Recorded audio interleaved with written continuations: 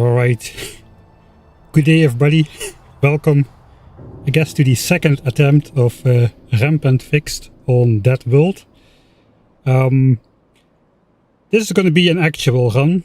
There's going to be saving and loading of course, but I'm not going to try to go to the extents like we did last stream where we tried to figure out how everything worked and whatnot. I did a little bit of practicing, I did a little bit of looking, I've got basically a better opening strategy than the last time.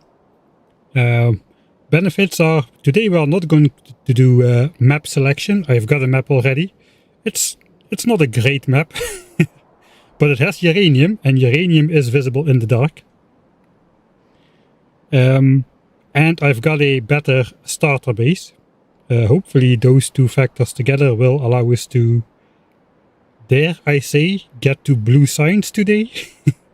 No, I don't dare say that. Let's see what we can do. I have different aspirations than last time.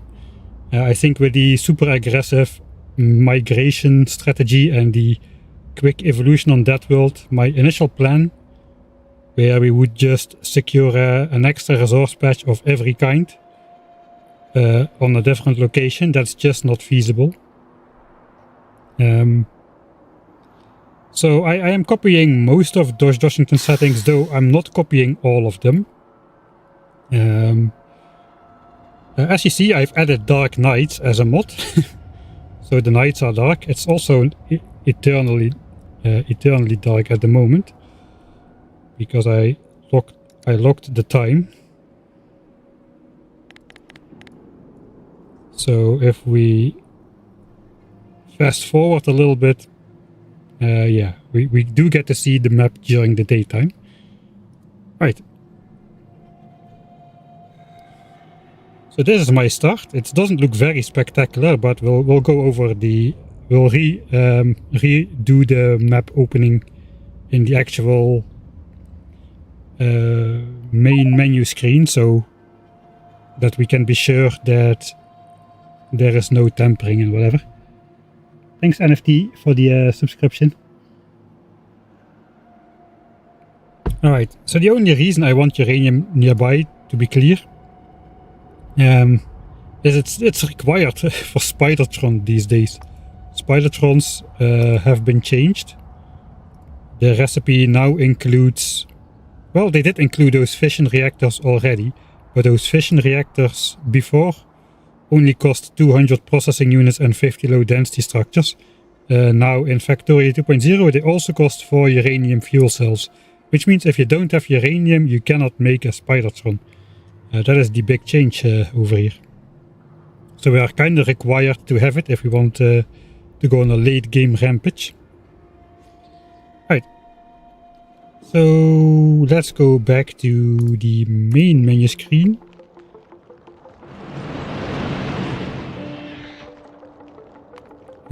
We'll copy the map seed.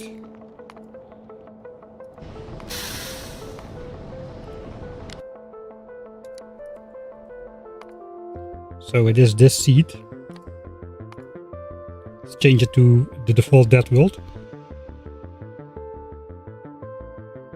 Right.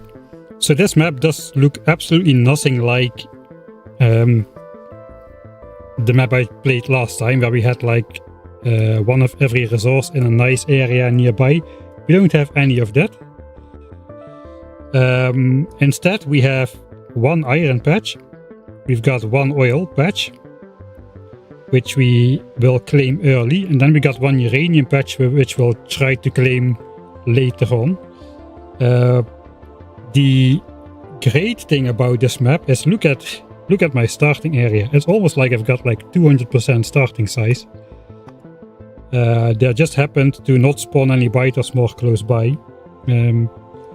Just the amount of nests that spawn, and even if I switch up the size to 600%, you can more clearly see just how big the starting area is compared to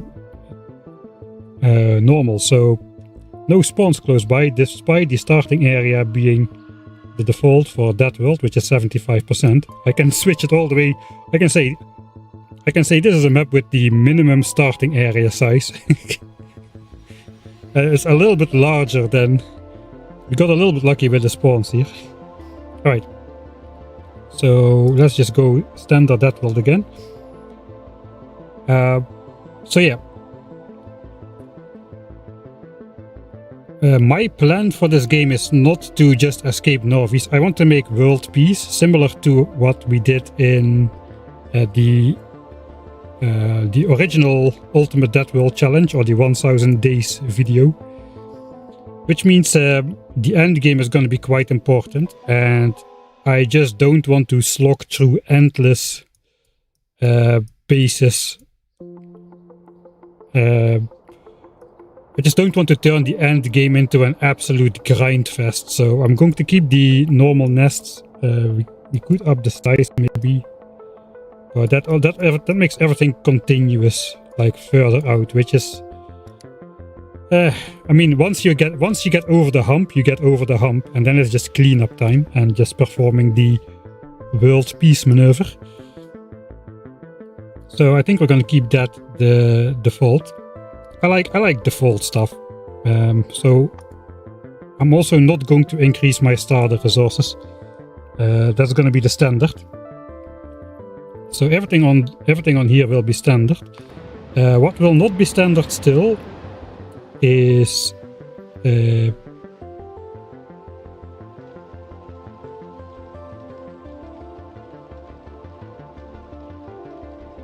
wait, are these standard or what?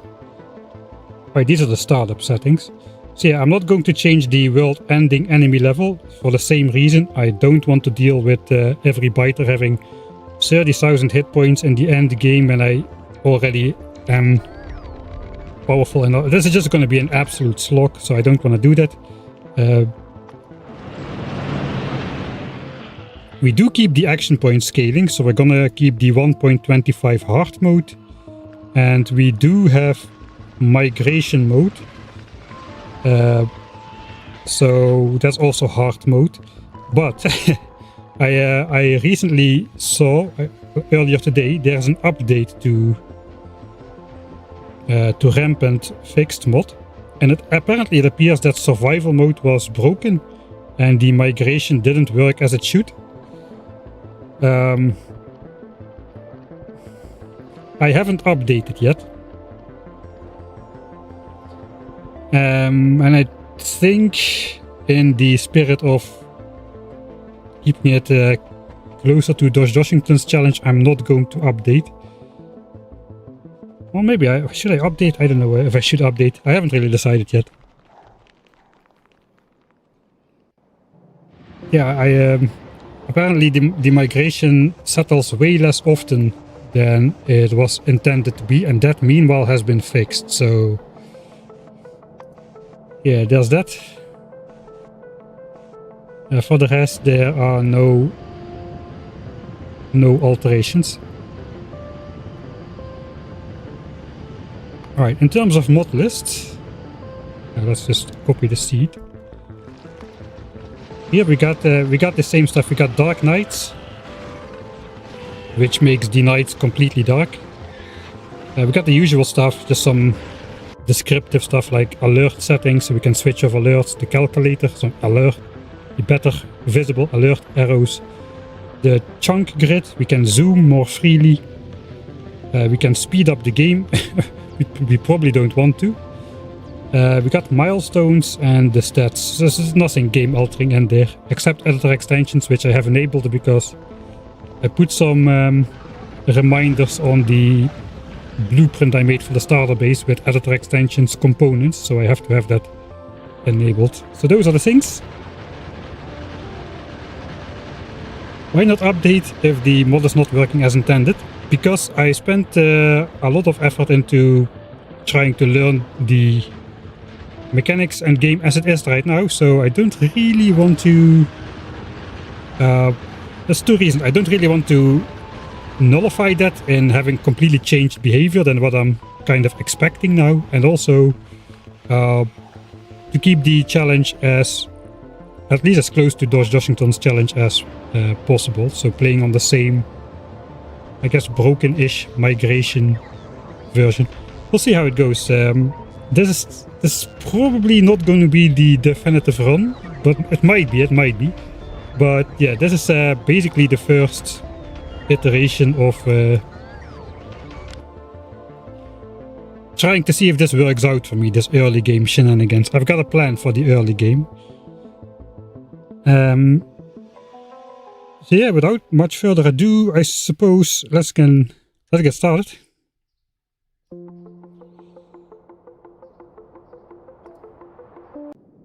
Alright, so let's override the save. Then we can be sure to have all those settings we just spoken about. Another change I'm going to make is I'm going to not have 20 minutes of peacetime. I think I'll just switch on the rampant attacks just from the start of the game. That 20 minutes start is quite comfortable to get set up with gun turrets already, and then I don't know. We'll try something. This is I thought I was better prepared, but it looks like I'm still making a lot of decisions on the fly. Alright, so let's grab some stuff. We should get a dialogue window. Here, we got peace period 0 minutes. Okay. Peaceful mode expired, enemies can attack. Alright, great. Rampant does warn you when the enemy attacks though, so there's that. Let's grab 2 of these coal rocks.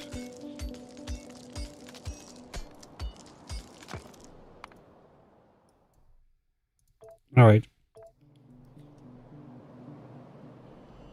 So let's see if we actually get attacked then. I'll just speed up time.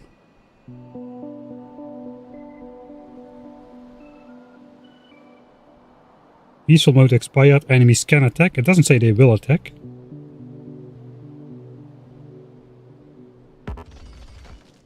Maybe I need to build something.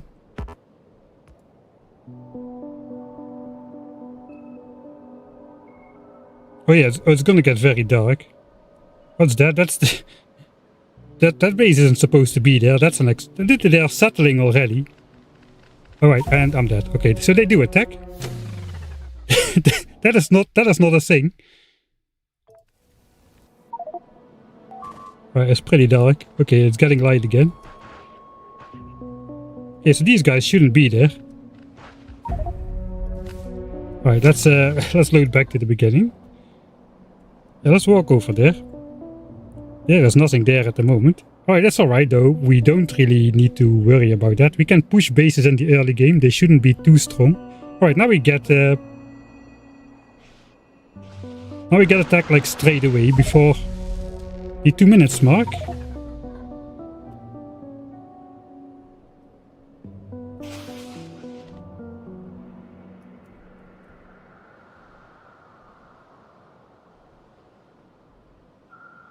Alright, I said we were not going to do too much of this reloading and experimenting. Pretty bad seed if you ask me. Need trees to mitigate biters. That is actually one of the strong points of the seed. It is a desert-ish map, but there is a lot of trees. The most important thing is there is a lot of trees over here, where my ore patches are. So literally in the chunk where I'm going to be mining, there's already trees. And then the adjacent chunks have tons of trees as well. That combined with the biters being pretty far away should mean we can do a lot of mining without getting like heavy pollution based attacks in the early game. And all of these trees, the plan is all of these trees are going to take loads of damage. At some point they'll die off pretty soon, but that should give us a lot of absorbed pollution by damaging trees instead of absorbed pollution on the biter bases, which then will send large attacks our way. Those large attacks are pretty hard to deal with. All those rampant extra attacks, they are pretty small, so like groups of 10 to 20 to 30 biters or so. But those pollution based attacks, they can grow to 200 biters at once, which they often do. So yeah, the plan is to not have that. Alright.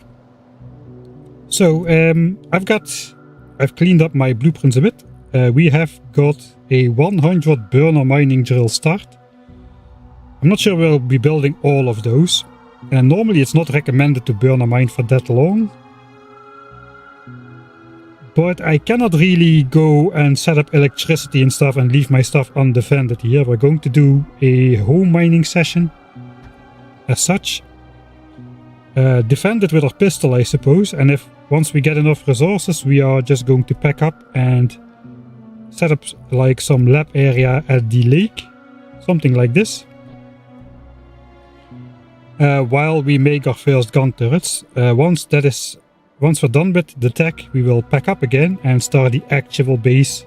And we should have enough gun turrets to defend the eventual base, which then is gonna look like... And here it comes. This is my starter base.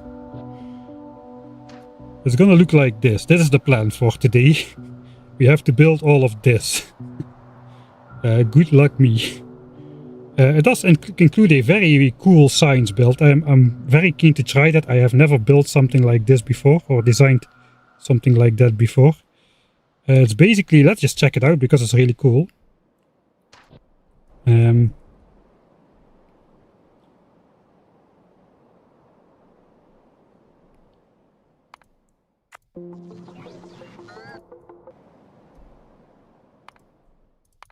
How it worked again. No. New play. Right, we got that is also not what I wanted. But Dark Knights also applies to the menu screens here. Map editor, I suppose. No? Oh wait, there was here. This editor expansions has a separate thing in there. I just want to take a quick look at the science base I built. Or I designed. Specifically for this rampant stuff. So it's basically, this is how it works. I will go over the full thing, but it consists of a couple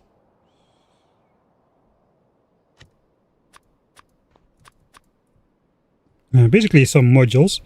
So contrary to what I usually do, there is no buffers here.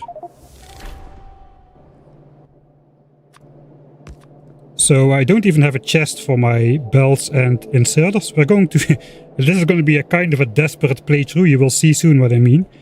But I want to be able to decide if my resources should flow towards science or towards ammo or towards some other purpose, and I'm going to do that with some nifty splitter action.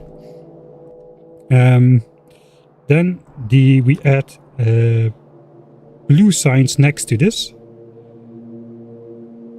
Especially the blue signs build is pretty different from what you're used to. So it has everything. It even has the sulfur inside, plastics with coal, and the green chips and copper cable for red chips. And then we're just doing direct insertion in order to have the minimum amount of stuff on the belt, since I want to use this purely for science and not for anything else. So I don't want extra resources to lay around in this area on tons of belts, so we do direct insertion. That means we have 12 instead of 10 engine assemblers and 12 instead of 9 red chip assemblers. But the ratios are close enough to just pull this off. And then blue signs should come out on this belt over here. One nifty thing which you can do with this one, it's actually possible to, let's do that on the full version. Let's go back to, those construction pods are awesome, to the one which is running. We'll speed it up a little bit. So the cool thing is, because I got no buffers, there is also nothing that can over-consume resources, like when you're making extra belts or inserters or extra red chips and they can go in chests and whatnot. You are over-consuming, but as it turns out, we can do 45 signs per minute of red, green and blue signs on one belt of iron and half a belt of copper. And this includes the steel smelting for engines, which is actually integrated in the build here. So we got the coal coming in for plastics anyway. That just joins up with the iron that goes into steel here, and that goes into the engines. So there's no extra resources laying around, no belts of steel, which can be thousands of iron worth of steel on the belt. We want the resources, the stuff we mine needs to have purpose, so that is the design philosophy behind this thing. Direct insertion allows short lines, no buffers whatsoever, except for walls, because military science at 45 SPM needs like 14 stone miners. And it's pretty hard to get 14 stone miners on your starter stone patch, for long at least. So that one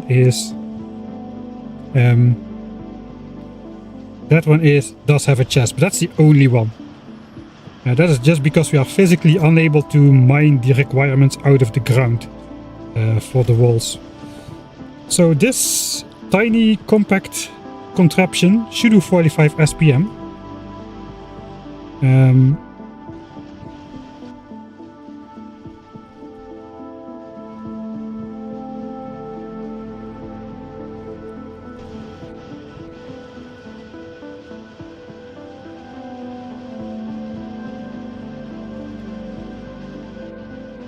I do wonder if I'm not going to regret the red chip stuff though. Before we have blue signs set up, we've got one out. I guess I'll try to showcase it. Right, so blue signs takes a little bit to get up to speed because, well, it would not be, but red and blue signs is backing up still. In the real run, we're going to have red and green signs backed up already, obviously, by the time we enable blue signs. So it should go up to 45 SPM pretty fast after that. But that is 45 SPM on one belt of iron and half a belt of copper. The military science though, the military science takes its own resources. We need one copper smelter for red ammo.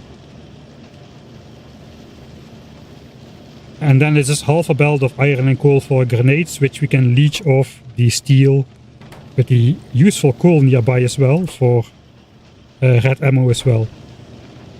So that is all our requirements here. I think in the real run we will not have this section. Instead we'll just draw red ammo off of the circular belt, which we will feed our turrets with. But I just wanted to include it in the blueprinted build as well. I'll probably share this on Discord if it works well. We've got a lot of cursed shenanigans going on with the side loading onto underground belts and whatever to keep just to keep everything on the correct belt. But that's all the sciences. So if we can build this, we can basically research effortlessly all the way until basically the rocket silo. Our goal is not the rocket silo though. If our goal were the rocket silo, I would probably hand feed my way towards. We want a sustainable base which can go into infinite technologies and all of the side tracks as well. Rocket silo only has 3 technologies which require purple and yellow signs. Even the rocket control unit has disappeared now. That was another yellow tech with 300 yellow signs. Currently you need 1000 yellow signs and 1600 purple signs because of the 2 modules. That's all, just to escape the planet. That would be fairly possible just with the starter resources and that extra iron patch. I think it will be easy to escape with just that part. Like I said, we are going for world peace. Right, so one thing we can do, if we set this up before, if we set this up before blue signs, we have the option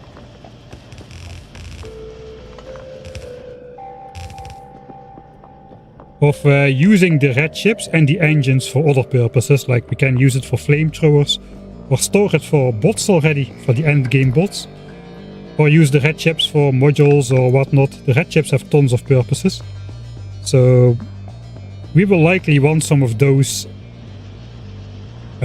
mass produced before blue signs is up. Main thing that comes to mind is efficiency modules, so we'll try to efficiency module everything even before going for blue signs to reduce pollution and the speed of the biter revolution, which in turn will make the rampant biters evolve and do less things. That is the hopes and dreams. So this is the centerpiece of the build. We got a few other elements in there which you might recognize separately. So we got this thing, which will be the build to... This will make flamethrowers or engines separately, or it can stash steel even. These flamethrowers, they basically have the 3 ingredients for engines plus engines themselves. So if we just want to collect engines, we can do this, and the entire build will still work. So depending on what we want at the time, we can make flamethrowers or collect steel or make engines. That's another multifunctional one.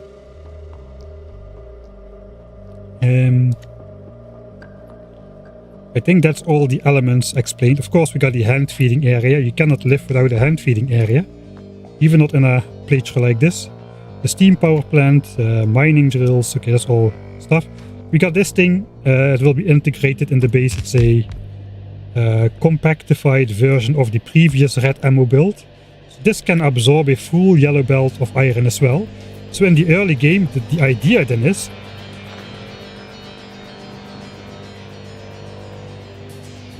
behind the build is then gonna be this iron belt is gonna come in. We can only make 1 iron belt and a little bit, and we don't have more iron than that in the early game. So what we're gonna have is we're gonna have a splitter here. I just want to explain this ahead of time because I won't have time to go over that. So we can now decide to send this to ammo and gun turrets. And if we decide we have enough ammo on the belt, we can force it to science instead. And because there's no buffers whatsoever, even in the science build, the switch should be pretty quick. It should be pretty quick to switch between full science and no science on demand. Can we have enemies and editor extensions mod? If that, then this base is gonna die soon. Alright, so those are the main elements, I think. Wait, that is... Okay, we should test this. If biters can just spawn out of thin air, how I'm going to make world peace then? That's not gonna happen. Oh yeah, okay, and then we have a solar farm for later on to further reduce pollution and to save our coal. We have only 1 coal patch in the map. Let's just fast forward time a little bit and see if we get attacked.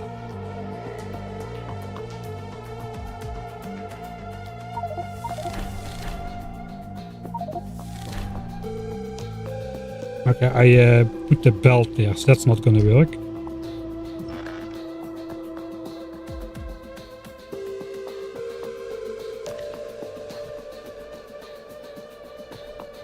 Okay, it looks like we're not getting attacked. I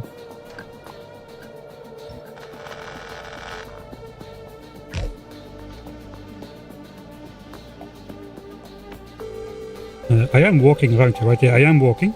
It does look like we're not getting attacked if there are no bases on the map. I hope that that's the case, because if biters can just spawn out of thin air, we have a problem. Alright, we're gonna hope that that's the case then. Alright, so I already again wasted 17 minutes. Editor mode biters. Yeah. I do want to try out that migration mode. On the other hand, that is going to turn the entire map into... It's going to turn the entire map into a biter fest yet again. So we'll just keep the old, kind of slightly broken migration mode, which migrates less often than it should be. But I guess it's still more biters than without migration mode. I mean, in the DoshDoshington video, they did settle lots and lots of expansions, and they took over his base in the end of the video, like immediately. Right, so...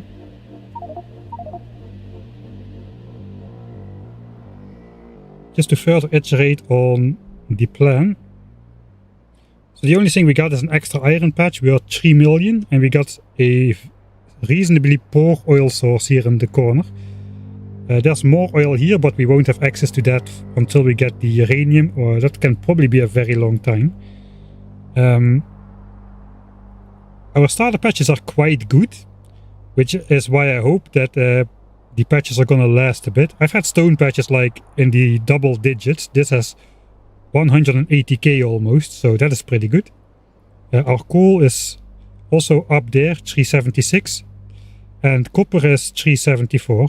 So hopefully that will last us. I hope this carries us to Spidertron, these two patches. Iron is not gonna bring us to Spidertron, but we've got an extra iron patch. And stone, I'm just gonna hope that will produce me enough walls until we can claim a new one. The issue with this map, despite all the good things for the early game, is replacement patches are very spread out, so we will have to claim a good amount of ground in different directions and protect it later on. I have no idea how that's gonna go. I didn't go that far ahead yet. So yeah, we'll see. The seed is not random, there is no way. I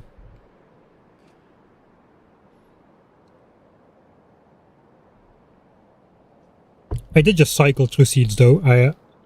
I didn't like evaluate 10 million seeds or something with a script or whatever.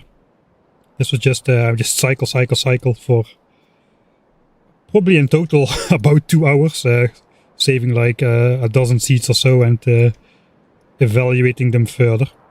But yeah, I think we should start. It's already getting dark.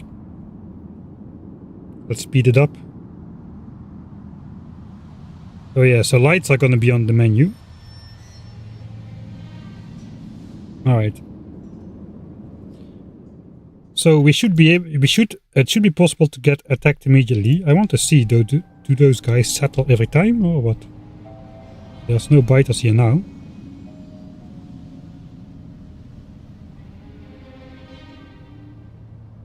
Alright. So what did we do? We mined the coal rock and set the timer to 0. We might as well just restart from the beginning. Let's go. Let's go.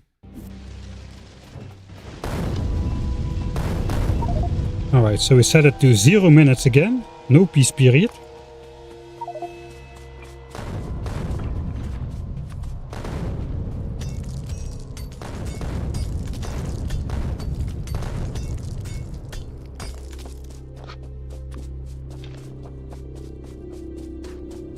Alright, so this is what I want to get up eventually.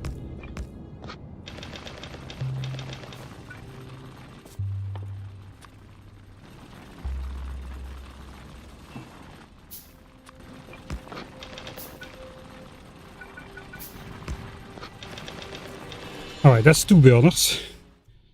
2 burners up. I'm not putting that much coal inside because we can get attacked immediately, so if that happens, I don't want to lose too many resources. I think we should do a little bit more though. Alright, so that's gonna take some time.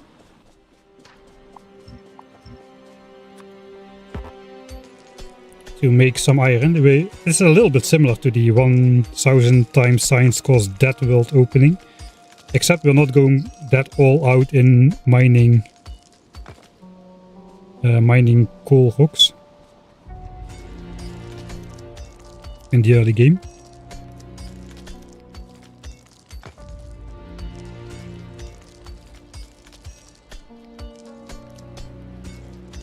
%1% evolution at yeah.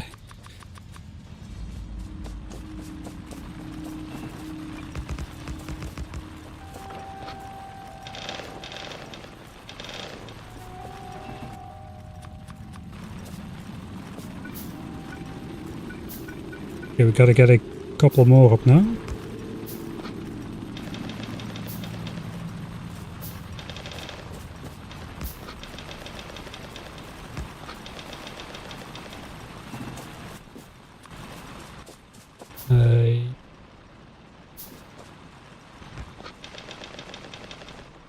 I guess we'll mine some coal rocks until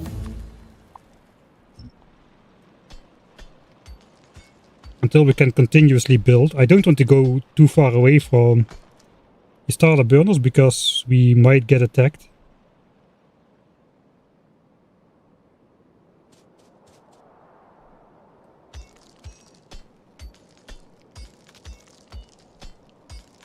And one thing I've learned is those rampant biters are pretty strong. They do a lot of damage. Even if they appear pretty small. You can just pause mining rocks.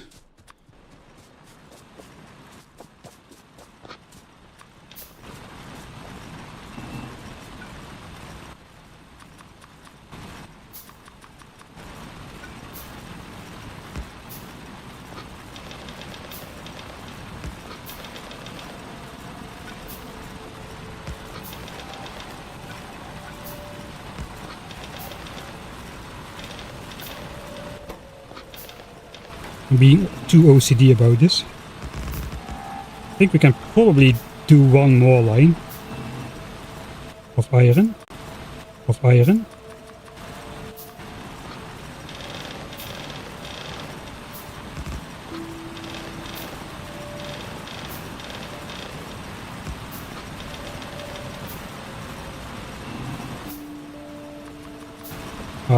Looks like we got a lucky grace period this time.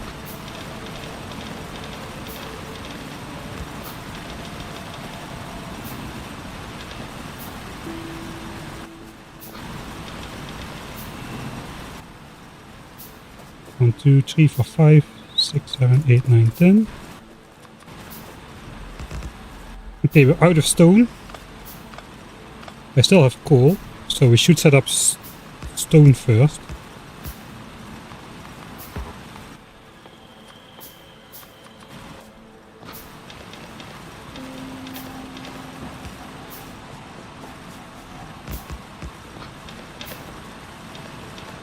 Oh, there's an attack coming.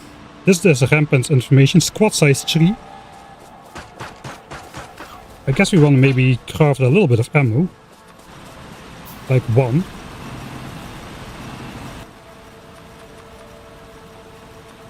And maybe the light armor would be good as well.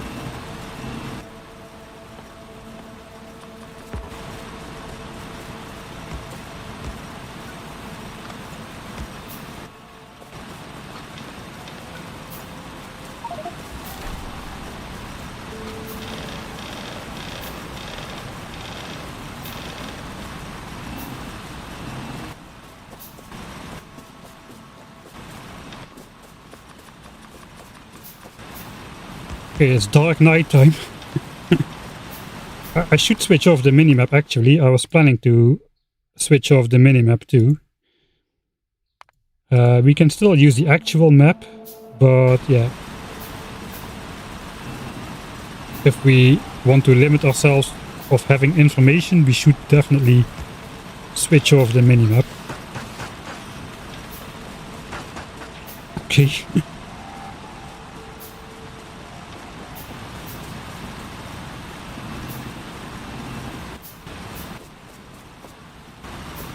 We need more stone to keep creating burners.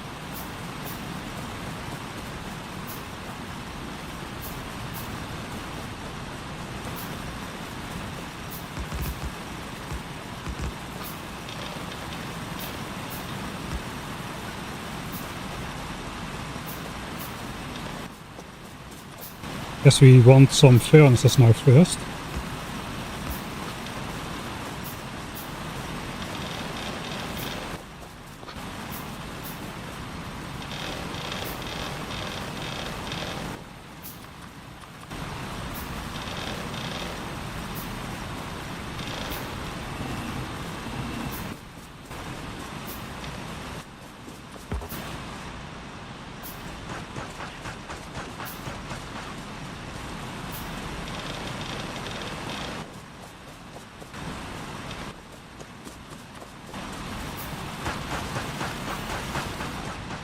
Alright, they're coming in quick succession already.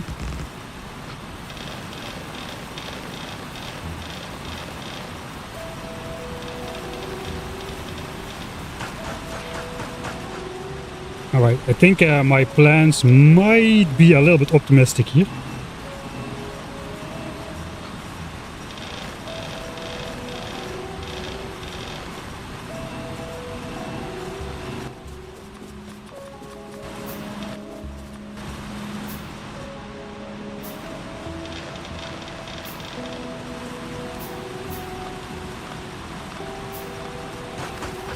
Okay, trees apparently block spitters too. That spitter just shot a tree.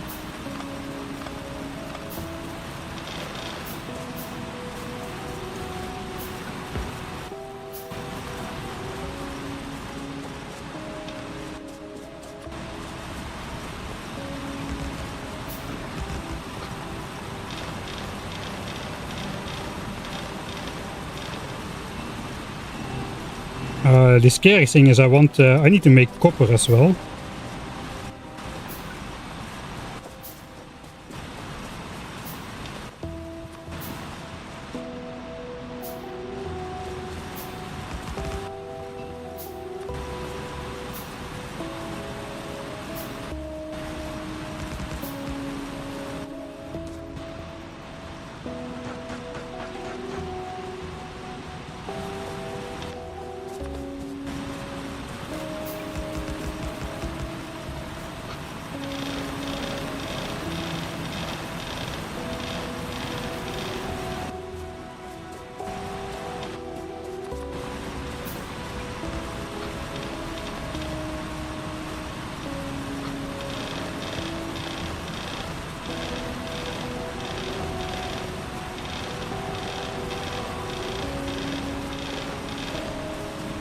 Shit.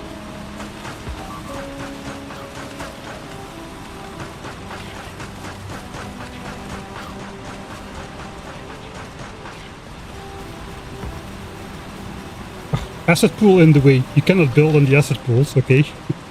That's interesting.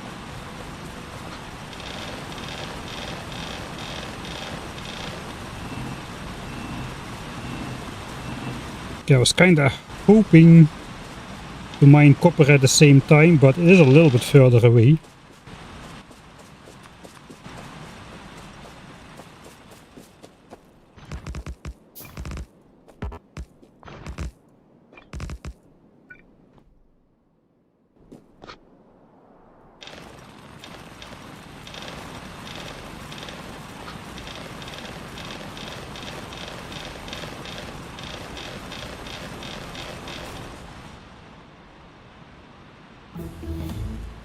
We got a biter base settled there already.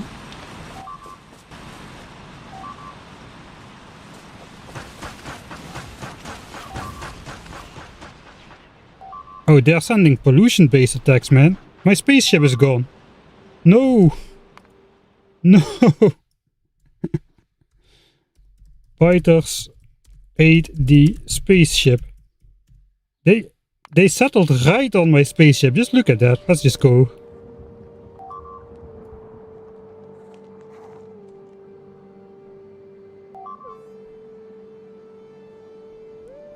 We are 10 minutes in. And we already have 2 biter expansions. One is over here. That one does not exist, I think. Or does it? I don't think it exists. And then this one. And it's not a few nests either, that's like 8 nests, this one is 3, a bunch of worms. Alright, so maybe it's a mistake to switch off the 20 minutes grace period then. I thought it would just be like attacks on your person, but it looks like they're already starting the entire settle expansion stuff already. It's not impossible to take.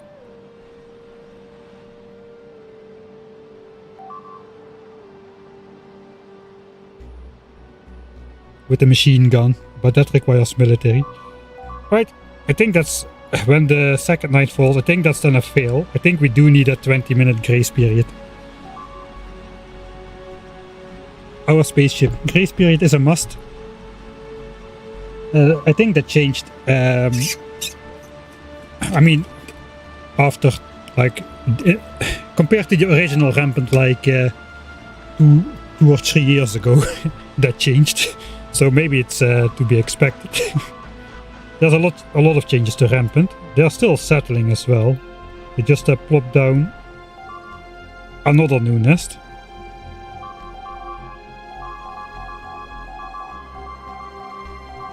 Yeah, they're still growing. Oh, I don't think the pipe them up strategy works over here though. It looks like they just blow up the stuff where the nest is supposed to form. Okay. We need the grace period. There is like 4 expansions in my area in like 17-18 minutes. That is... we're in for a hard time if this is going to be the case. Yeah, mental damage is emotional damage. Cue Stephen He.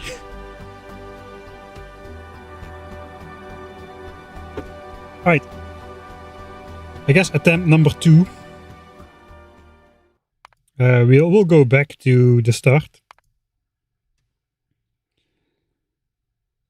Should I keep the save? I probably should keep the saves. We can just go back to the 0 point, and then I will not change the grace period, and hopefully that'll make a difference. Let's try that out.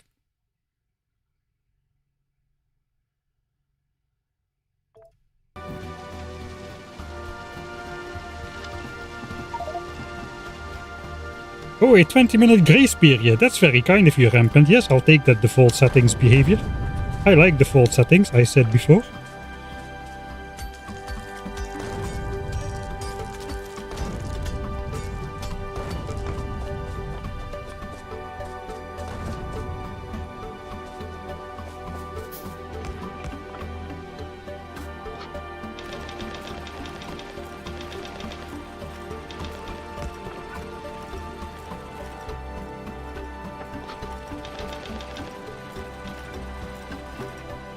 Yeah, I'm messing up kinda already.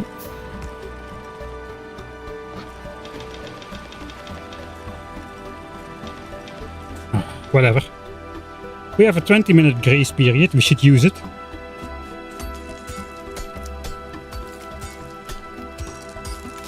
They expand faster than you can handcraft ammo, yes. What is the furthest you have made it with this mod set? Basically, last weekend's stream. Like 4 or 5 hours or so. It wasn't completely dead, but it was more of a learning experience than anything else.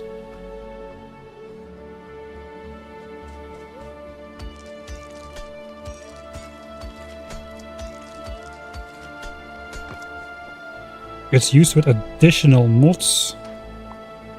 Might be a good plan. Okay, we're gonna do like a little bit of a chopping start then. It should accelerate us a little bit faster into the burner stage. Hopefully as walking around that might also... I know there's some pheromone related stuff going on in Rampant.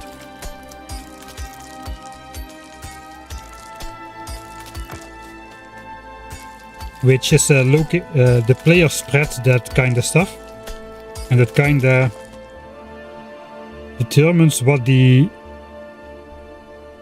Rampant AI does. That's all I know about it, really.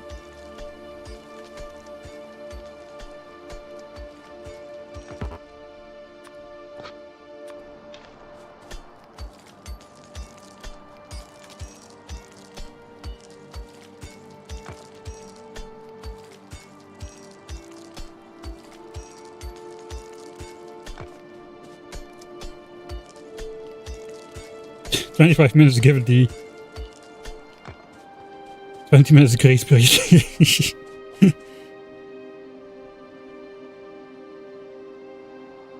I don't know if that actually stops the expansions and whatnot, that grace period. I think there's like 2 types of expansions which can happen.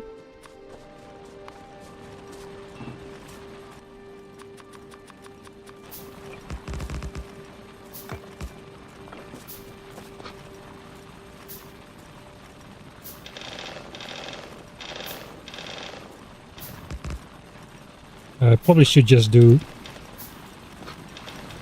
the half stack method.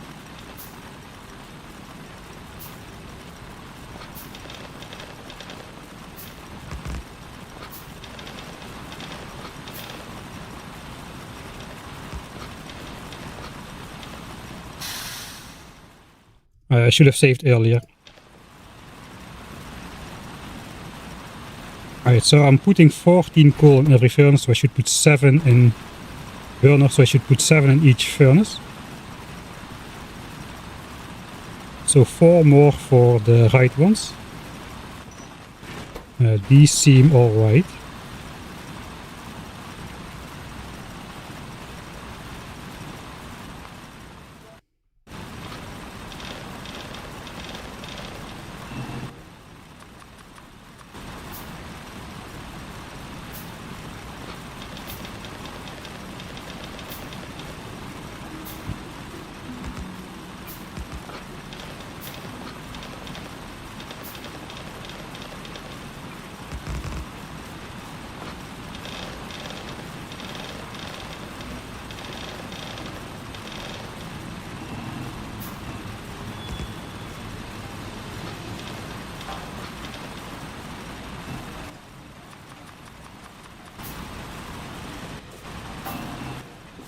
It's a lot more calm with that grace period, I have to say.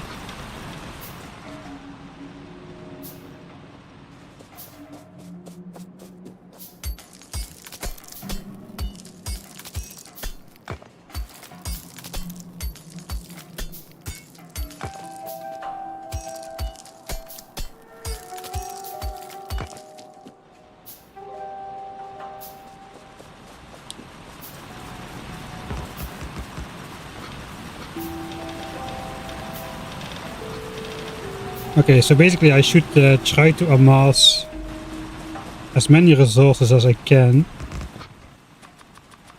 Should keep crafting those things.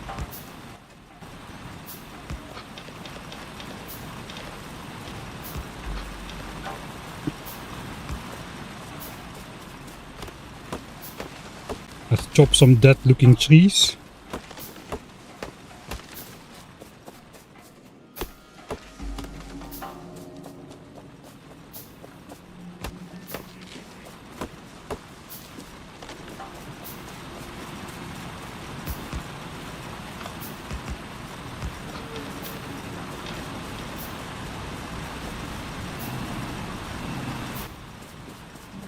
I think we're gonna place those 4 on stone now.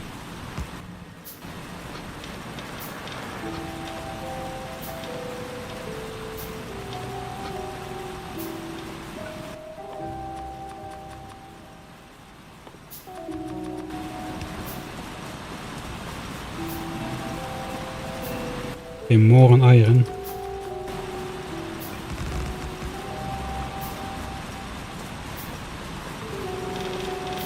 If we get the coal, I think we get the coal for that.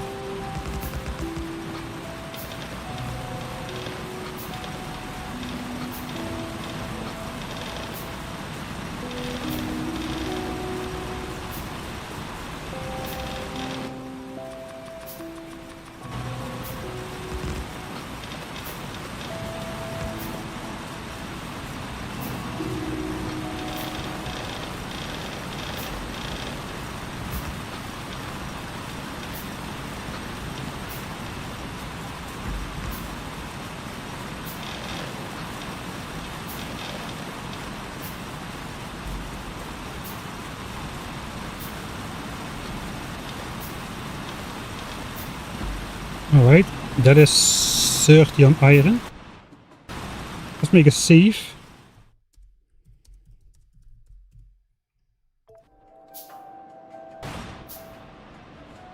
I just want to go look in those corners. Alright, so this time we don't have any expansions here just yet. You can see this area is clear. Last time they already broke my spaceship, I think around this time. 10 minutes in when I noticed that I ate the spaceship. Okay, so yeah, we do need that grace period. That was a mistake.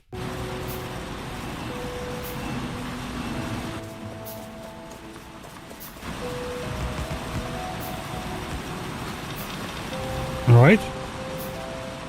We have 10 more furnaces. We'll place those.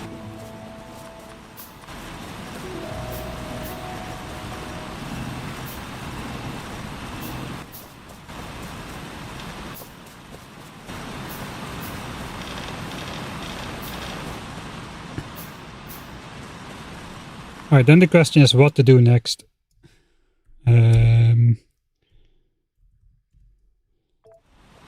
We are 8 minutes in of our grace period.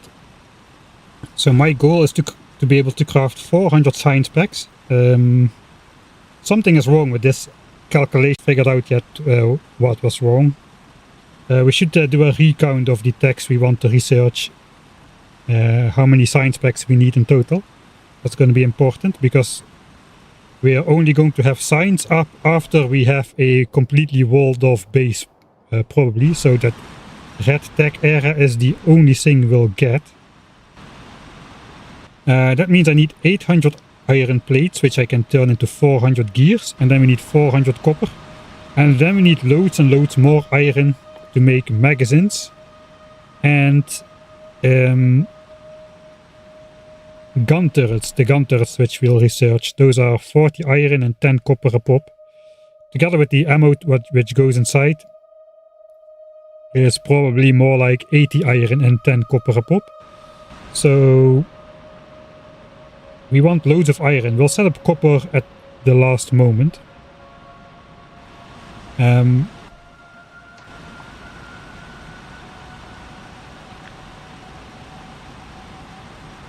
42 left to craft, 32 left to craft. Can I craft those all? No, I need some more stone. But we need 32 more burners.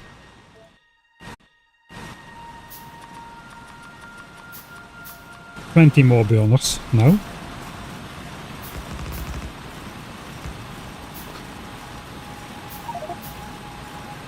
Okay, I'm misclicking a lot of buttons.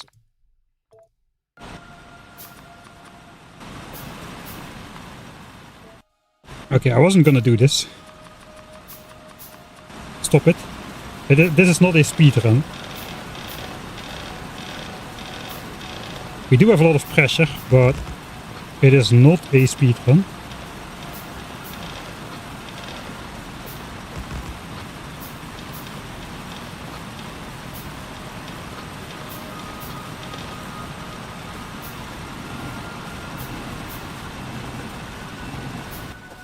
Uh, 20 more to craft and then furnaces as well.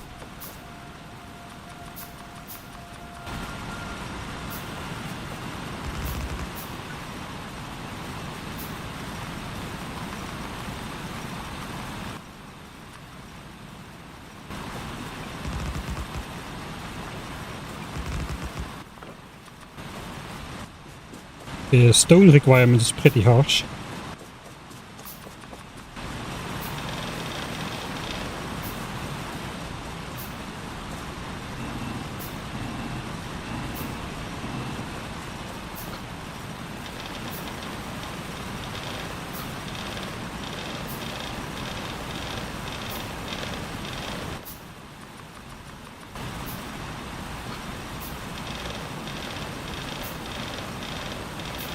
Alright, our grace period is half finished.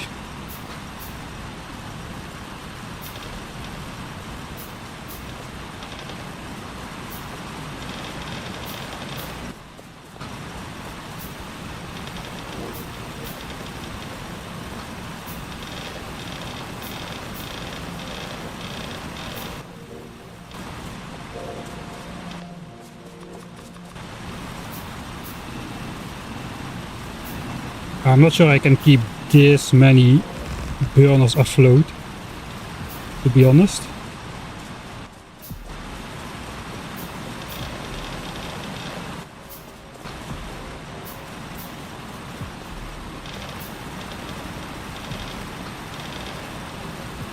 Alright, that's all on iron. So now we just have 20 on copper left. All on iron. So let's see, we have 80 burners right here. 20 more to set up on copper. I'm gonna move these from stone to copper. I have 13 in my inventory. So I need to craft only 3 more.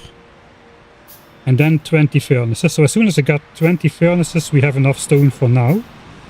We could just quickly chop that coal rock. That will help a little bit. But after that we should start crafting like power plant stuff and whatnot.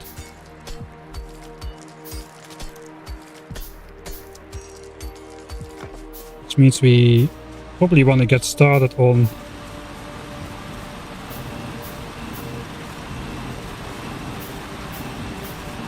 the copper stuff as soon as possible.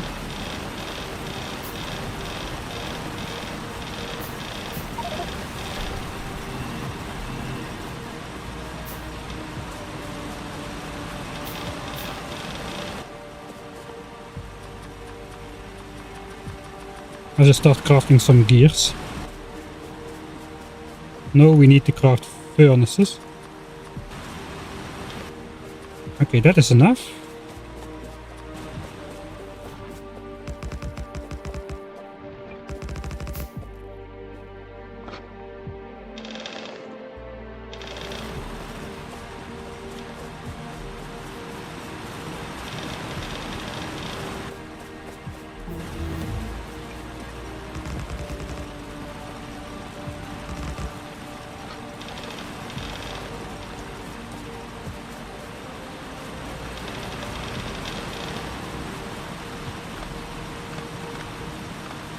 Alright, now we are able to craft the lab. As soon as we got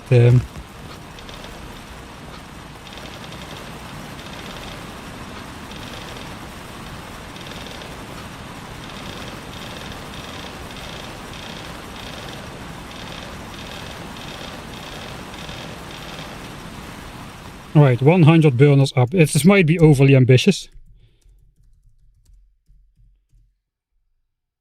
You might be wondering, how the heck do we have 100 burner mining drills up and nobody is attacking us on DeathWorld? That sounds improbable.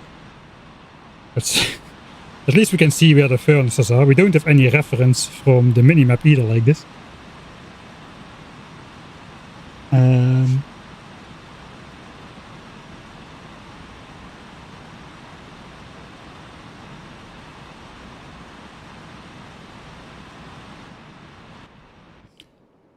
So the pollution cloud is pretty big, but we are not polluting these biter bases. Look at all these forests over here. If we look at the values, pollution values, these chunks absorb like 3 to 4 pollution per minute, all of them, because they are forests.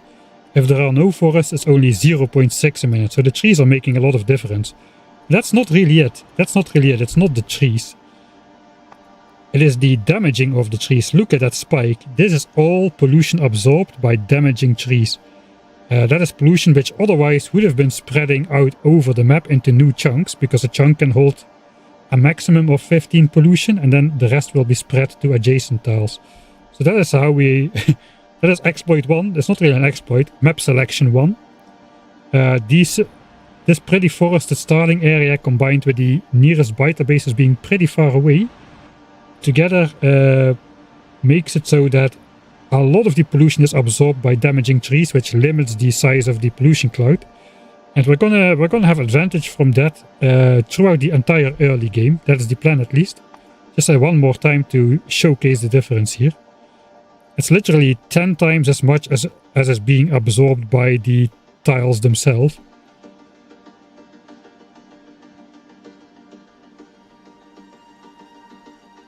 And there are no biter bases are absorbing pollution just yet here. Alright. So, I guess with all of this up, now it's just a matter of trying to not have as much stuff to have our inventory overflow. So, we're gonna need to be careful with the coal, because the coal is not storable in the crafting queue, and I cannot put any chests behind like I usually can, because they'll just get eaten. I want to go over here, find myself a nice defensible position.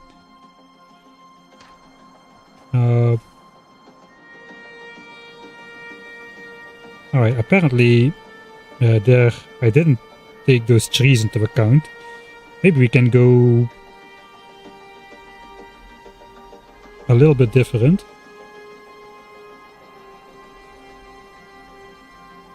A little bit further away. There's a rock, we can chop the rock. I want to keep the trees if I can.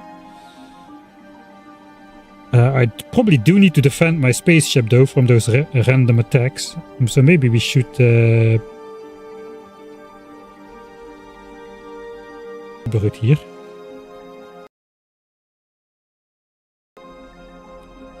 Does a pump fit in there? It does. Alright, so we can technically set up right here. A pump fits in there. Sure, why would you pump water out of the big lake if you have this tiny pond?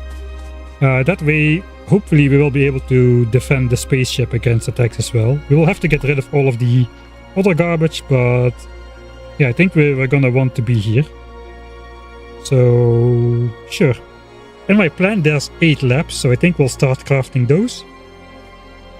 What else is in there? We need like 14 inserters, like a stack of power poles, stuff for 10 assemblers eventually. And I suppose 20 more inserters and belts for military too. That is what's wrong with this blueprint, I remember now. I think I did not include military 2 in the count. So let's see, how much science packs do we actually need before we...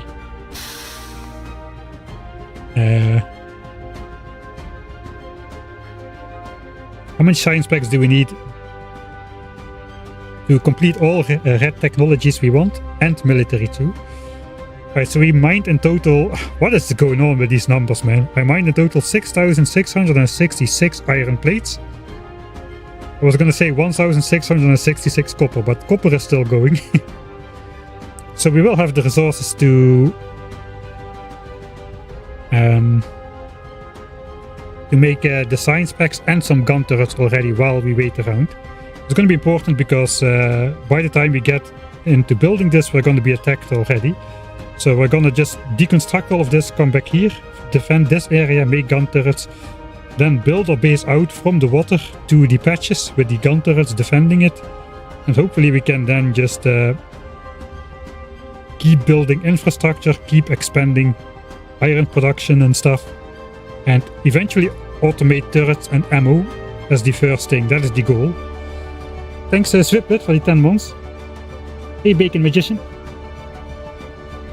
Yeah, I think we'll keep the super dark nights until we are surrounded with walls. After we're surrounded with walls, I think the scary factor of dark nights goes away a little bit. But right now, when we are still very vulnerable, it is pretty scary, with the biters lurking in the dark. But yeah, once we are safe in our walled off box, we'll just...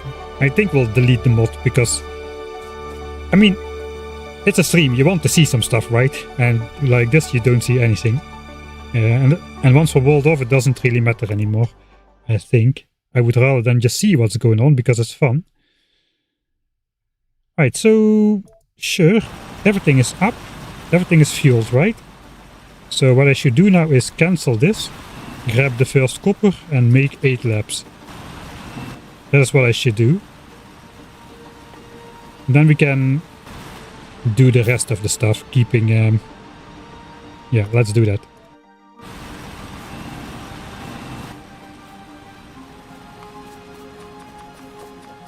Eight labs. We also need power lines.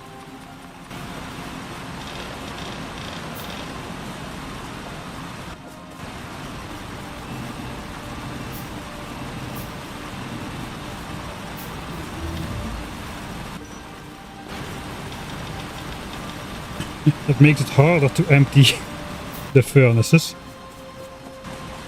I should count the science packs, I forgot about that. Yeah, let's count the science packs. Alright. I cannot fit all of them in the queue, but there's automation for 10. Gun turret is 20. Lamps looks like required, it's Dark Knight, so that's 30. Military is 40. Stone walls are required for the base, so that's 50. These are all 10. Logistics is required for the base, that's 70. Raiders is 90. Electric drills, obviously. And repair packs, that is 140. Nobody needs fast inserters. Steel, that's 190. 265. The heavy armor, yes please. 295. So we are at 295.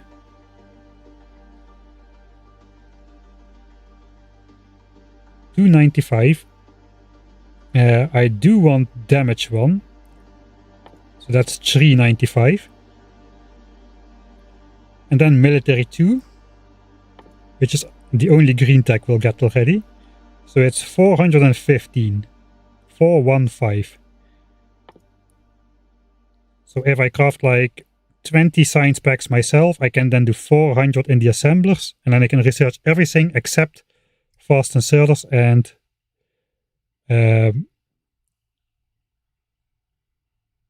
weapon shooting speed. I'm not sure I want weapon shooting speed. I think I don't want it at all, to be honest. At least not until we really get into trouble, or until we like unlock the other weaponry. The damage is great. It's like less resource usage to kill the biters. The first level is especially good. It kills the biters in 3 hits instead of 4, and the spitters in 2 hits instead of 3. So that's a like major resource savings, which is why I want to get that straight off the bat. Shooting speed though is just going to spend more ammo in the later eras, like when we have flamethrower damage and laser damage, which are basically free in terms of ammo. If I have weapon shooting speed, that is just going to spend more ammo from my turrets, where the fire or the lasers could also do the damage instead. Mostly the fire, probably. So I think I want to hold off on researching this entirely until it looks like we absolutely need it. So yeah, 415 science packs then. Let me save. So I need to make technically only 16 science packs myself to account for any rounding errors. I got a lot of iron already. We can convert this into resources as well, or like into gun turrets and magazines, I suppose. For when we unlock the gun turrets, which we're probably going to research first. I think we're going to be quite in time. Alright, so even one disclaimer I want to make is, even if these biters were more close by, the rampant attacks are still disabled for the first 20 minutes, and the pollution-based attacks, they take up to 10 minutes to attack, and if they attack sooner, it's going to be a smaller attack. So you definitely can do like a smaller version of this. You can get away with a smaller version of this massive burner phase, even if the biter bases are a little bit more close by. Not if they're like right in the thick of it, but if they're like on the edge over here, you can definitely survive the first attack, and then the second attack will never come. So we don't need to go absolutely... it's not a requirement that the nests are this far away. That is what I wanted to say. Right.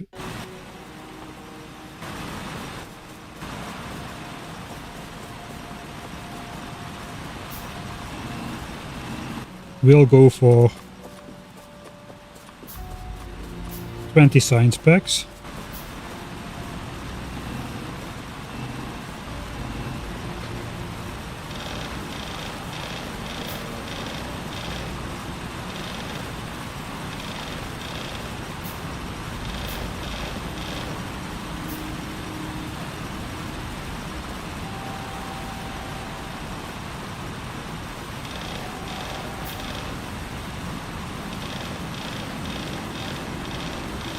Okay, I'm going to put like 4 minutes of coal. That's the wrong furnace stack.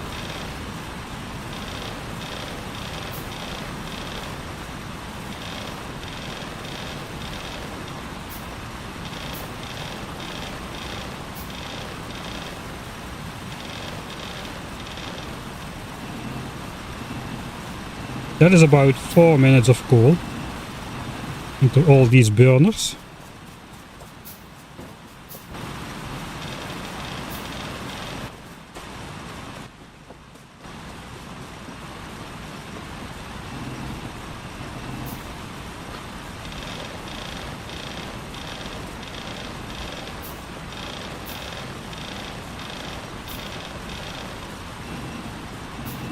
I guess technically we already can go down there.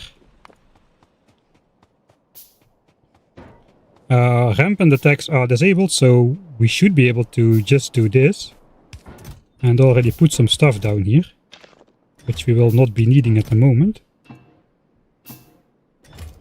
In fact, we can already build signs, why not?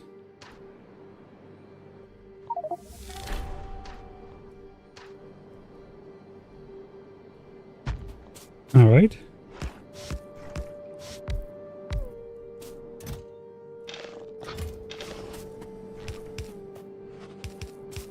Even made the power poles already. Of course, we don't have the assemblers yet.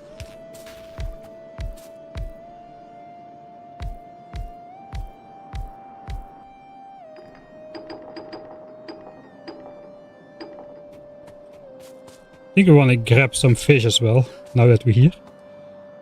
Those seem that they will come in handy at some point. It is Factorio, not Space Age, so my fish will never spoil.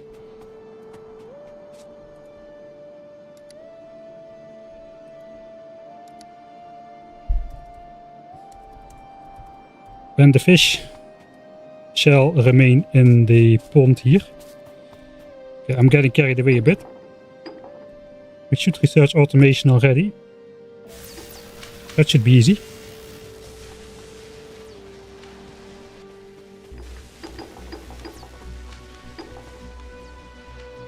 And then we can craft assemblers, I suppose. We need some inserters as well.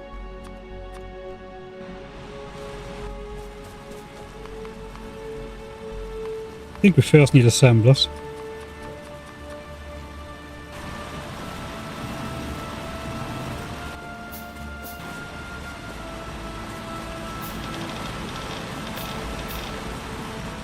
Okay, it might be time to start deconstructing.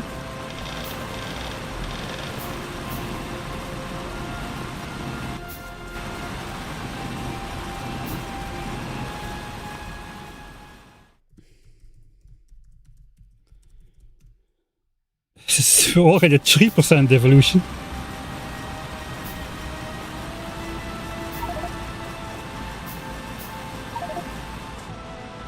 Time 60%, pollution 40%.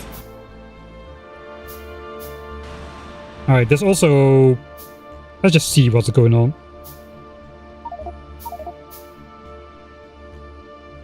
Somehow we are still not polluting any vital bases. Look at that. Look at that. Look at that graph.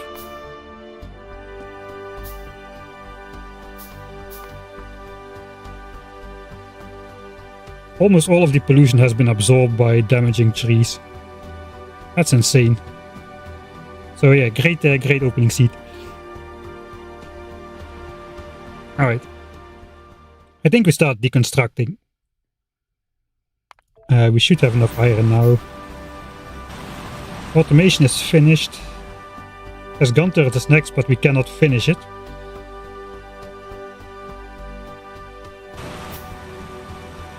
Yes, we can, but I have these science packs in my inventory. What else do we need to craft?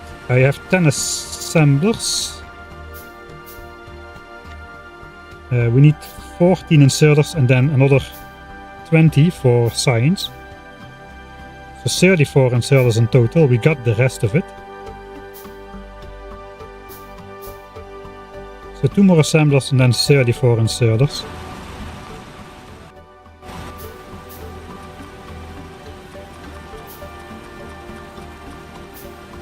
Alright, let's make some more chests as well. Alright, we'll start deconstructing. We'll deconstruct coal first.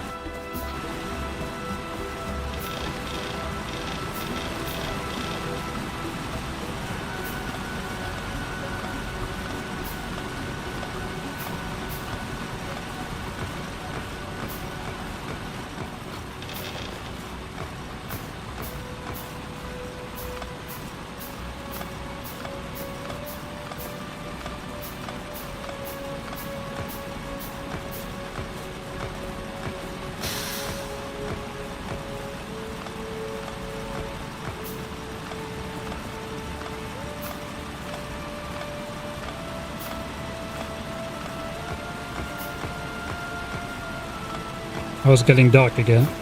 Oh boy. I hope I'll be able to find the leak.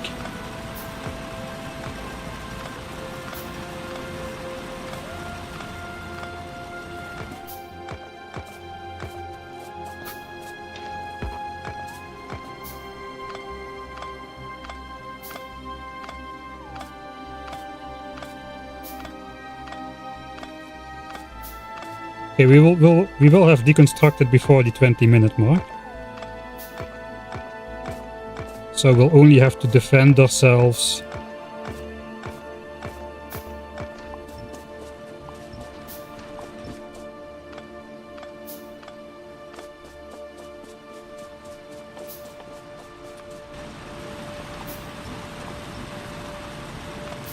At the lake.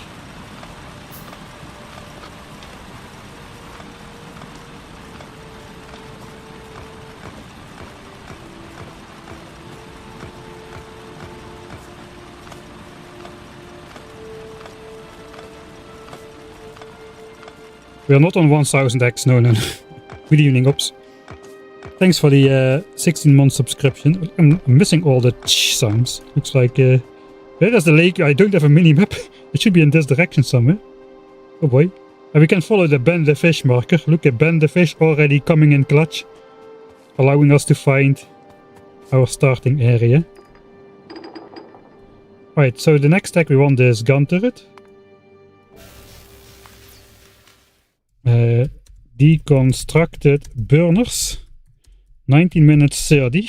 We are 30 seconds away from rampant attacks coming to us, so we are a little bit on the late side, I suppose. But on the positive side, we have mined a whopping 9,000 iron and 2,000 copper already, which we don't have to defend anymore because there are no mining drills up.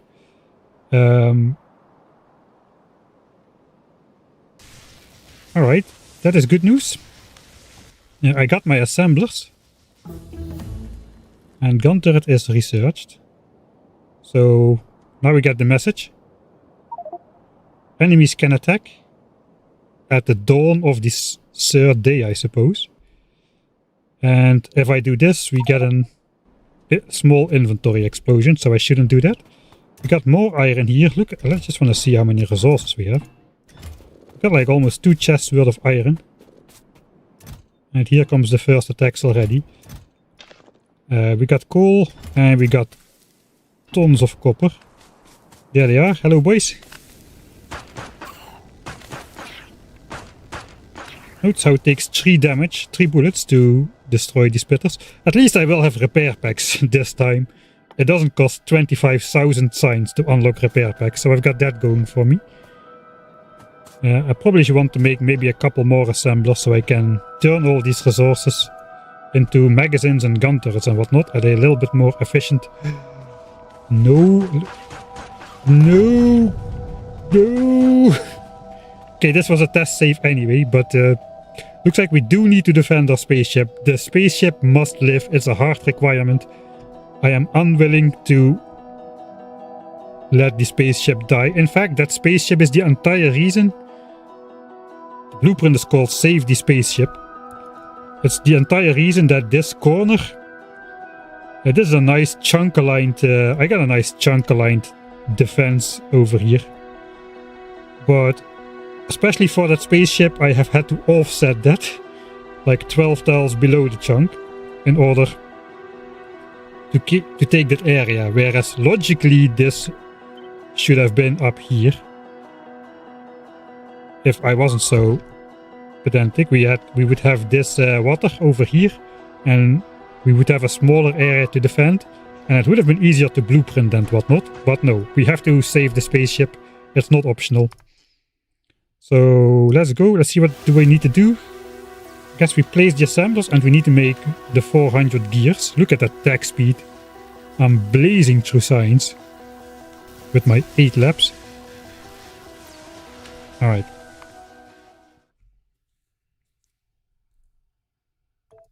So I guess the first thing we'll do, plop down this.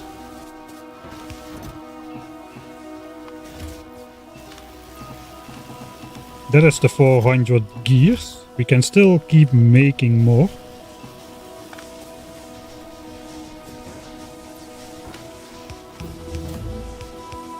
Gun turrets.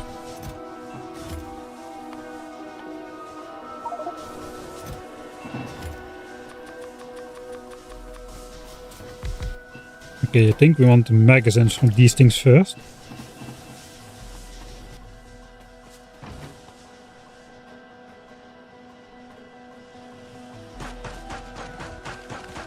Oh, that is not a small attack. That's like...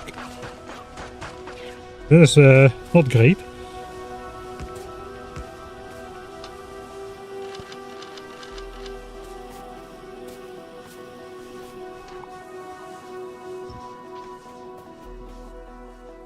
Okay, stop worrying.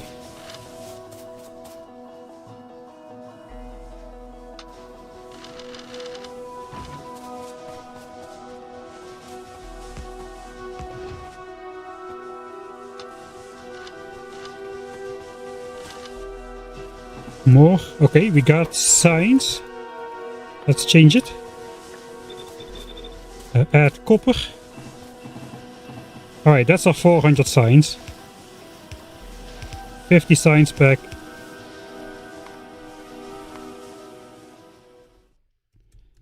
$400 protected signs. Alright, that will get us through the red tech era. Whew. This run, yeah, we started last week. Last week's run, though, kinda died. It was not completely dead, but the initial strategy I had for it, I don't think it was great. So the early game in challenges like these is everything, man. So we are restarting this one. Do I see an expansion there? Oh, that is just okay. I can just zoom out that far. Let's just quickly go look. Yeah, that's a natural nest. I don't see any expansions just yet. This time, I guess they'll be starting soon.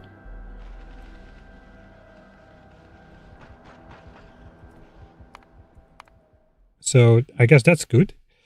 What are we to do though?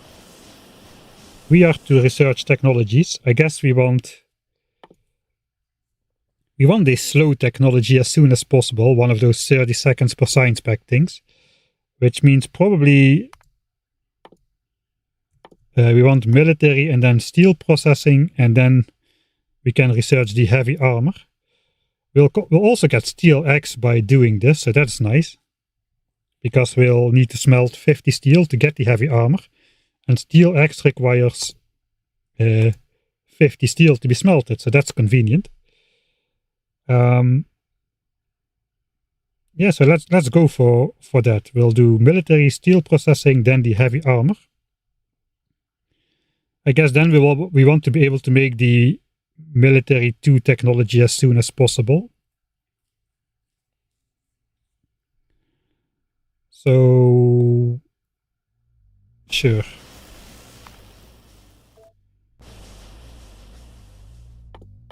military this, heavy armor, and then logistic science. It would also be nice to start crafting like electric mining drills. So maybe we'll put that one in front still. We'll be crafting gun turrets for a while though.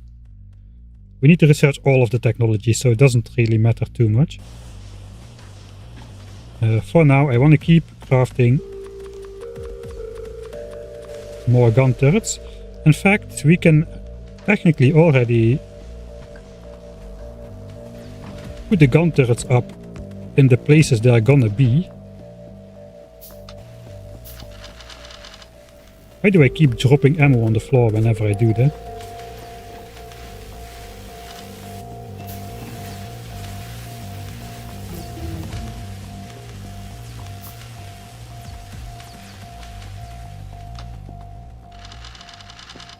Let's also put a couple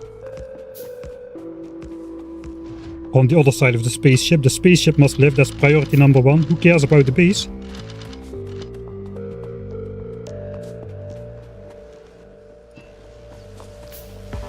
Technically, yeah, the gun turrets should be able to take care of stuff now. We need a repair pack sooner rather than later.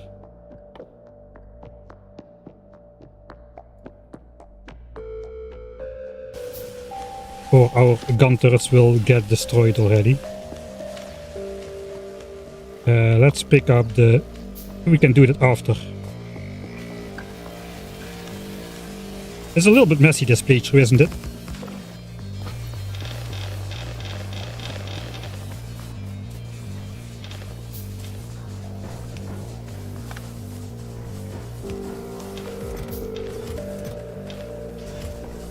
Automation, look at this, I'm automating stuff. All my stuff fits in my inventory again.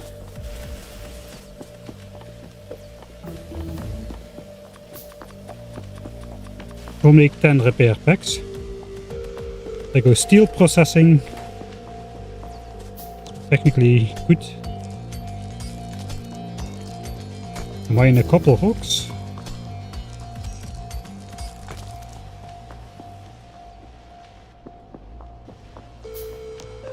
Okay. Gun turrets should take care of it.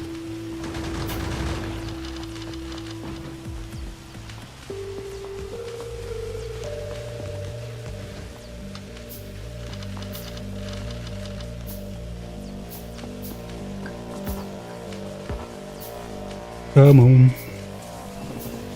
Alright, that's the heavy armor. We need to reorganize this bar. I think it's gonna be the military setup. Gun turrets on one.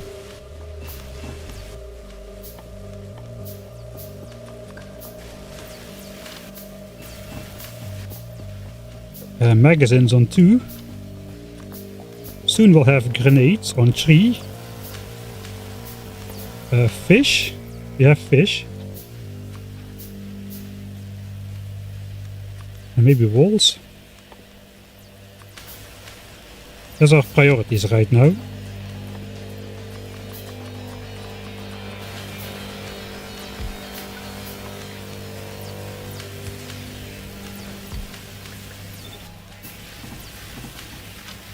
Okay, this is all my iron though, I should not overspend. Ah yeah, repair packs. We need repair packs on the bar. Lights, right. They are not researched yet.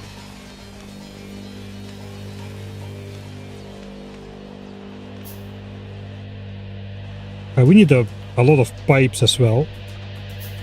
Because of the water thing. About a stack of underground pipes to get the water over there.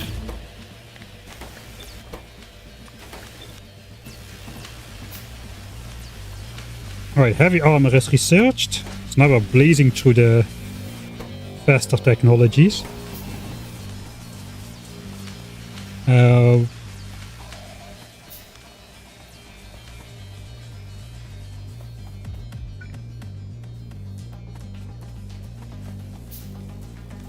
I want to wait for Steel Axe to do this. It should complete any moment. It's getting night again.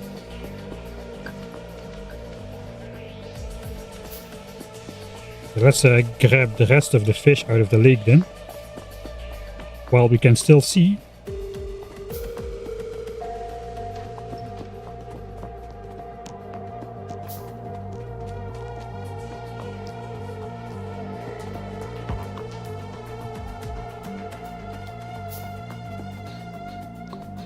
Okay, a attack coming at night.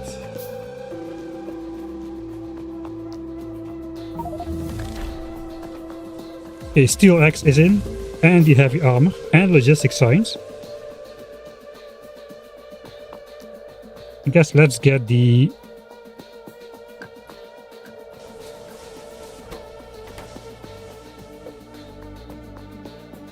We should get damage first, because it's a slow tech. That way the science can stop crafting, we can utilize all the labs. Maybe even first or military too, but we don't have that yet. And then that will complete all of the techs we need, I think. That's everything in the queue.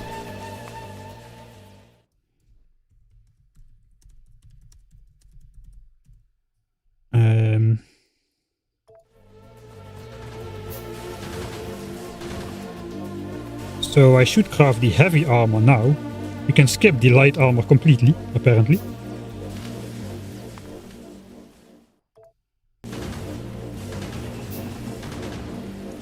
That feels wrong. I'll craft the light armor anyway for completionist's sake.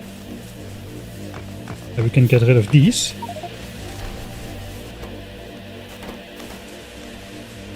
Alright, now we can pick up the spaceship. I don't like this Dark Knights. I want to see what's going on. I'm not scared of the dark. I just want to look at what the biters are doing. How they are eating my gun turrets. I want to just admire what the biters are doing. And this way I cannot see it. So I think we're gonna...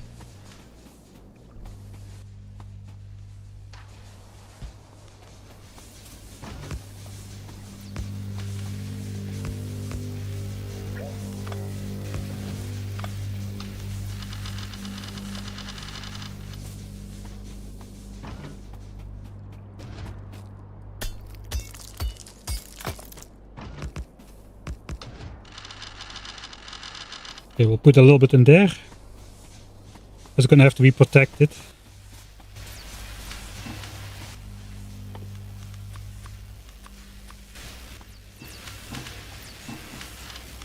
I think we are crafting mining drills at this point. Let's start with at least 20. We also need to... We first need to craft the military 2 stuff. That is... we already did. We just needed 20 belts. And then we can make the science packs in here, I suppose. There's military 2.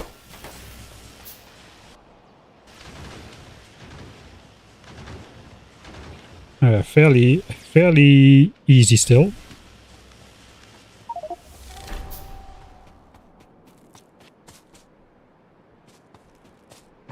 We're gonna keep the gun turrets around the spaceship, just in case.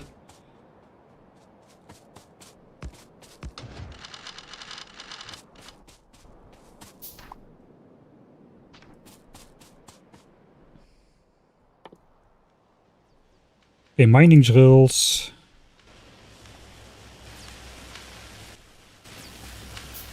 We gotta think about what we want from the starter area.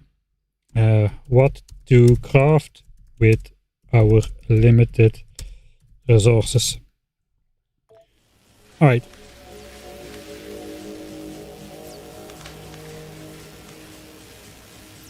+1 towards removing all Black Knight.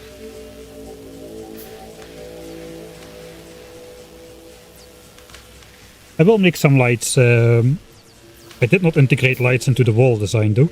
I will make some lights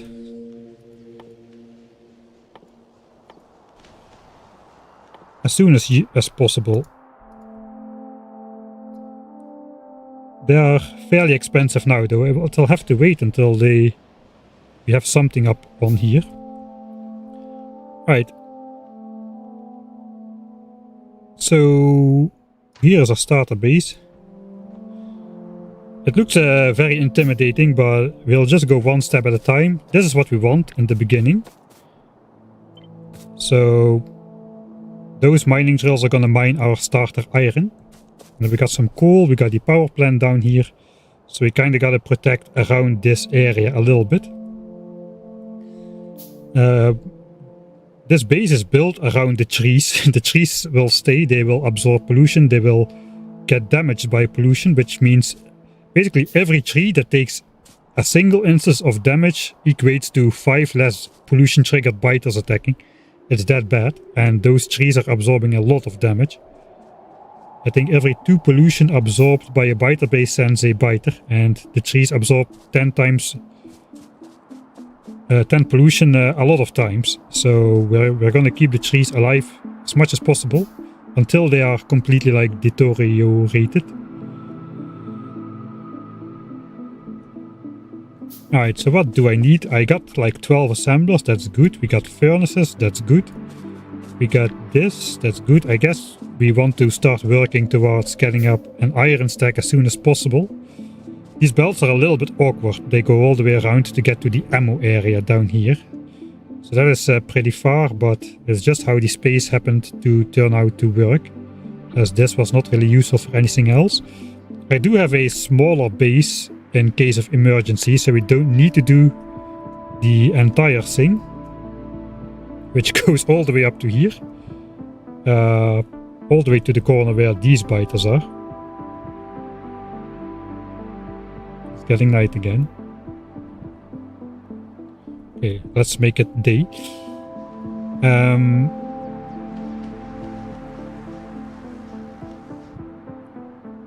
And I suppose we also want this stone part up as soon as possible so we can start making walls. Walls are super expensive. I'm not even gonna do pipe walls this time, we'll just go actual walls.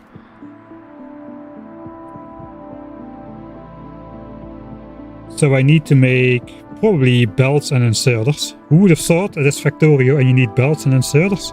That's crazy. We also need more power lines. So maybe I should go chopping some wood, especially the dead trees. I can just go here and start chopping the trees which are marked for deconstruction anyway. That seems like a smart thing to do.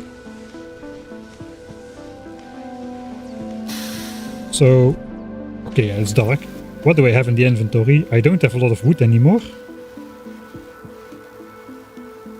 So we need a lot of inserters. We also need more gun turrets to defend though. We probably need gun turrets before we can even... We shouldn't build out before it is defended. We need to defend first and then build out. So maybe we'll make like... Let's see what we have. Can I make 20 more gun turrets? Okay, that leaves this many resources. I already got 20 drills. We can still make a ton of inserters.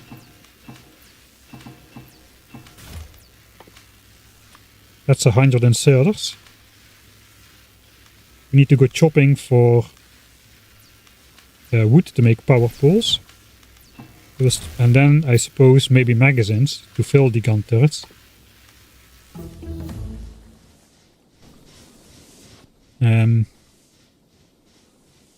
How many mining drills do I have in that thing? Alright, so if I want to set up like these drills directly in here, that's 9. A couple on coal, that's like 12, 13, 14, 20, and then this. I think I have to craft these drills only when we are already here. Maybe 10 more drills wouldn't hurt. Okay, and then we still have enough to make 200 magazines or so.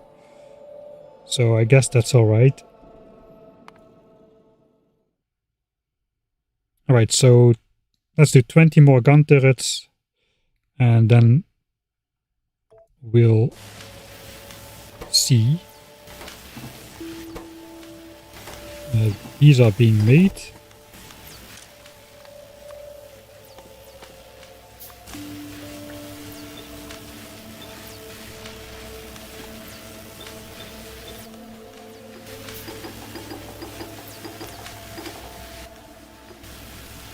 Alright.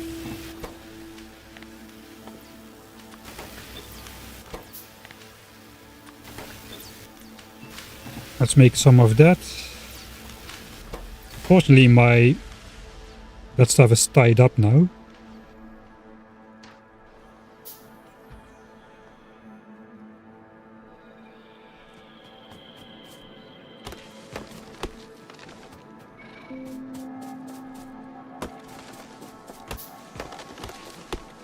Oh, steel axe tree chopping. Nice, nice, nice. A lot of these are pretty dead anyway.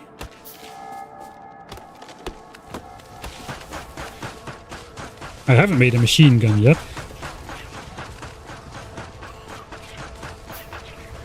It looks like maybe I should. I saved a tree.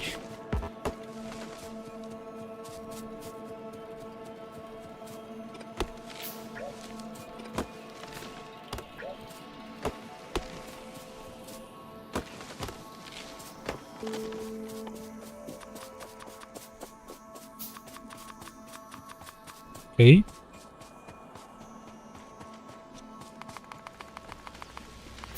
I just made copper cable.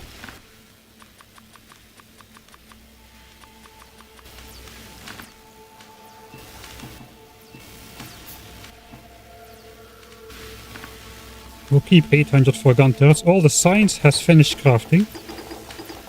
So we can do this now. And we can use these for something else.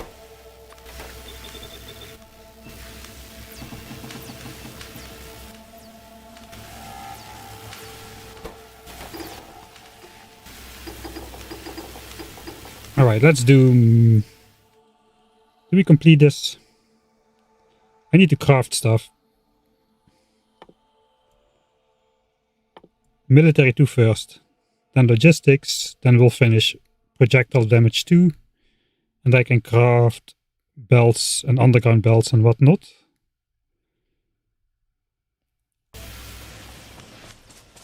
Let's make a machine gun.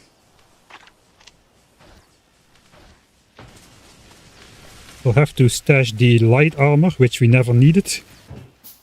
And the pistol in the spaceship. That's required.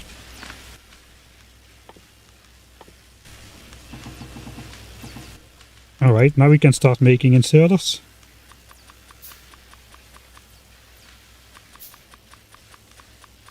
Well, only crafting the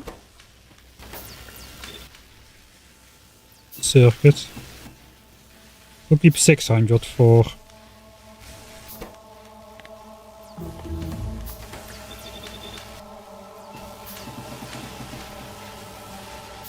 Okay, more of that. I think I forgot to craft my extra gun turrets.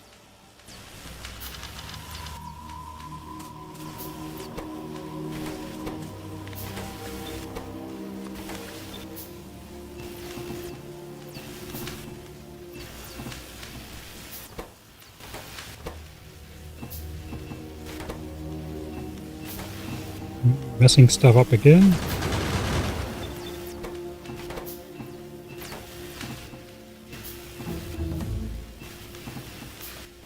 Alright, it's not too bad. I think I should stop making stuff now.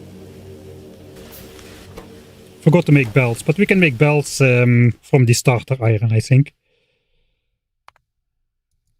Tagging almost done. Red tag almost done. So far it's not too bad. Thanks Miguel for the Prime subscription. Sorry if I missed anyone. Magazines on the ground, yeah, that happens.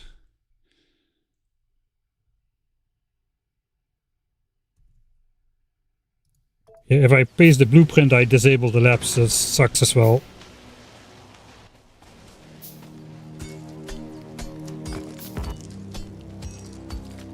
Alright, we get a bunch of gun turrets back as well. As soon as we can deconstruct this area over here.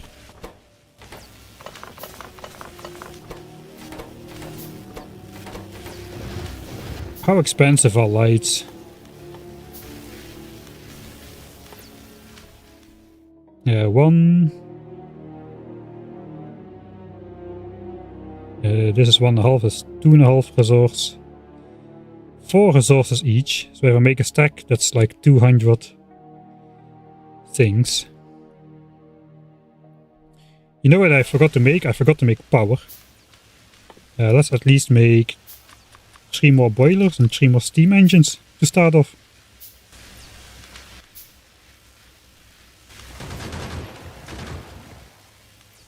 Guess then we gotta hope we get enough stuff. It's looking pretty alright. These are almost done. These are done. These are done. These are done.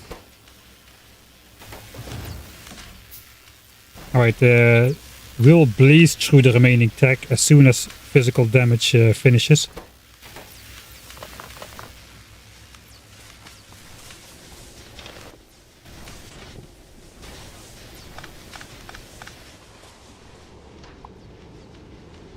Nice, only Ben the fish is left. We've got every fish in the lake fished up. We should maybe make some grenades with some of the coal we have. Those might come in handy when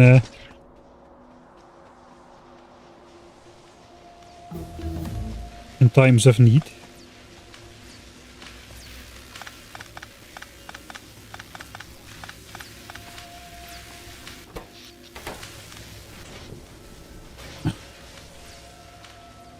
Okay, hopefully I did my math right. We should be left with like 5 science packs or so.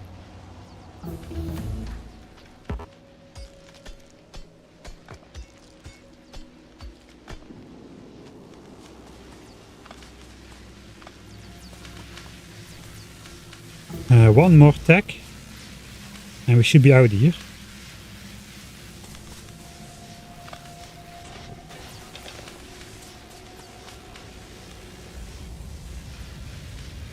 So the SPM, not too shabby over the last bit.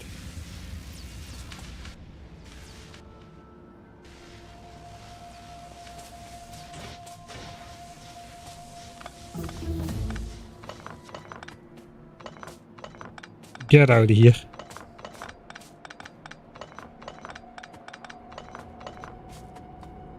Alright. Ben, it's up to you now to defend this area. I will stay within these walls from now on.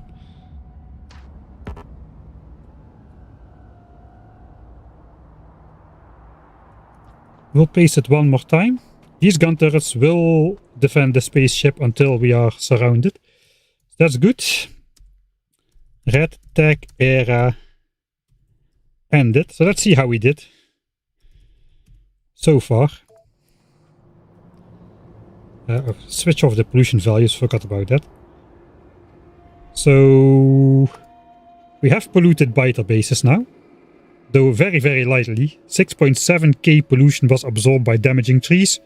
11 pollution has been absorbed by a biter base. So yeah, that was the mining phase. After the mining phase, the terrain just absorbed the rest. This is a spike that might indicate a biter expansion somewhere. This is a real run, so I'm not going to try to find it this time. Thanks again, Bacon Magician, for the 500 bits. In reaching out to artists, I appreciate. Glad for your Factorio content. It's fun and easy to binge. Nice mix of comedy and cinematography and unique playstyle. Sure, many appreciate it. Thanks for the nice words. And I've got good news. I've uploaded the supercut of the 1000 times science cost series on Patreon today. It has been released. I think it's 9 hours and 50 minutes or so. And it covers the entire saga from the humble burner beginnings through 36 hours of not playing Factorio, through the harshest red ammo battles of all time, which might be beaten by this playthrough. We'll see how that goes. And then slowly becoming the dominant species until we eventually made our escape. All of that is covered in the first supercut. YouTube's max video length kinda prevents me from making one video out of the entire thing. So it's got to be 2, and the first one, Escape from Norvis, is now is ready. Basically, I'm kind of excited for that one. It's always a good moment when you can release the supercut once every year. All right, we got some building to do. Let me check my status. I got 30 gun turrets. That is pretty good. If we look at this area, we need 33 gun turrets to cover that apparently. But we don't need to fill in that entire corner just yet. We do need some gun turrets on the top as well. So yeah, we'll have to see how that holds up.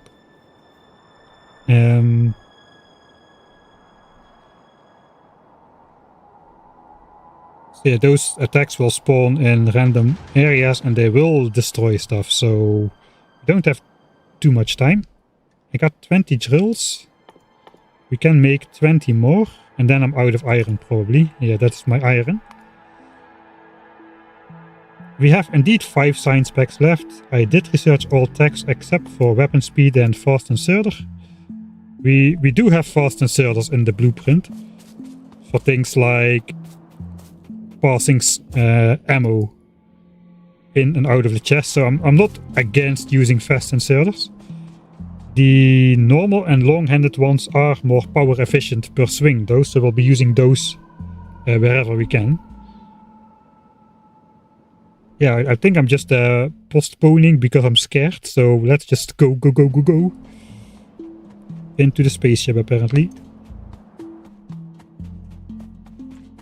Okay, we're handcrafting grenades, that's good.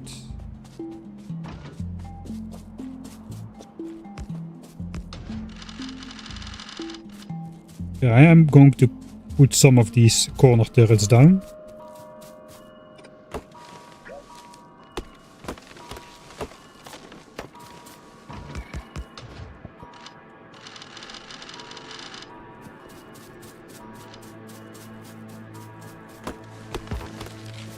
The corners are always pretty heavily attacked.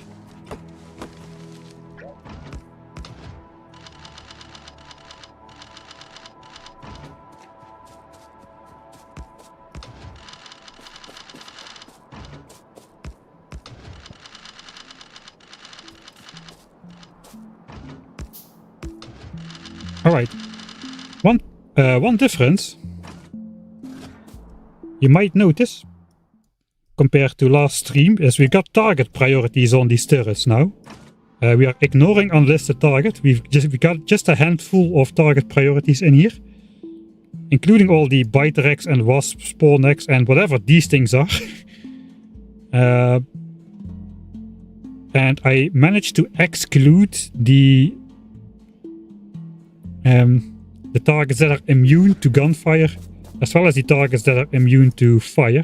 So the fire biters are not in this list, and the flamethrowers will ignore those, as they take 0.0000 damage from fire. They're 100% immune. Was kind of a... I found a different mod to do this. It basically scanned all the enemies in the game and then sorted them in order of resistance. And then you can apply the result to your turret. Unfortunately, it did not include these things, so I've had to add all these eggs manually. But it's already pretty good that these are sorted, kind of sorted-ish. I did sort manually the first lines, which have like excessive anti-resistance to fire. So those are nicely ordered in the turrets. Like arachnid biters, they take extra damage, 100% extra damage from bullets. So we want to prioritize those with the gun turrets. And we don't want to shoot any juggernauts, because those are 100% immune to gun turrets. So we got the that gave us trouble last time. We had fire biters and fire spitters, and the flamethrowers would just shoot at those indefinitely. And the spitters would attack from out of range the wall, so the gun turrets couldn't shoot them. Yeah, that was not great, but that should be solved now. So that's good. Alright, the gun turret clusters looking like this. So we basically have to protect this area with some hand-placed turrets until we are surrounded. I'm doing more of that yapping without actually building some stuff. I should have built the power first, I suppose. And I think here's already some of that gun turreting coming in. They can come from this side. I guess they can come from up here as well. And we're going to be placing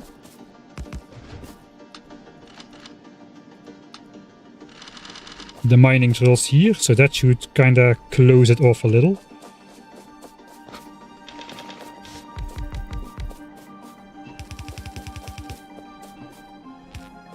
Now, one of the disadvantages of planning the entire base out like that is you gotta deal with anything in the way, and you cannot really do things like just draw a standard pipe, because that will destroy the rest of the blueprint. So we have to do the expensive underground pipe thing. There are already plenty substations to go around the spaceship as well for the late game. Right, we could technically do a radar already.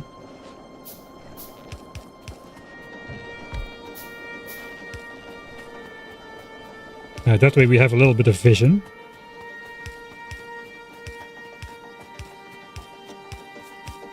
Alright, we got water, so we should have power.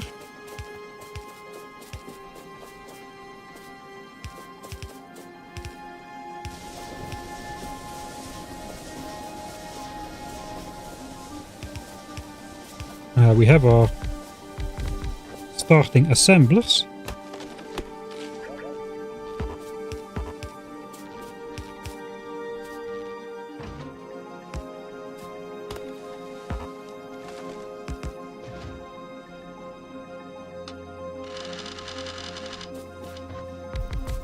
So we got those.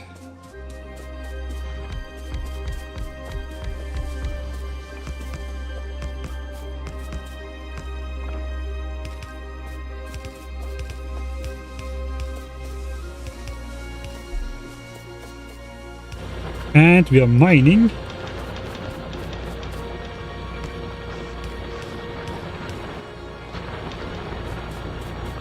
All right.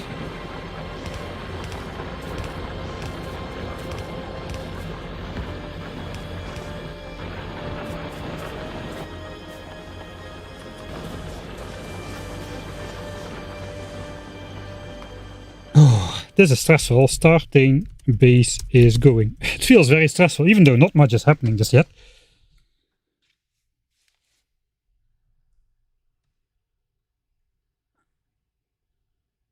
Yeah, turrets need a blacklist option, I agree. Yeah, we have been cooking on blueprints, that is for sure. Okay, it is getting dark. We need lights, which probably should be making some lights. I will carve those as soon as possible. There are some lights in the blueprint. Let's see what they do. They have a... Oh, there.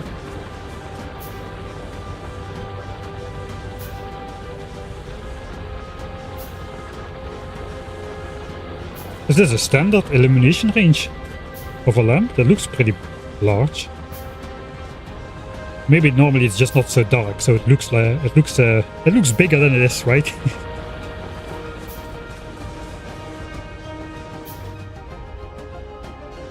All right.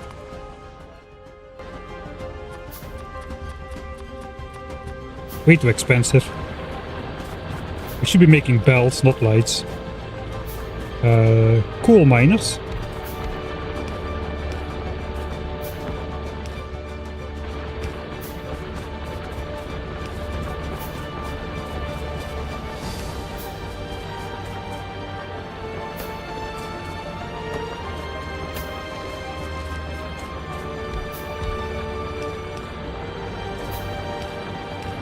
Let's mine in chests for now.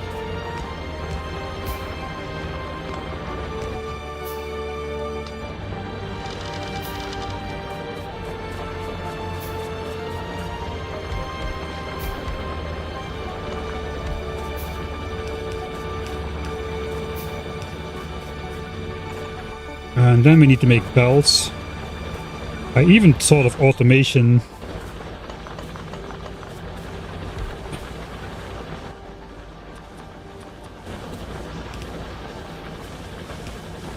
of gears and whatnot. And we got pipes here as well eventually.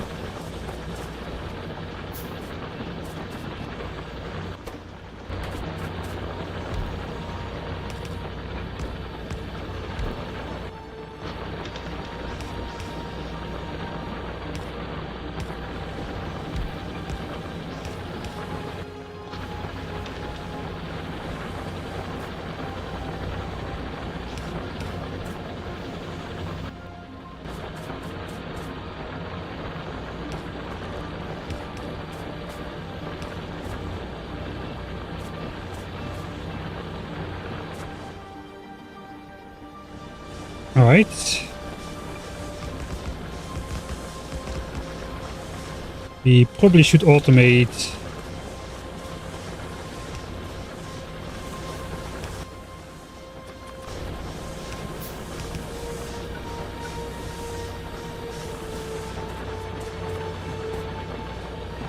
power before anything else.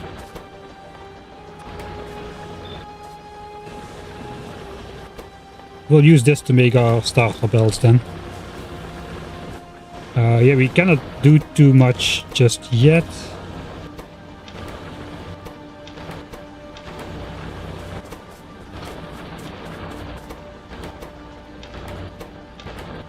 As we are fairly limited by production.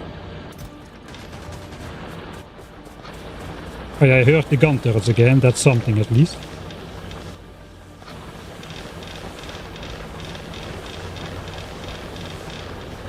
So we can try to speed up production by doing that, I suppose,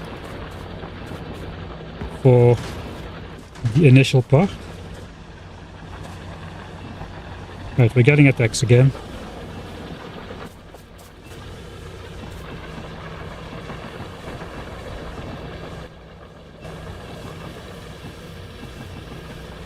Okay.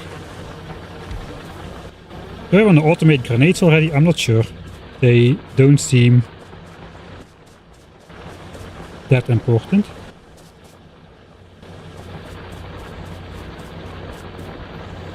I think I should just... I don't have mining drills, so let's first automate power then.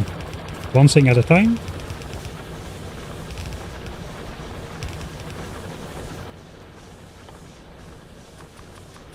We can do more boilers.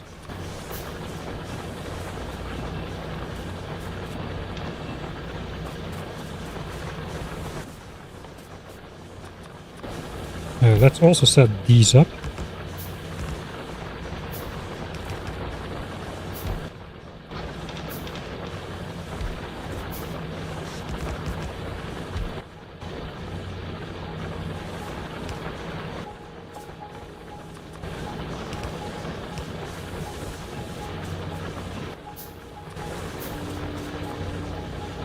This is supposed to be steel, but for now we'll do iron.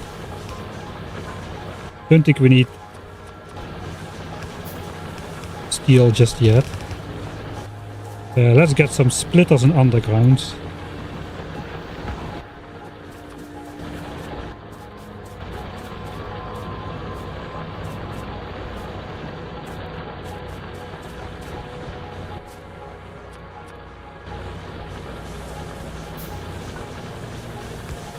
Right.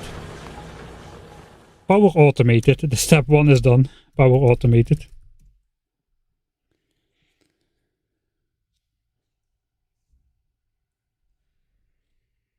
I mentioned above some light emitting mods, including the turret fire. I'm going to switch off dark nights as soon as we are encased. Until that time I'm gonna keep it up.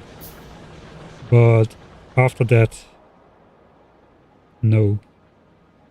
I wonder if there are already biter settlements anywhere. I'm not gonna look. This is a real run. I keep telling myself that this is a real run. I'm not gonna scout with editor mode for what's going on the map. Alright, what's the next step though? I mean, I could just pause the game and think about it, but I like to just push buttons in the meantime. Alright, so I guess the main goal is to get this stack up over here with the ammo, the gun turrets. And when that is up, we can start building out this area. So we need basically some mining drills on copper with some gun turrets to protect them. I still have 3 gun turrets, that is not a lot. I have a little bit of starting copper. So maybe we should get the iron up first. Let's try to get the iron up first. And I can handcraft some more gun turrets, I suppose. Yeah, we need more iron. I've got iron in here. This will keep going for a while. We can, yeah, let's first empty those things again. Once more. While we handcraft some more gun turrets. And then we'll start setting up the furnace stacks. We got inserters, so we can do the annoying parts of it already.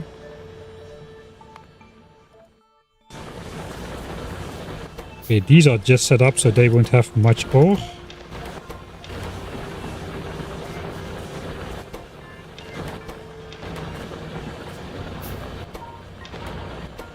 Yeah, the stone furnaces are much slower than a mining drill. So they'll build up this ore. Which is okay normally, but now we are in shortage of everything.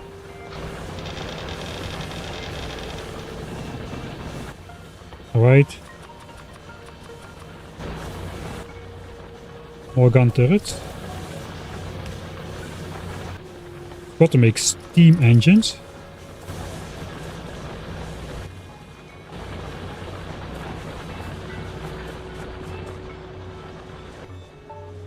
Magazines, we should probably also make some more. Because the first stack is going to be this one.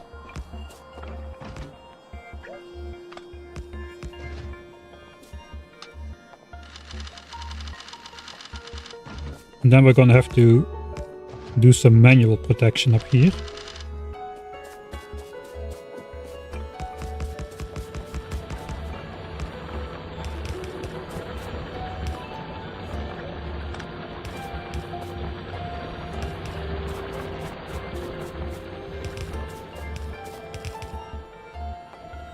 It's not entirely safe.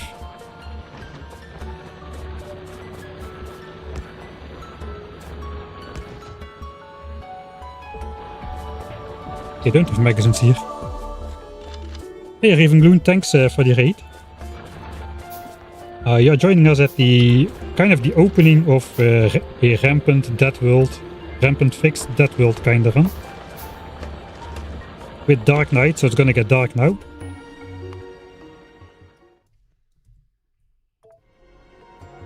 We made a blueprint for the starter base, as you can clearly see over here. All the machines. There is stuff there, I promise.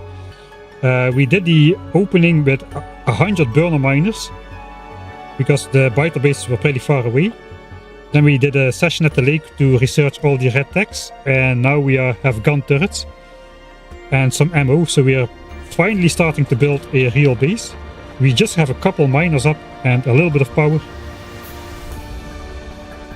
And I made myself a stack of lights. So that's what we're doing right now. Thanks for dropping by. What about mining stone for walls? Yeah, I think I first want to get the iron up. First iron, then a bit of copper, and then we'll do the walls. For now though, we need to build the iron stack. That was the wrong belt. Okay, I was sidetracked. These 2 belts.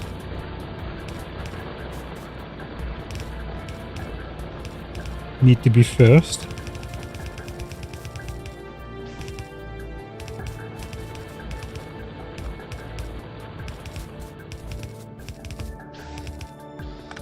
Okay, so we should as soon as we can. Start crafting mining drills, I suppose. But I can, of course, without iron.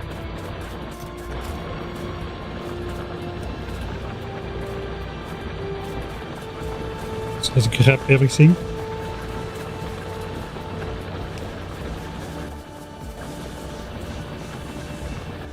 Alright, a 1k iron.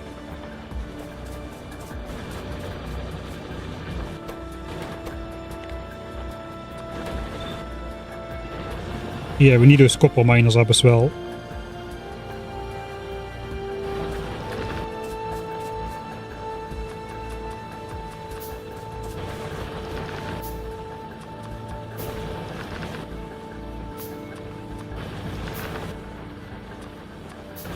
Something like that.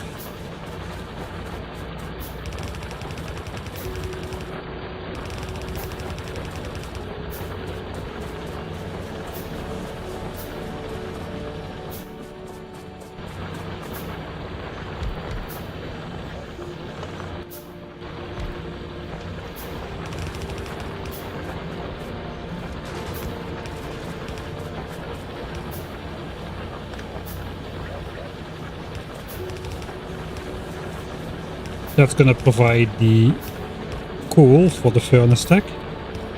A little bit unorthodox in how everything is routed over here. But it should work. A little bit expensive again to build all of this.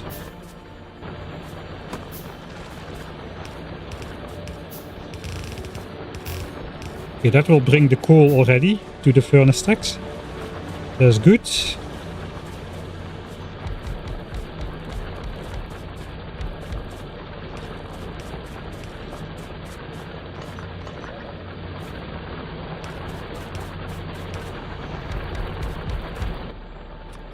Now, I guess we keep crafting these.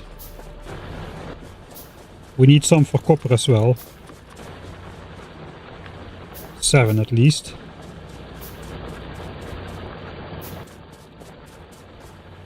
And then I'm kinda out of stuff. I think we've reached the point where we can no longer handcraft as fast as resources are coming in. Which is a good thing, I suppose.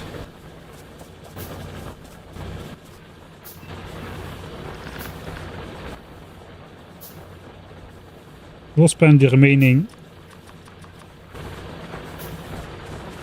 resources for gun turrets there.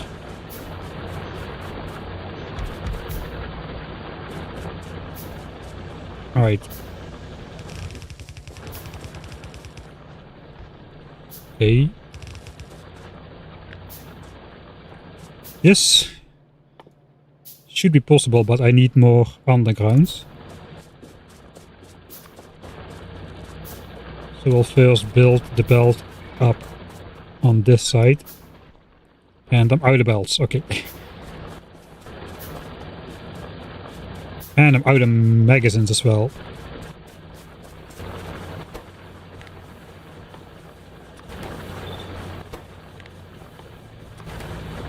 I don't have enough iron to feed all of that.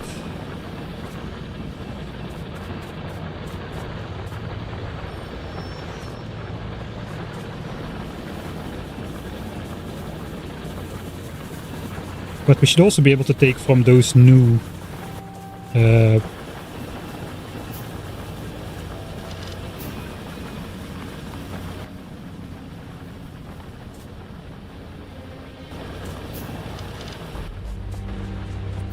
mining drills over here. That should produce a lot of iron.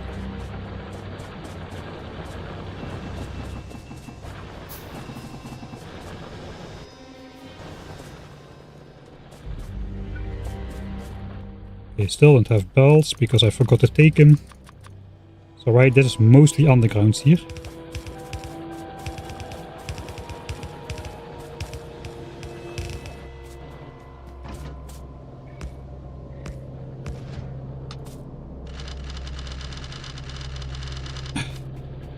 I feel like there is not really that many attacks going on at the moment.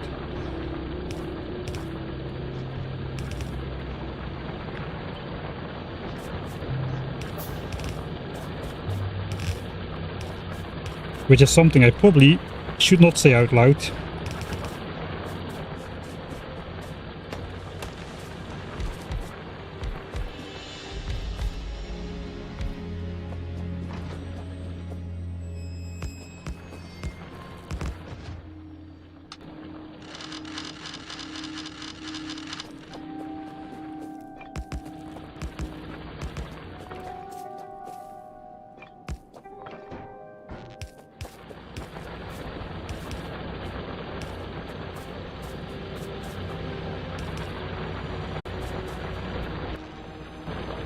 This is where the coal chests are gonna come in.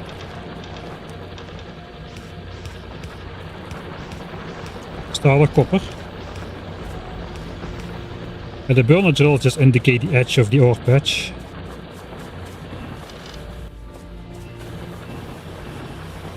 Just throw some more in there. Alright, we should have the iron there. I think it is assembler time.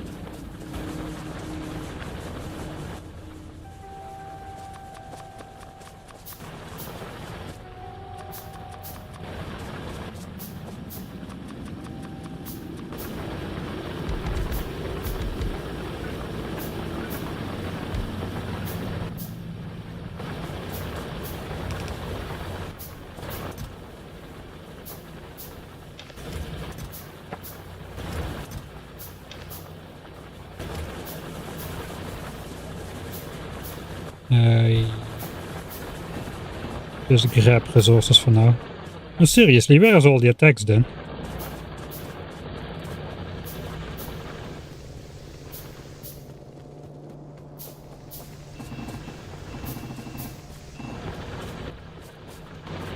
Still not great iron production.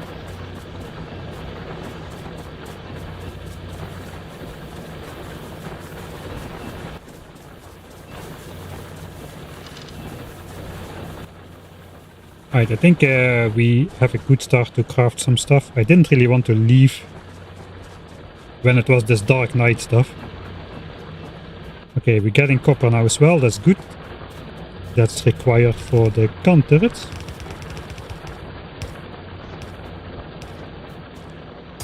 Alright.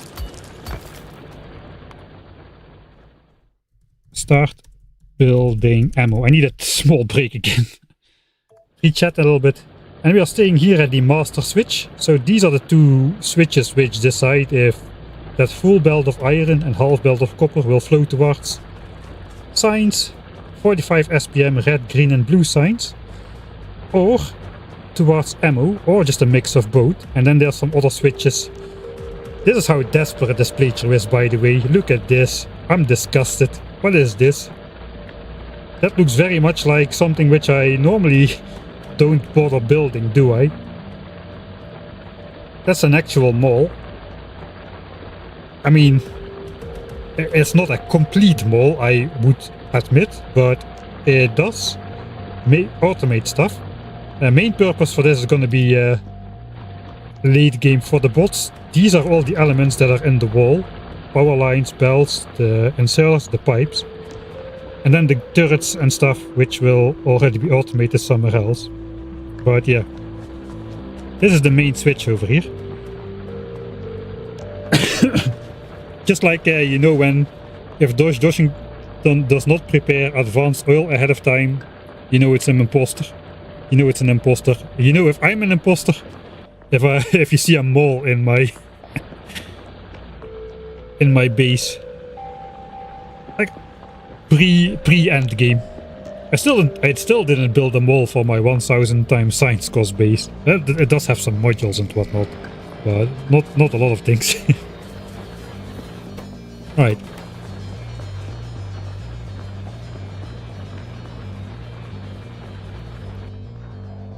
Okay, we do have an expansion on this side now. That's alright. Okay, there's a lot of expansions. We need that uranium at some point. Maybe that's what they've been doing. I did play around with this setting a little bit. At the bottom here you can print AI points, gains and spending and state to chat. and temperament changes as well. And if you do this, let's speed up a little bit. You get different stuff like state siege, then they'll go settle close to your base. So they have different like states. So I guess it's not all happening at the same time. They're either like sieging or like migrating, and only every so often they attack.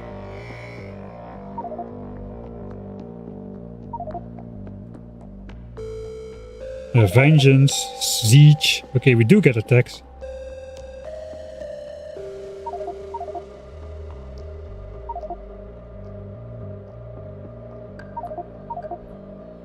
Okay, these guys are actually making a pollution-based attack right now, so that's a fairly large one. Okay, so there are attack squads, but where is that even happening? That's happening pretty far away. I guess they will come in eventually. If I look at my base defense, there's a small hole here. I probably should close that up. And then we can start building at least the turrets. Maybe not the wall quite yet, but the turrets. I will need to defend this side a bit better then if there's going to be like pollution-based attacks coming in. Those can grow pretty large pretty fast. Let's just see the first one. Okay, where are they going?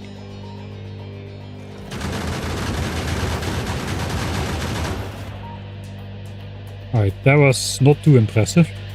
Okay, here's an attack group coming. I'm being attacked as well.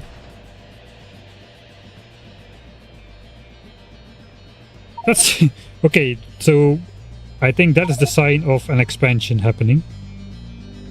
So maybe that's what's going on. We haven't gotten a lot of attacks because the rampant AI is expanding like a maniac.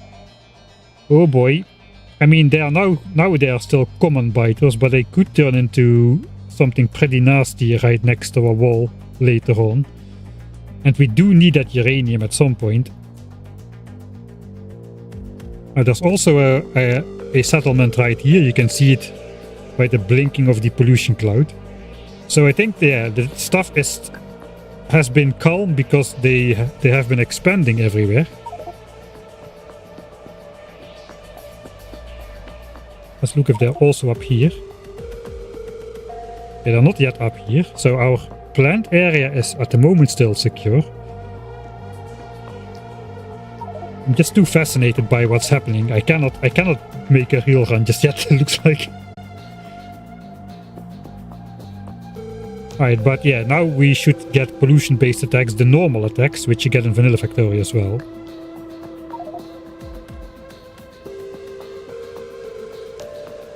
Okay, so we have the siege state. I would rather get attacked, to be honest, than having the AI settle all over already. Well, at least they didn't settle like 4 expansions right on my spaceship in like 15 minutes, like when we...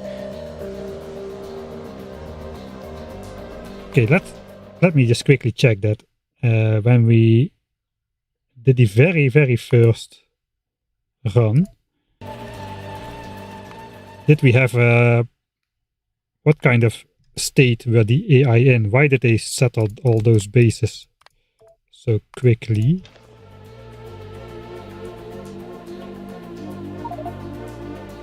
Okay, they also started out at AI siege.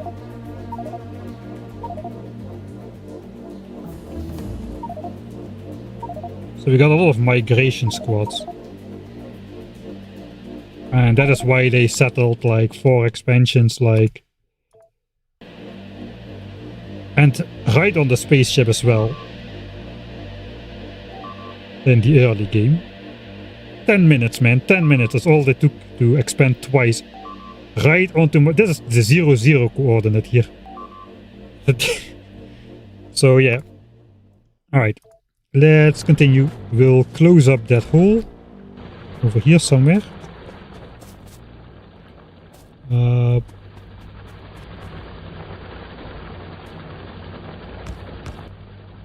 something which is easy to fix later on. Just some regular belts, straight belts, right?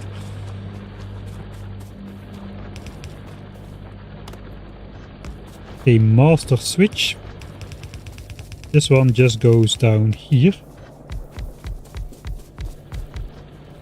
We need to feed this some copper manually for now, until that's all connected.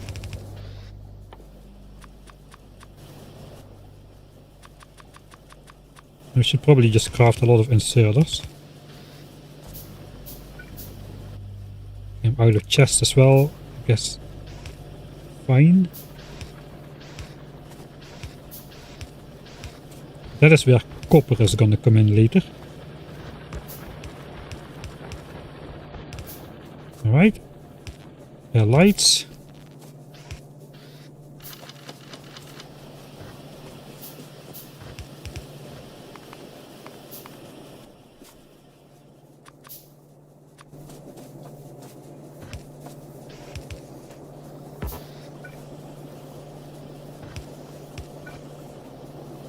And now out of belts again.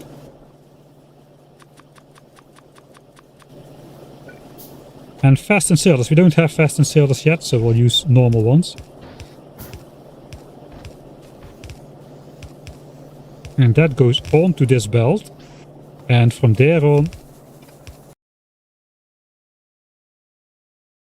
filling these turrets. Well, if I had turrets, that is. That should now work automatically. Unfortunately, these are out of reach. But here we go. Automated turret filling. So now we can start at least that part. I think before we really get started on the build more drills on the stone, so we can also put the wall down. Ammo crafting.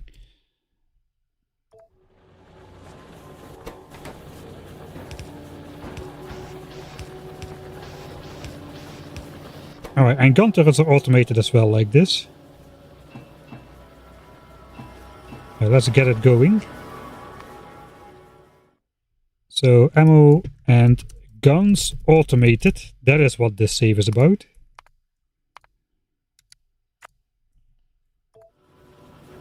The only thing we need to do is manually feed in copper. So let's go grab some.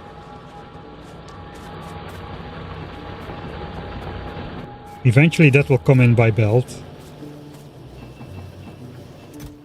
But for now,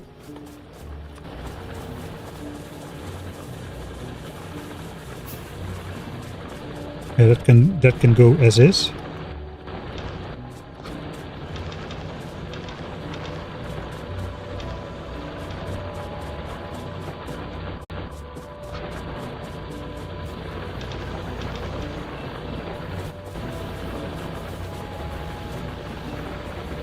Such a mess, this starting area here.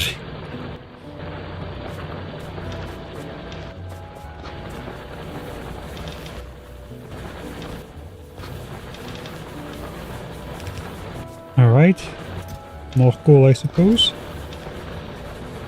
What is next? Mining drills. I don't have copper though.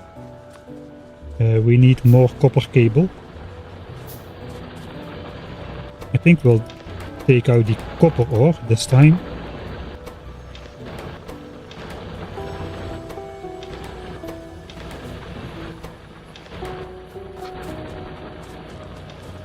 Gun turrets. 5 gun turrets already. Perfect. It should be able to produce just under 4 gun turrets per minute.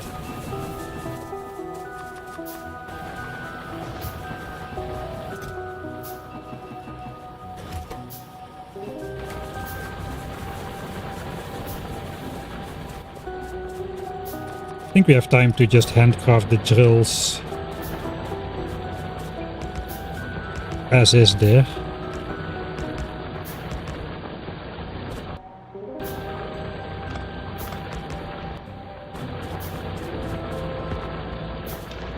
Okay, we are under power. I forgot to place the steam engines.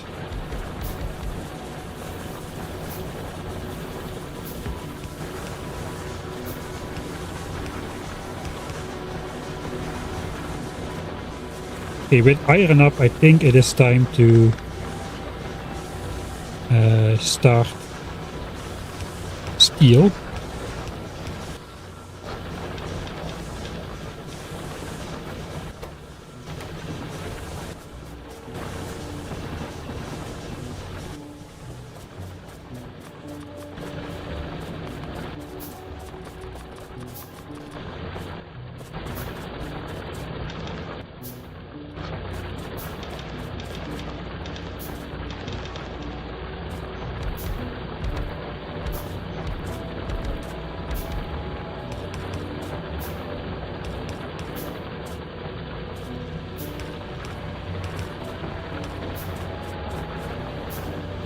We need lots of undergrounds here.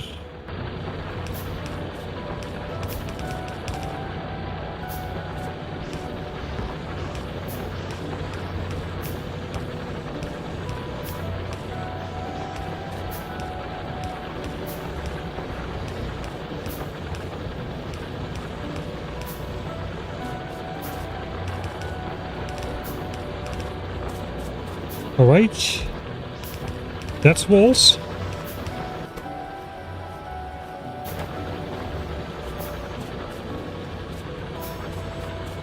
And we also want to stash up some regular stone bricks for steel furnaces later on.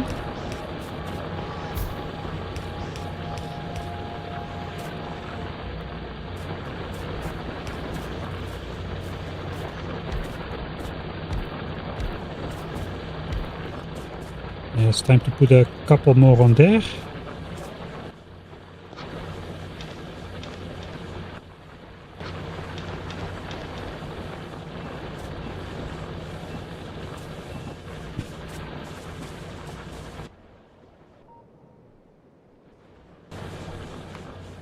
Are we getting attacked though? I feel like something is wrong.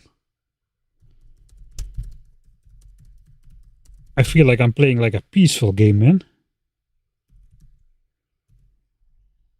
Maybe I'm just not seeing it. Ah, okay, we are shooting biters. It's not been a lot of biters though.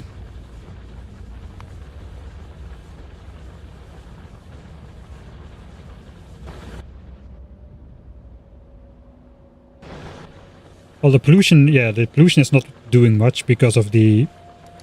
Again, this is the trees. And the tiles, and only this is the biters down here, so they are not absorbing a lot of pollution. But I did expect a lot more, like...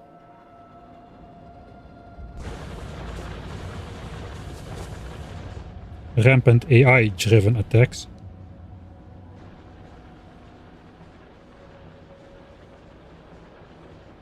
Thanks, Gafari. Did you automate gears yet? I do have some gears in this chest over here. Like 2 miners worth of gears. When the fish is scouting, yeah. What's wrong with them all? Nothing, but yeah. Let's just check the mod settings if anything is off. This is milestones. Okay, everything that has a red light is not default, so we should check those. Okay, we do have that on.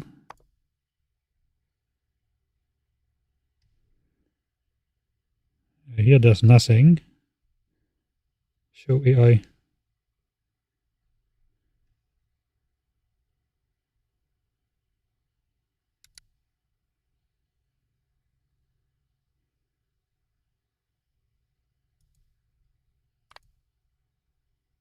How is this one? That seems unlikely to do anything. How is that one flicked though? That's weird.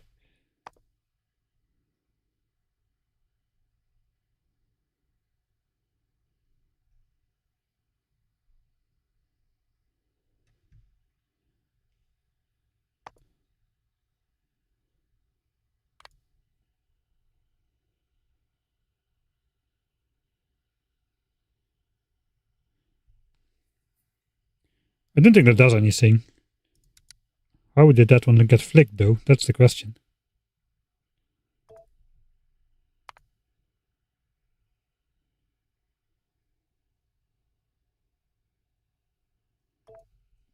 Yeah, we did restart the...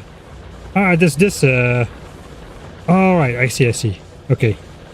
That is the planet settings. That's the thing we got in at the beginning.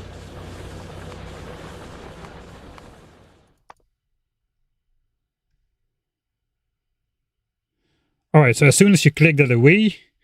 okay, I see what's going on. So as soon as you click that away, it just pops up. So that is to make it pop up at the beginning of the game, and then you say OK. And that the action of clicking OK just switches that setting back. Okay, mystery solved. Mystery solved. So, sure. I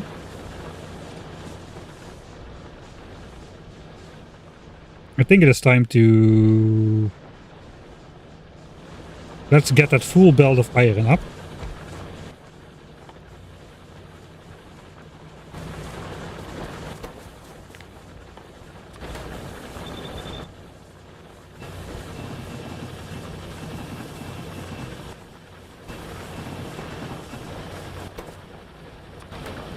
I got a feeling we're gonna need a lot more gears.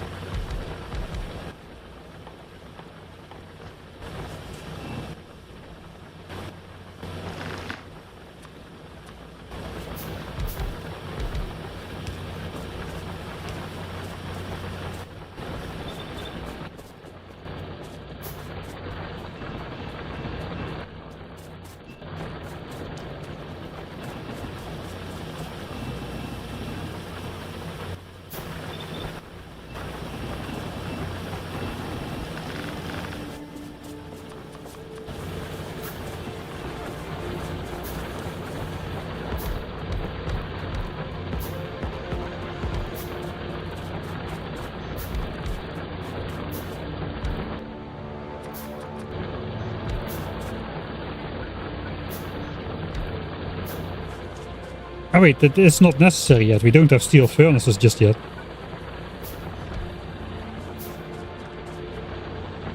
Oh well. I guess we'll be producing at half rate until we have steel furnaces. Shoot, we just... Okay, that's a flaw in my design. Half rate production until steel furn.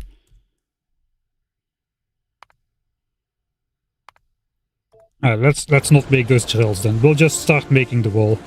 Okay, we're under attack. Look at that. Alright, finally something is happening. We should have at least 16 gun turrets. That is good. And a bunch of ammo, which we can use to manually fill stuff then.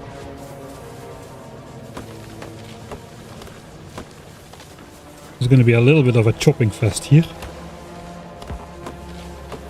We could use grenades, but we still need wood for making power lines for sure.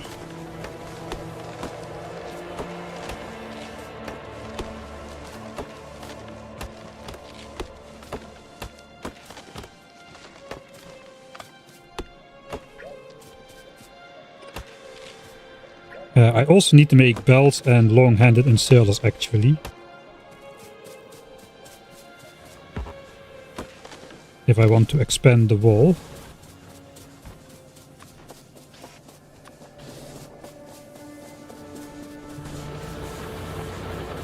Oh, I forgot I didn't do this now.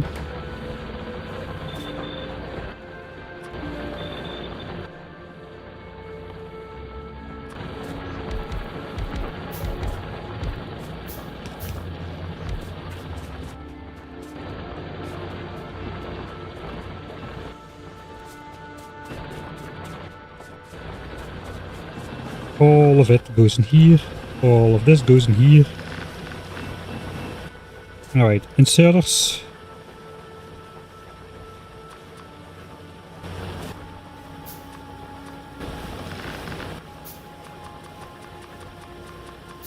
We'll just keep crafting those for a bit. And we can make belts in here.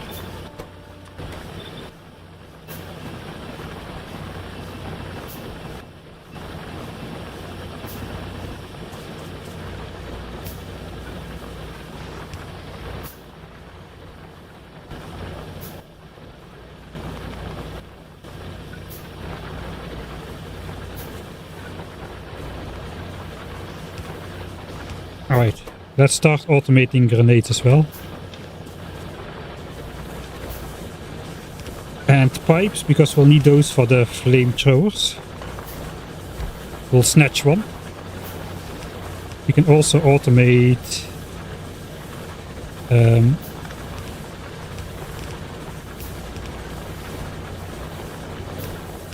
cool. I wonder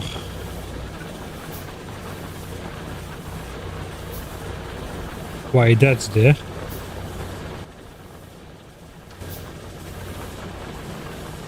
That's a great question. It's probably an artifact of the design phase.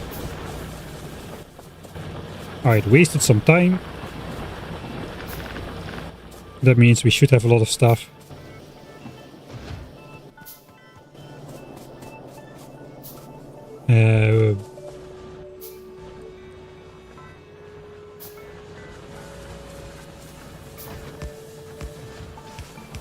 Oh, power lines.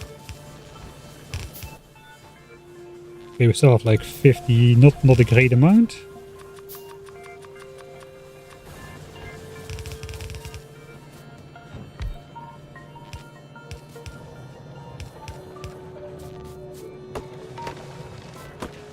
I don't know, something feels really off with this rampant run. It's almost not enjoyable. Because we are not getting attacked at all. It's completely out of the field of expectation here.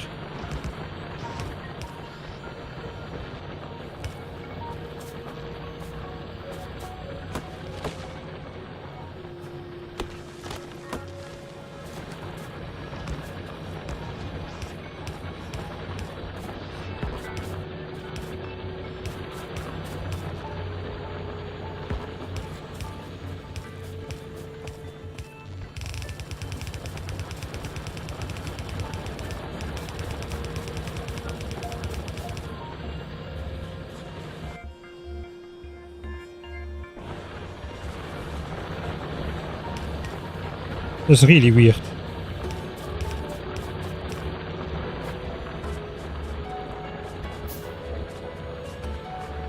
Inserters. I think we can also grab the first walls now.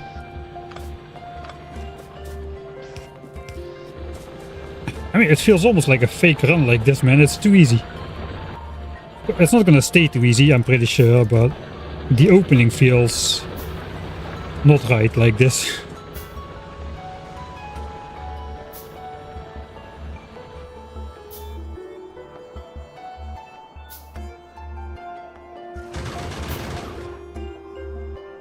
Okay, we have the first mutation, the acidic biters. I think that's always the first one.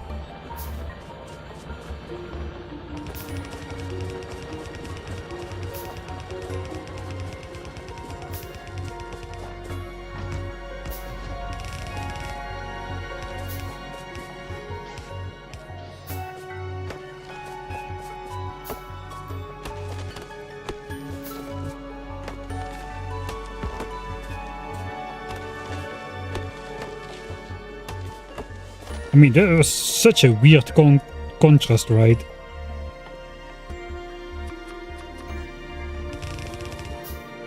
I guess this was my turning point, in case I wanted to make a small base. I see no reason to make a small base.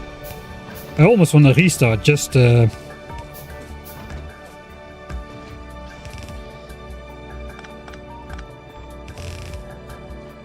because of how over easy it's been going.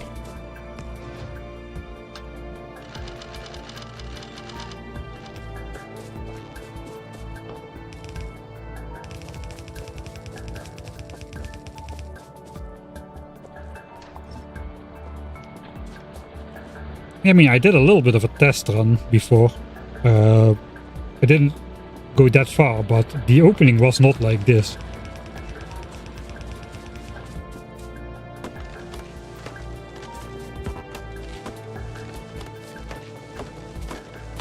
Like, I definitely didn't have time to chop these trees calmly.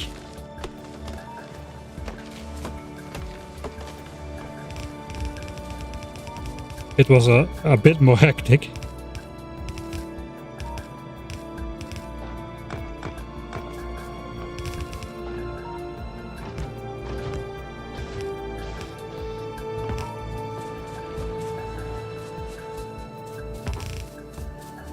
Okay, that's all the walls.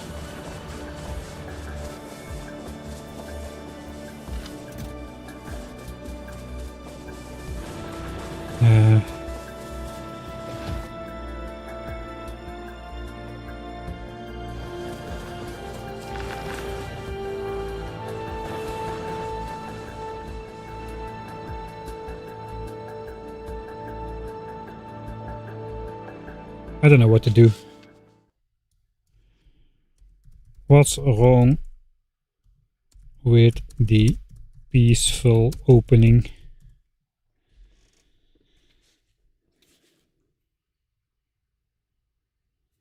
I mean, I designed this on this map, and I just did play the first 2 hours or so just to see how it would go.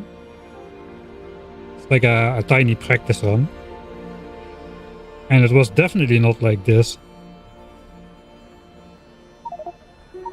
And I did not change any settings as far as I remember.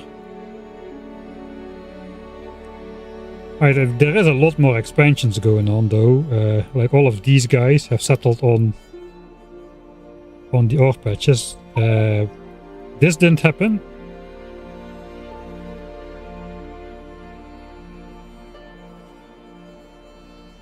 So maybe it's just different things that they can do with their time. And sometimes it's like heavy attacking, and sometimes it's like settling all over the place, I suppose. Well, the burner stage would have gone the same, regardless.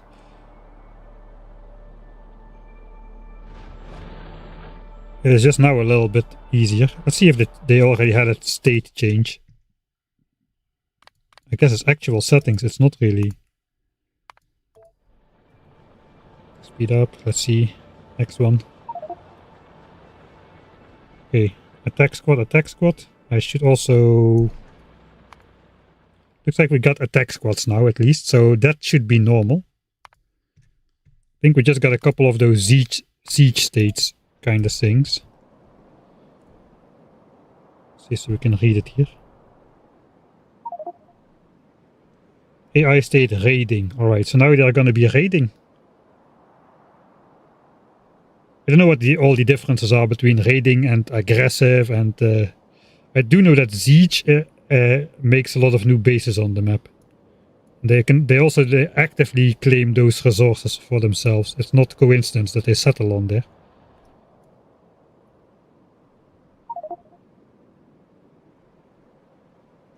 Right, next one, attack. Next, okay. I guess things will pick up then. I feel it's a little bit.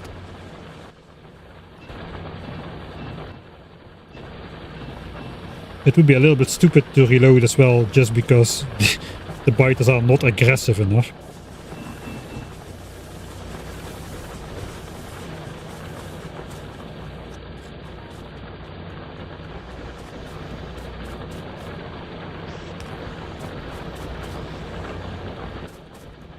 We can make some walls ourselves, I suppose. The speed of wall creation is definitely one of the limiting factors.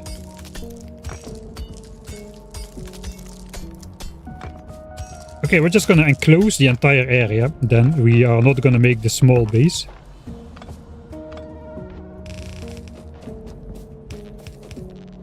So we'll just keep going until we run out of something. Probably walls, but we'll just keep going even if we...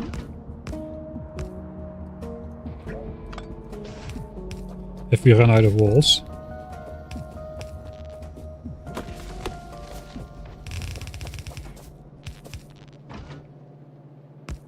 And 34... Well, we might run out of gun turrets first.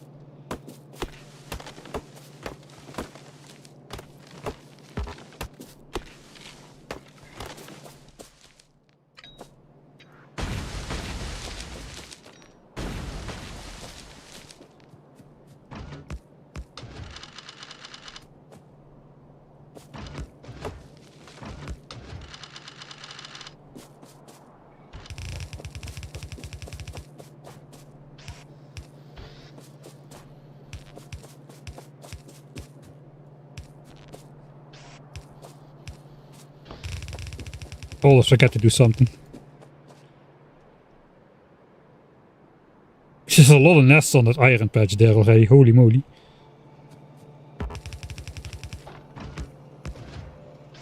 Alright, I guess the rampant biters have been investing in their future.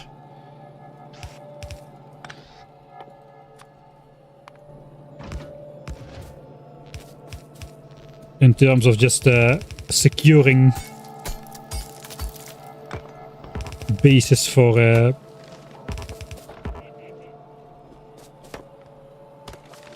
later. Like I said, I would have preferred they attack me. Not only because it just makes for a better... Hey, something got destroyed. I'm almost happy about it.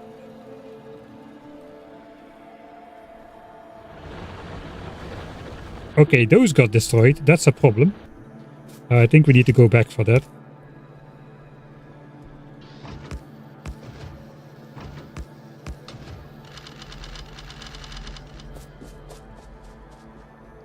It's getting dark, so scary.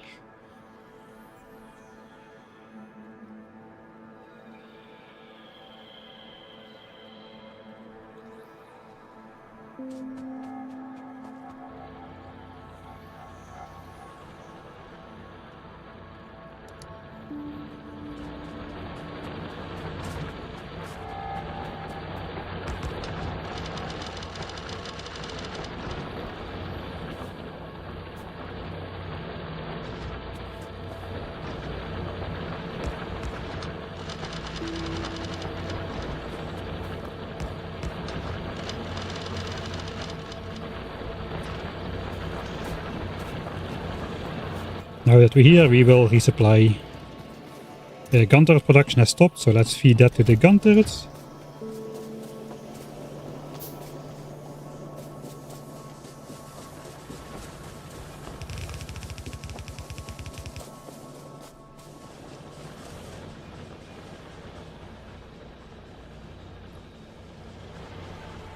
Let's switch off the tag blinking after all this time.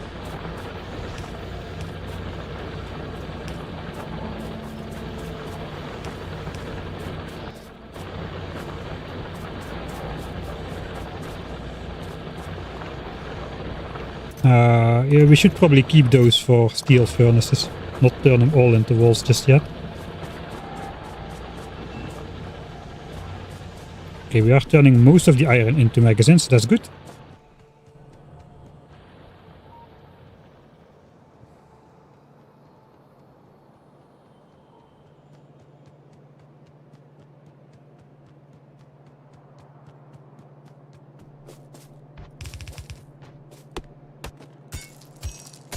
I worry mostly those expansions don't do a lot now, but later they will turn into all kinds of dangerous biter types.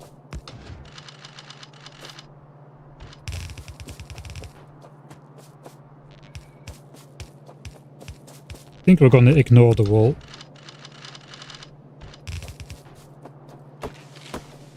Until we have a reason to put it up.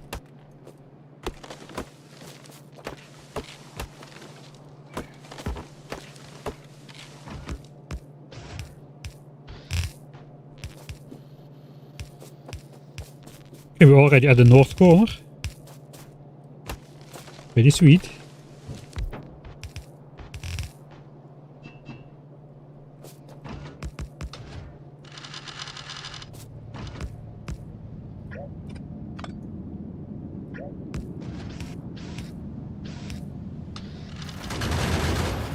Okay, so they do seek out my location. At least that's good to know.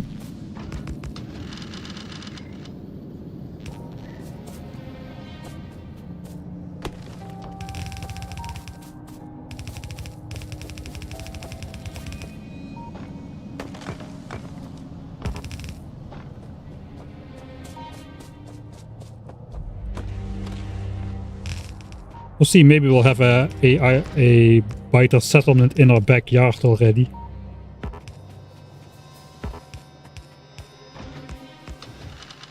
We're almost out of magazines. Sorry, out of gun turrets.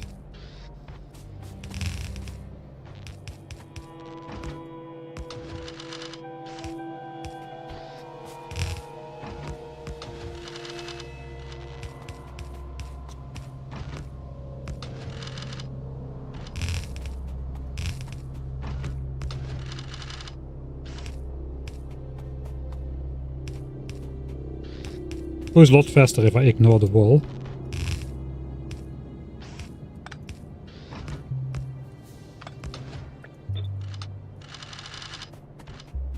Alright.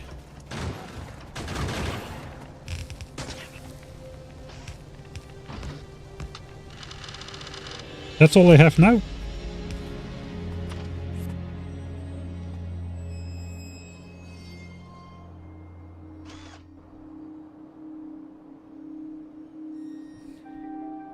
How is it different from the original DeathWorld?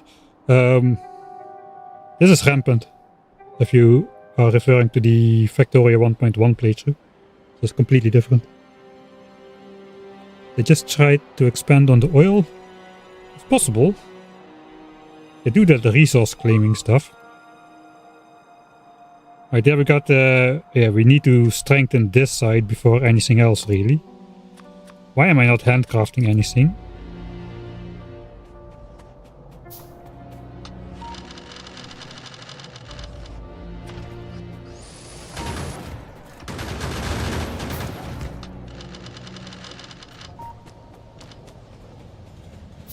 Okay, spaceship, we still have the spaceship.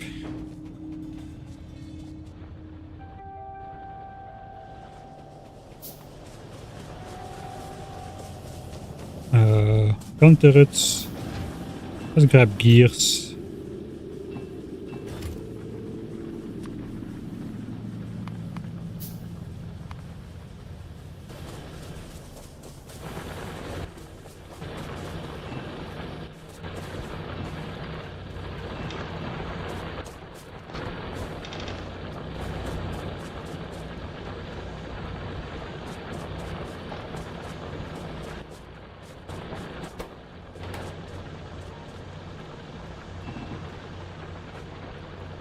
Alright. Back up we go. That is some serious biterness there. Yeah, I would prefer the small attacks in the early game rather than the already pretty sizable biter settlements which we have to deal with now. Or not now, which we'll have to deal with later.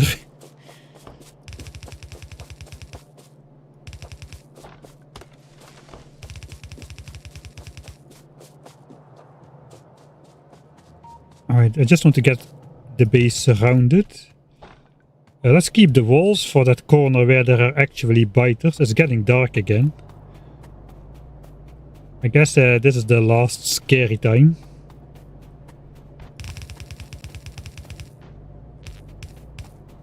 I don't know if the biters attack more at night.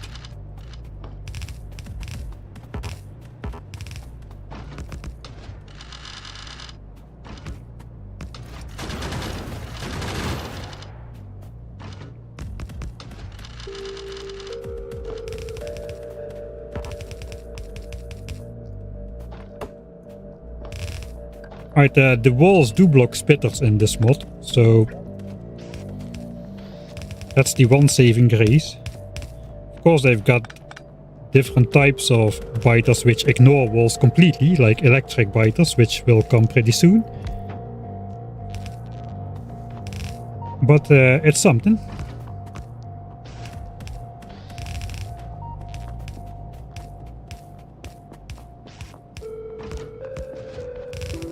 You're out of long-handed inserters.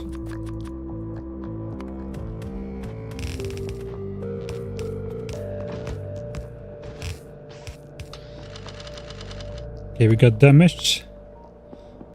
Okay, again on the bottom. That's fine, we'll be there shortly.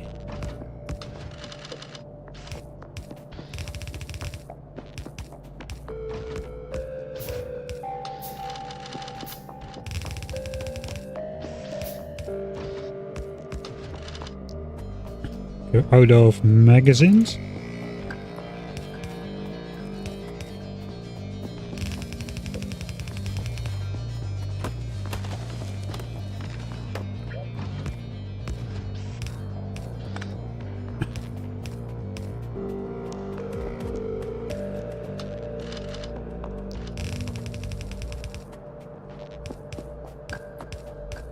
Okay, we're gonna skip half of them so we can make it all the way around for sure.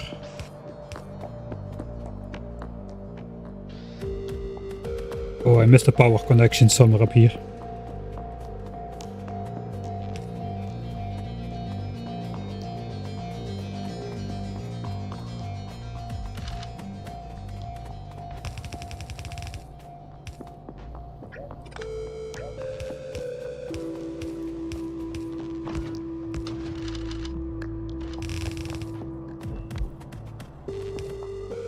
Okay, all 6 radars are up. That lights up my entire area and will slowly scan out the surroundings.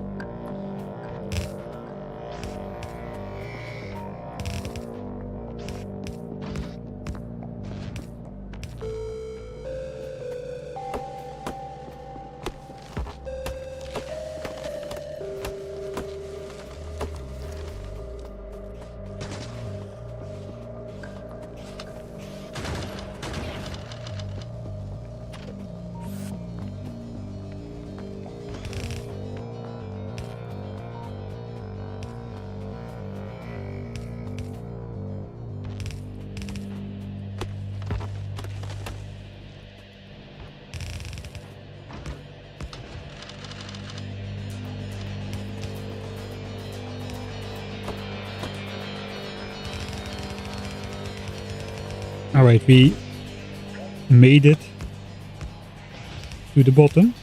That means we'll have automated gun turrets now. Down here as well.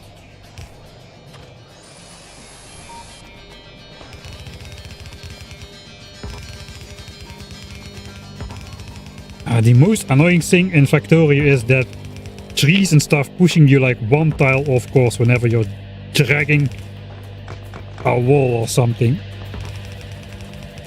That is definitely the thing that annoys me most in Factorio.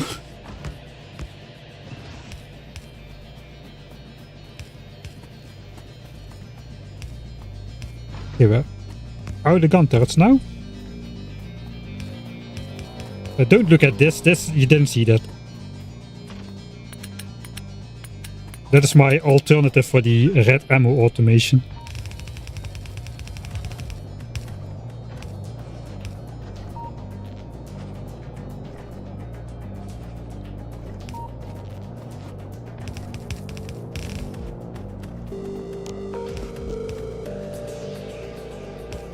And this could be a weak corner, but yeah, I'm out of gun turrets, so we just need to go around. We can go under the wing if we had belts. The wing is not in the way.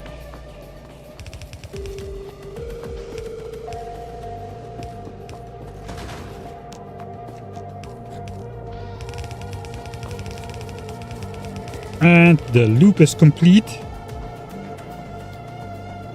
And we have got 700 magazines on the belt right now. That's pretty good.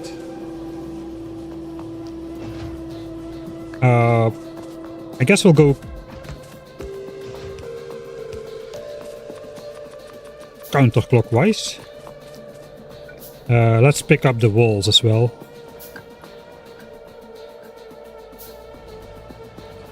Disappointingly easy opening like this.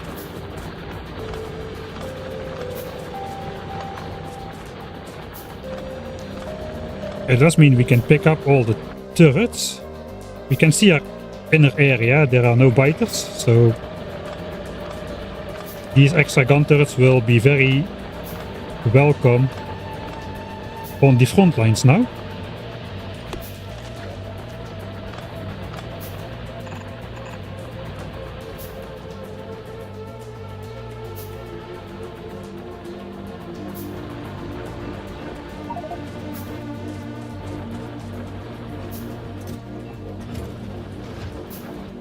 Okay, that's bad. Gun turret production stopped.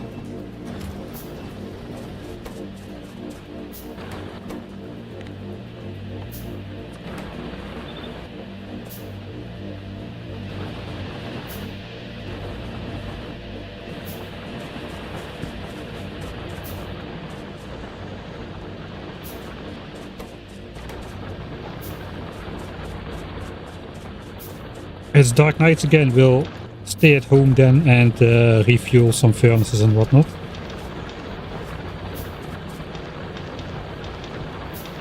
The ones that need refueling at least. Like these. Should keep going now for a while.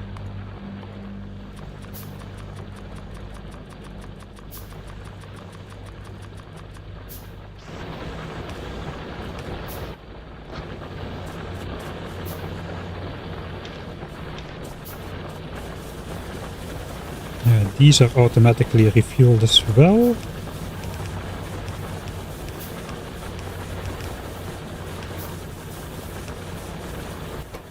Power is on the limit, but we're not really looking to expand production just yet, so no worries.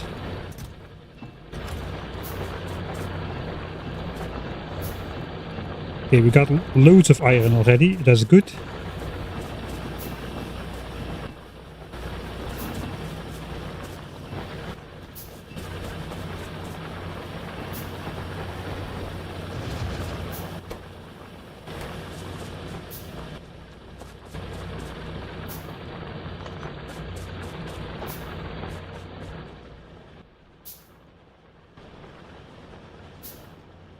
Alright, 1.5 hours, still not too much action.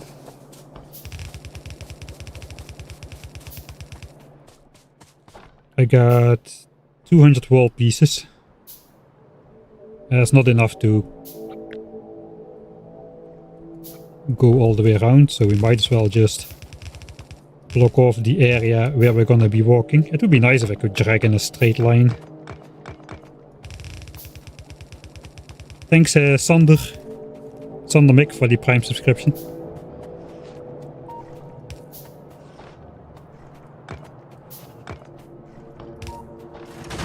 Ah, that's what I'm talking about.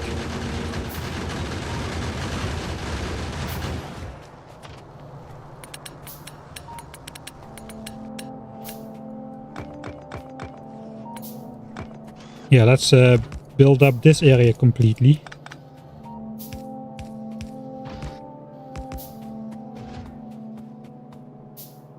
Okay, and now we just go complete anything that's missing.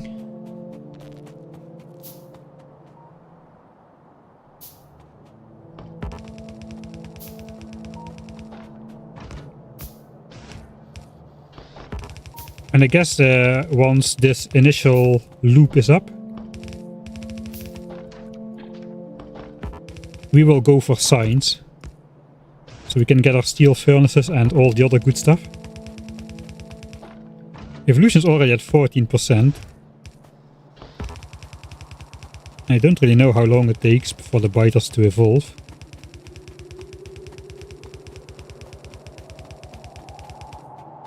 Of course.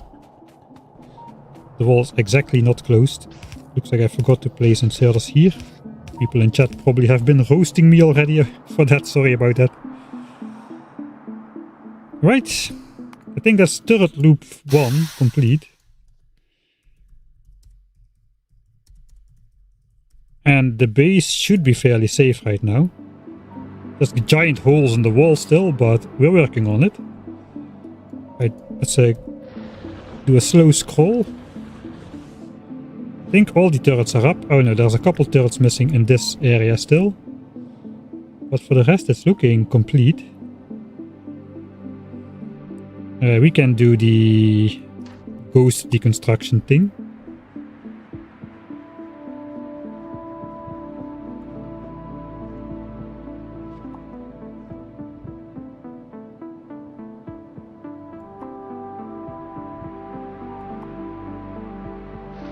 It's also great for spotting missing ammo. Okay, there's a couple turrets here. Yeah, only in the 2 corners down here.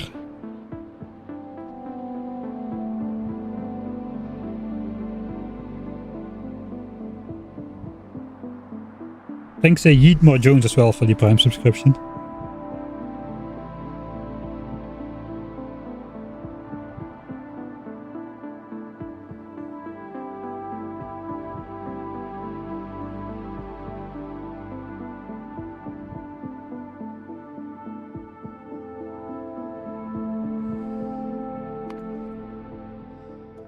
Alright, unfortunately we're all the way up here, so that means we'll just have to walk all the way back down again. I think we start building towards signs. I need some stuff to handcraft.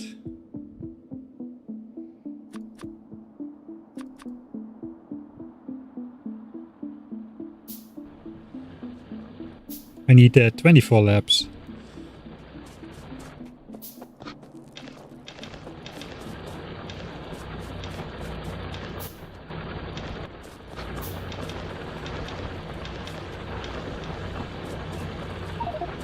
These shall be forever hand-fed until they get a proper... Okay. Ah, that's the walls blocking the spitters right there. You can see the walls block the spitters.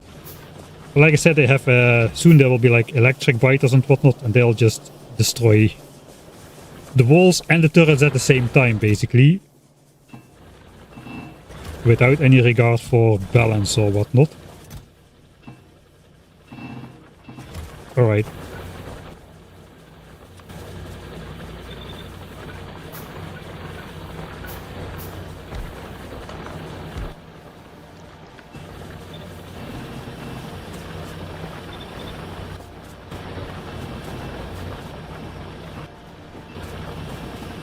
We need some of this shenanigans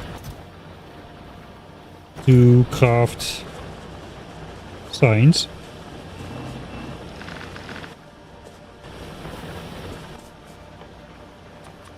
Okay, we have inserters. Let's just handcraft 12 more labs or something. No, wait, we need mining drills and whatnot.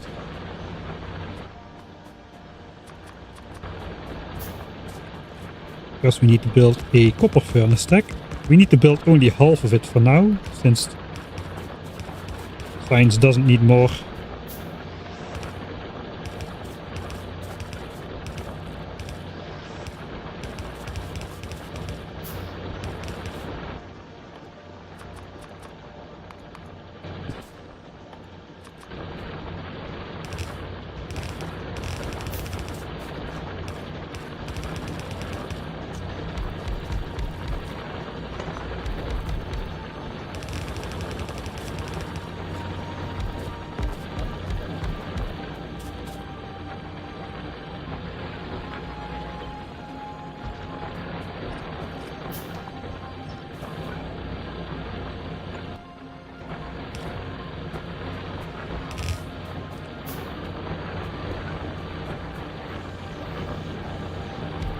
We should mine this up.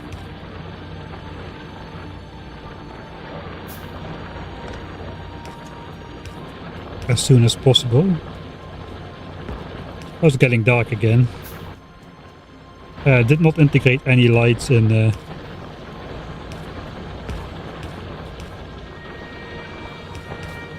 my build.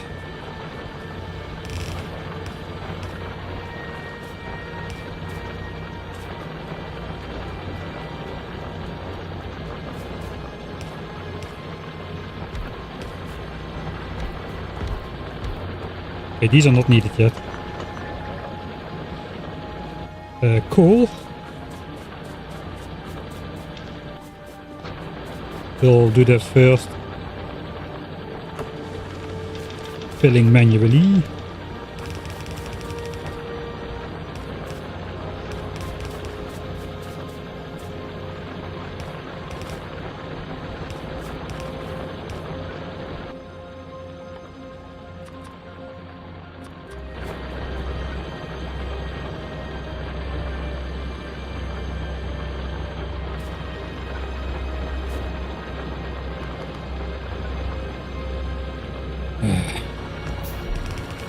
Someday I'll have them all, and all of this will go automatic.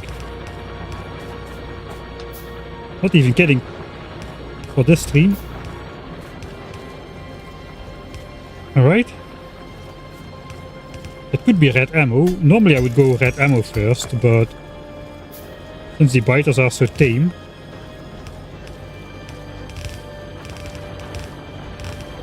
for the time being.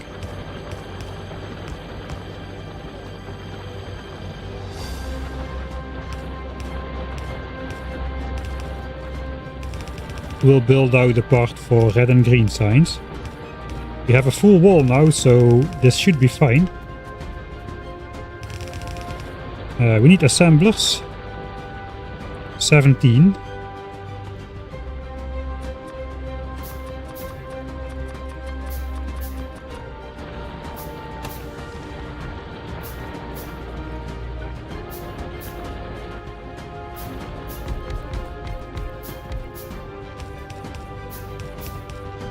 Here we did have lights.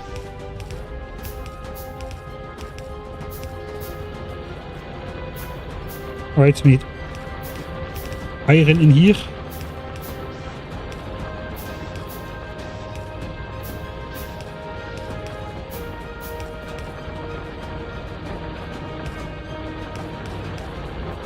That is red signs already.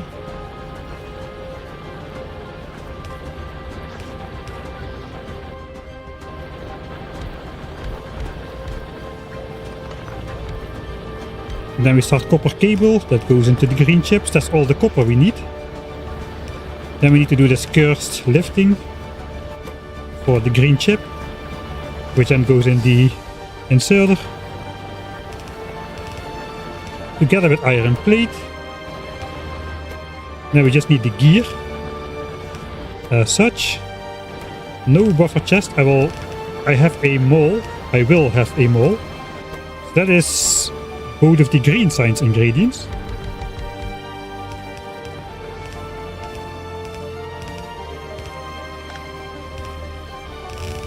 We can put this on the belt already. And we have a little bit of a weird shenanigans to get out of here. Because we want... This is why I designed... this is why I designed the base ahead of time. We have the lab area scenically and symmetrically above the spaceship, of course.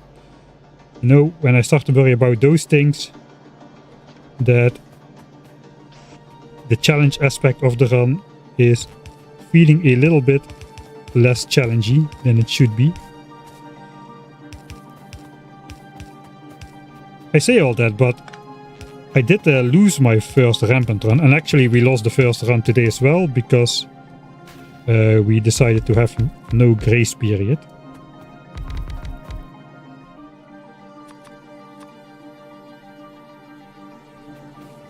We need 5 more laps.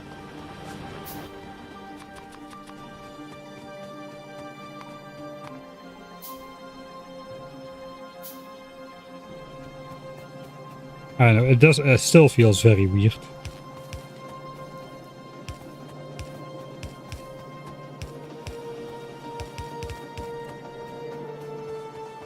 Okay, that's connected. Now we can finally research fast inserter, everybody's favorite technology.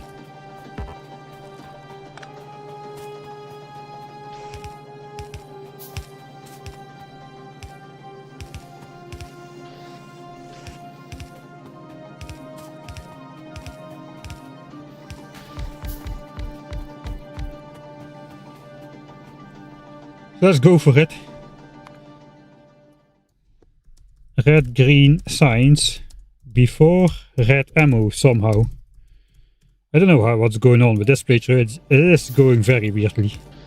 I'm probably gonna get like a giant difficulty spike at some weird point not too far in the future, where suddenly it goes from 0 to 100 in no time. Don't even need to be building this right now. This is 30 SPM. Well, let's flick the priority towards science then. Since ammo is looking good. How much ammo is on the belt? Tell me, oh, tell me. 1.3k. I don't know what is considered full.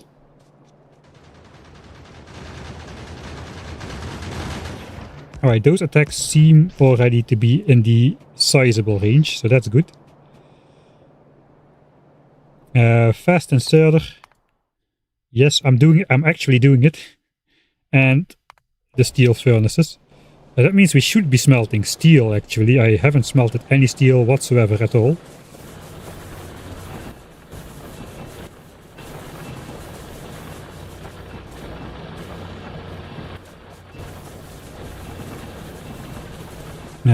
We got steel smeltery down here.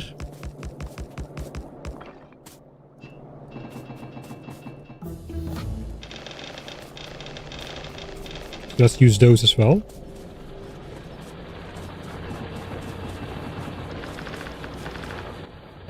Alright, I think we are allowed to make actual circuits now. If we can find 600 iron somewhere in these chests.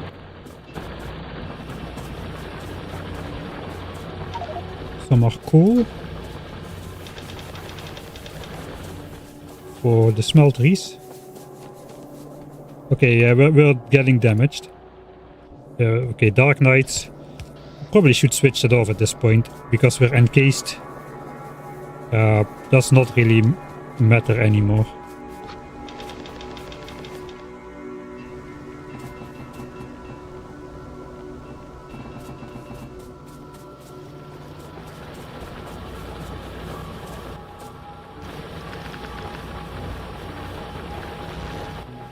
Yay, actual circuits in the inventory, that is great stuff. Right. So attacks will be rampanting up. We got in the walls now to enclose the base. So I think we do that before we go for red ammo.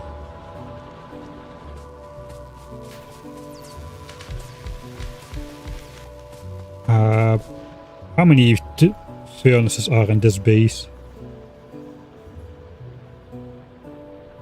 123. So I need 1200 bricks for furnaces. We got almost exactly that. So I need to, all this stone needs to become furnace. Oh wait, we have steel. Because I automate things, you know, I'm a real Factorio player.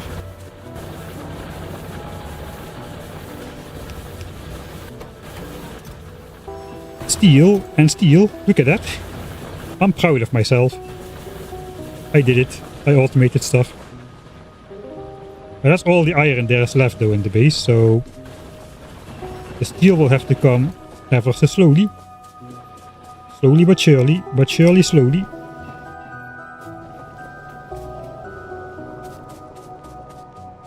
Right then, I guess time for a repair loop and fill in the rest of the wall while we craft furnaces. 70, sure. We can start with 70.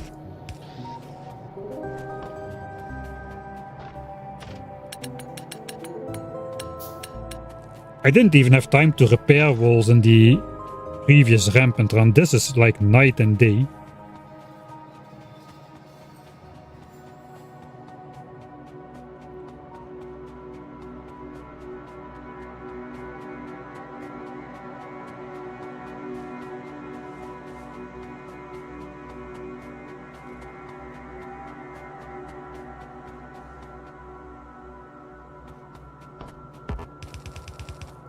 We should keep researching, actually. I think the next thing we need to go for flamethrowers as soon as possible, because the biters will both evolve and turn into biters with like resistances and whatnot, so we want at least 2 types of damage as quickly as we can. So flamethrower beeline it is, I suppose. It means engine, automation 2, fluid handling and oil gathering before we actually need to mine some oil, which today will be easy because it's in our territory already. And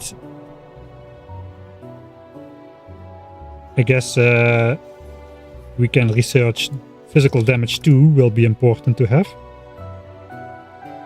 Between finishing oil gathering and actually mining some oil, if I'm not ready for it.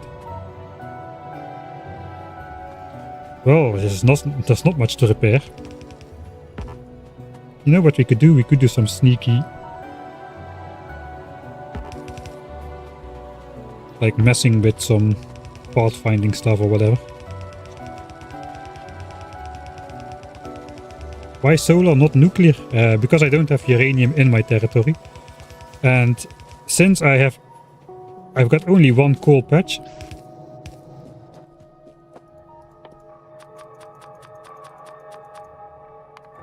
Which means I need to save coal. I need to save coal as soon as possible.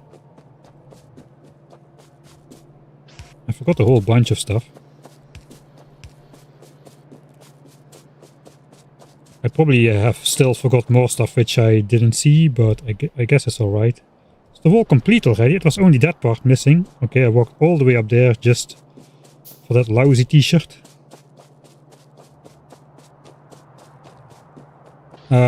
Guns is cheaper, but not in terms of ammo cost. Laser turrets will be free as soon as we got like accumulators with solar panels.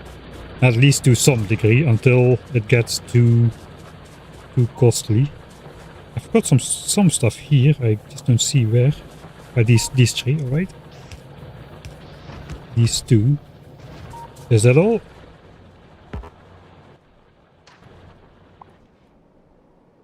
I should check the walls only. I'm missing one inserter. Somewhere. Missing 4 inserters.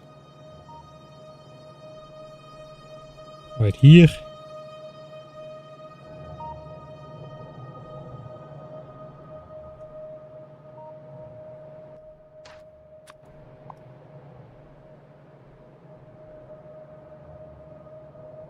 And here.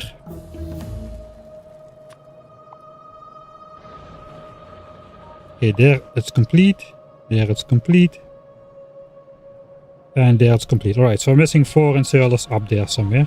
I think we'll survive.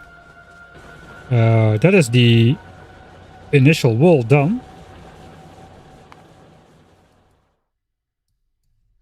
Wall closed. I guess we'll be going for red ammo. Let's first upgrade the furnaces.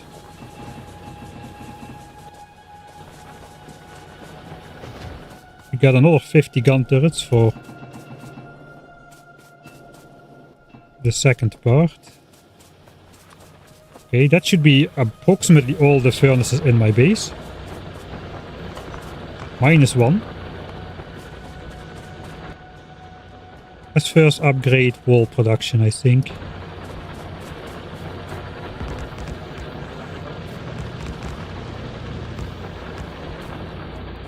Alright, so this is the first coal saving step. The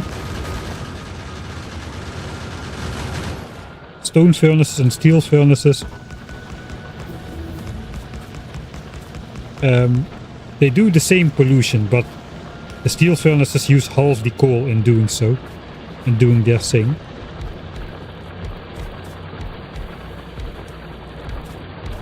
Alright, so we need more mining drills as well. Make some of those.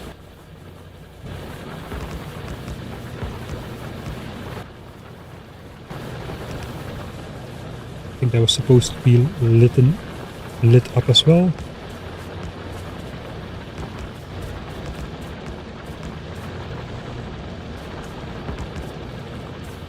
Alright, that will also start to get rid of that backlog. Now the furnaces are slightly faster than the mining drills.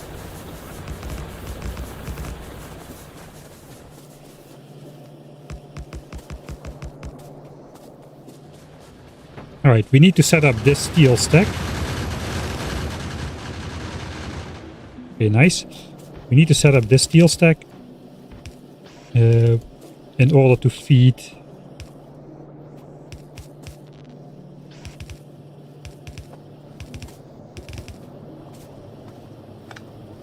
ammo. This is a reversible steel stack. We don't have a fancy splitter this time. But we can just revert the belt to go to engines or to go towards ammo. Or, you know, like some portion. We'll see how that works out for us. But it can be done remotely as well. So that is nice. Alright, so that is steel, and theoretically, let's put some on the belt.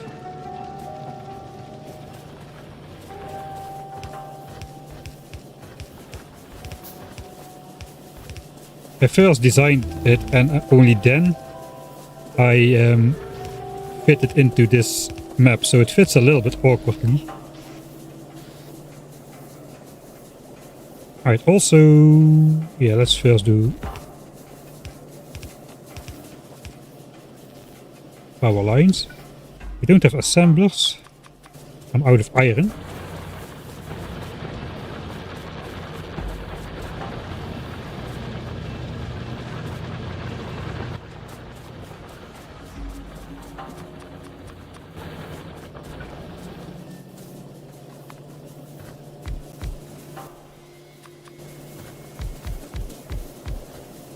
All right.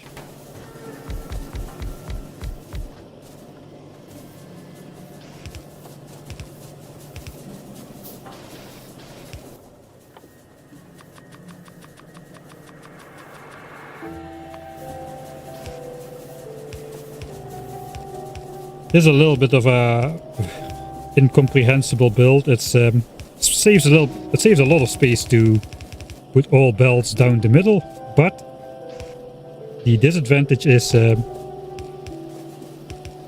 looks kinda... It looks the way it looks, what can I say?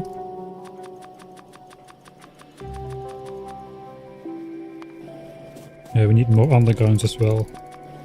Right, we need to craft some belts in here.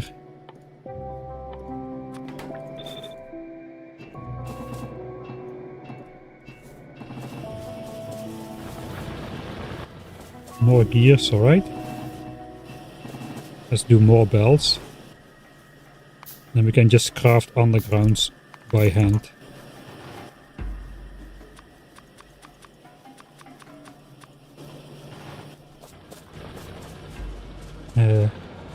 Still haven't automated copper to the gun turrets, I think. I know we did, alright. So sure.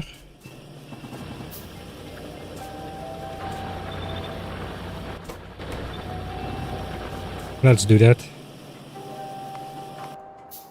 Okay, we're gonna be... Okay, there we go, this electric biters. Now we're gonna get some serious damage with those guys. That is not good news. Those guys were the main reason we just gave up on repairing walls, because they just do an electric zap attack with like a huge area of effect. They just zap belts, power lines, inserters, turrets, and all the walls you can put in front of them. No matter, they just destroy everything at the same time. So layered walls don't help against those guys, at least as far as I know. So yeah, let's get that oil gathering up sooner rather than later. Yeah, we have power issues. That's why SPM is down. So probably we should invest in the second half of the steam engines. We got 10 boilers and 20 steam engines hidden in the forests. Alright, so let's do that. Thanks the Mikest of Mikes for the 16 months, man. So the first VOD of the challenge. Glad I wasn't the only one who tried the challenge after watching the Dosh video. Thanks. We restarted today and it's night and day. Literally, we've got Dark Nights mod, but that's not what I mean. What I mean is it doesn't feel like Rampant today. It does not feel like Rampant, does it? It does not feel like Rampant. I kind of... it almost feels like a cheated opening, almost, in sort of a way. It's... Well, it's not super easy. I mean... the defending has been super easy, but the biters have been busy settling all over the place. Okay, we got more evolutions. We got like fast biters as well. Fast, acidic, electric. These are the exploding ones, the orange ones. Those will cause some trouble as well, I suppose. Alright, we might be in for some trouble still. So let's not be too optimistic here.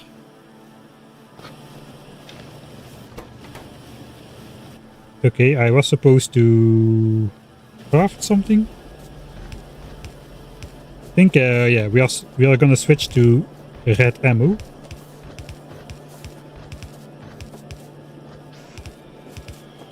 Alright, red ammo. Build is done. Let's craft some fast inserters. I haven't crafted fast inserters in I don't know how long. But there they are. So, let there be lights here as well. What we're supposed to do then is simply, this is the output for the yellow ammo. Time for a save, I suppose. Red ammo switch. So now we just basically flip that. And now the ammo goes into the red ammo build. With copper and...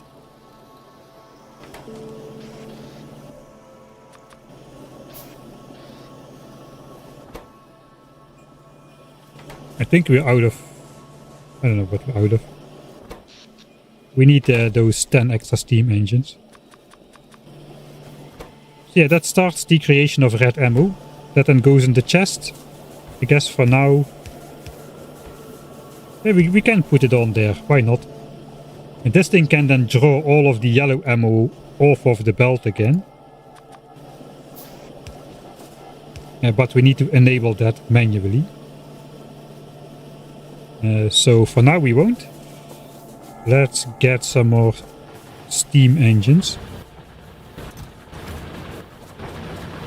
Also we will need underground pipe soon for those flamethrowers. Oil gathering is almost in. By the way.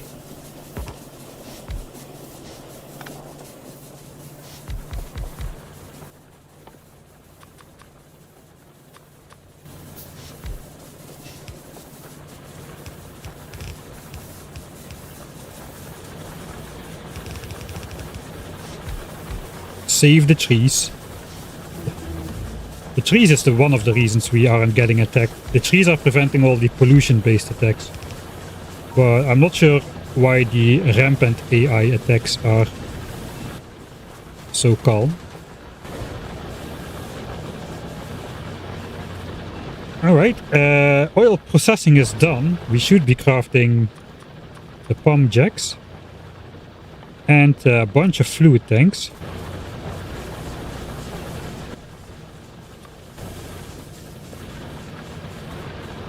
And I guess we just go up to install them as soon as we can. We also want to... I guess we want to build the engine part then. We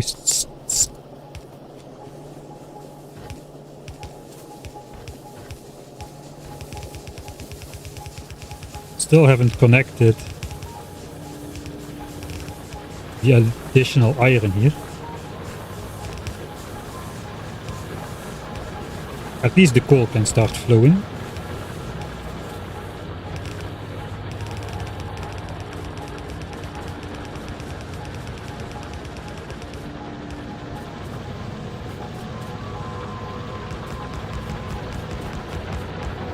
I'm not sure, I think it's more important to start oil production.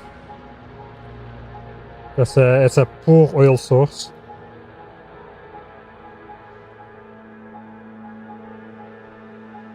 This is not space age though, so we won't have asteroids in this playthrough.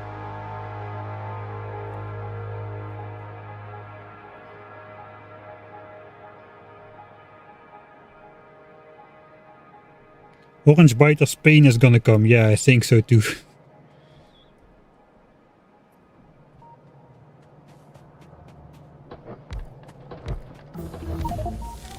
There we've got oil gathering.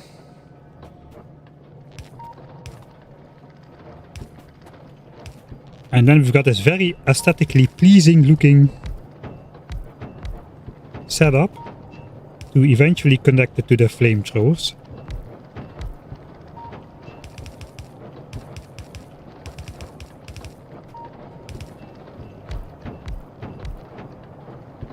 Alright, all of it is connected at least.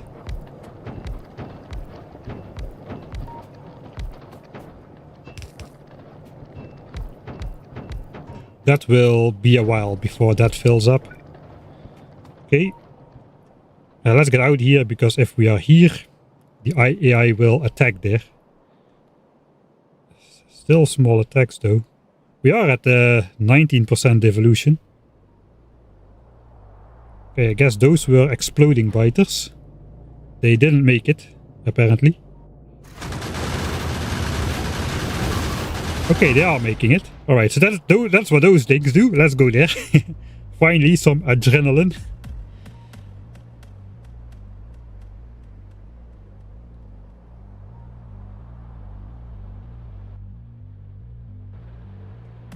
I've been slacking because I think that's the biter's secret strategy. Lull me into a false sense of security, so I start slacking. And then all of a sudden, you know, that stuff happens.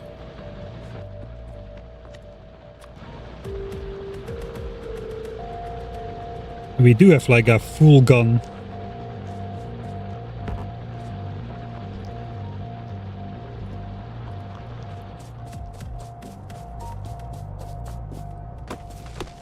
upgrade. So in the areas where we sense we are attacked heavily, we can already upgrade ahead of time a little bit.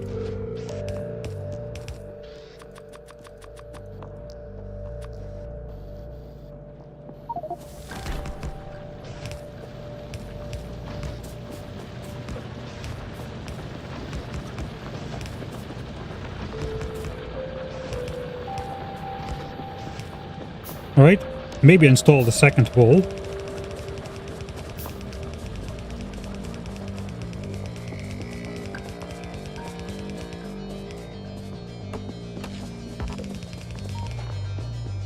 In those areas as well. So the next attack should be smaller there.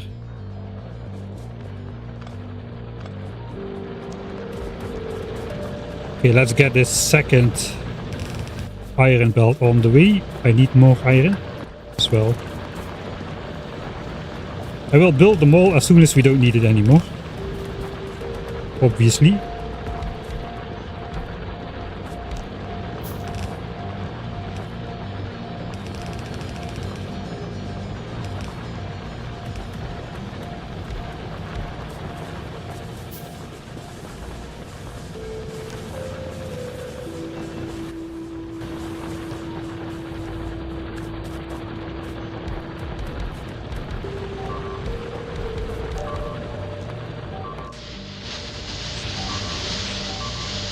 Looks like another area which could do with a little bit more upgrades.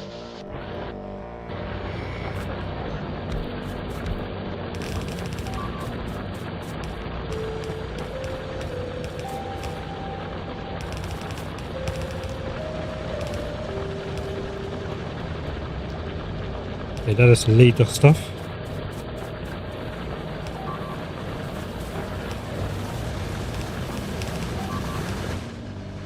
Okay, things are starting to get a little bit more heated. I think we're still getting destroyed on the left side.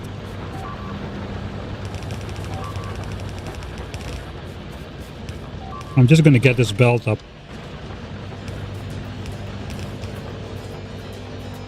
That will hopefully do.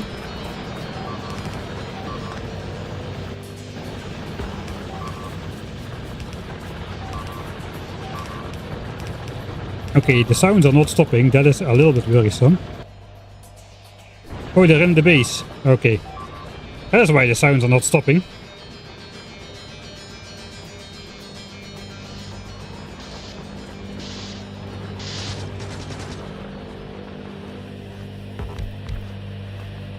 Okay, maybe we should go fix that first then. Fortunately, it's not dark nights.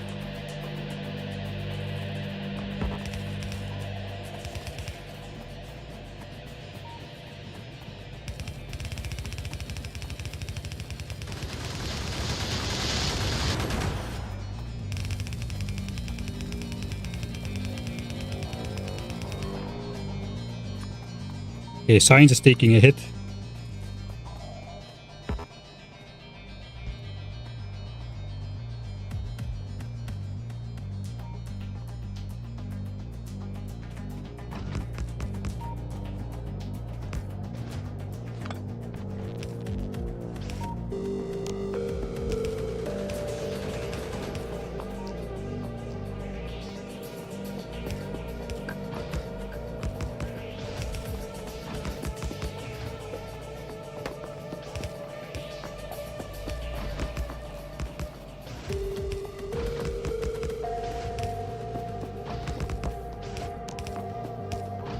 Alright, we have time to repair stuff later.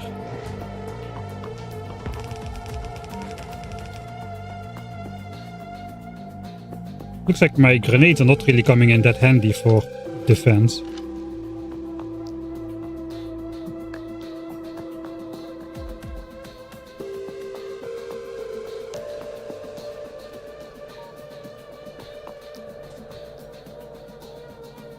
Alright, so can I paste this one more time? That's a little bit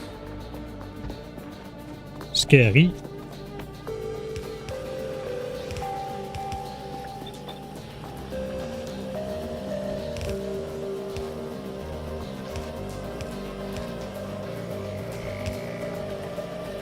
I think that's all.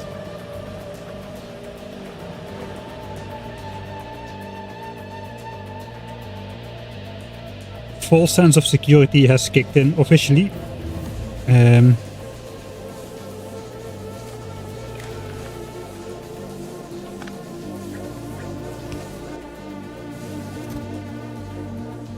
need some red ammo for myself. I guess I can handcraft it.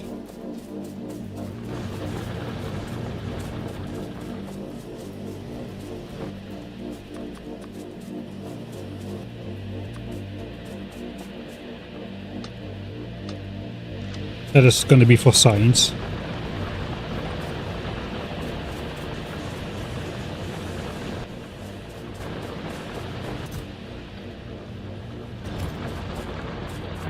I guess we'll make it in here. We need military science as well. I don't know what we'll go for after that actually. Maybe just modules.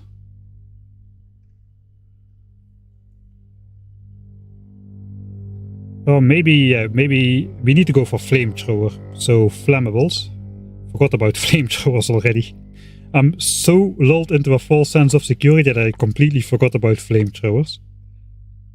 Alright, so that is what we want. And after that we'll do a research stop and focus on ammo production and gun turret production. I think that's gonna be the plan. We are crafting the ammo. I can handcraft the military science as well, who cares?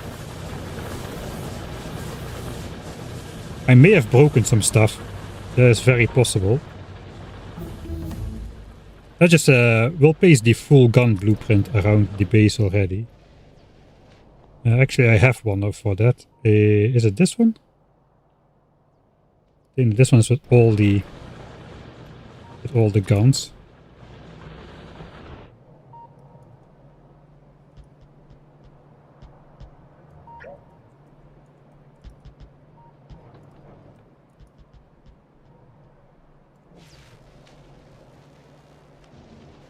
Oh yeah, here.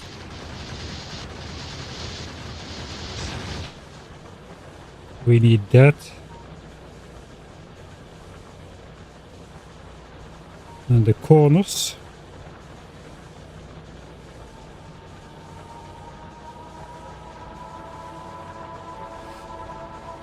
All in the name of saving the spaceship. Alright, so now we know where all the gun turrets and inserters should be.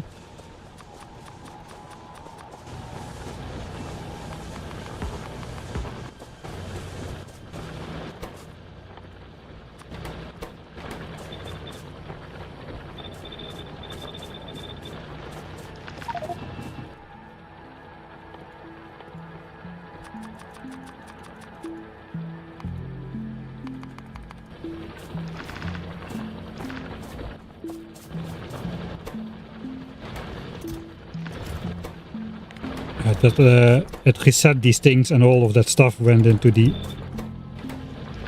output slots.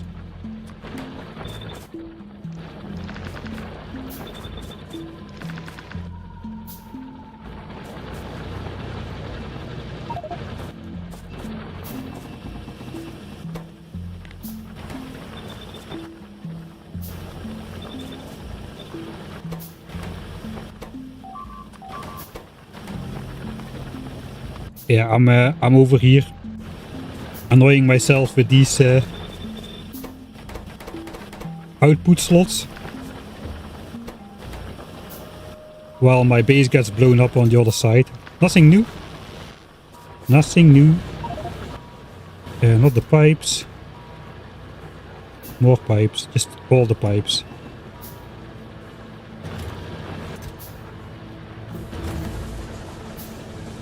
Alright. I'm so horribly inefficiently slow. I probably should do a research stop and focus on ammo. Okay, these have defaulted back to ammo now. Let's grab all the gun turrets and the walls. I think the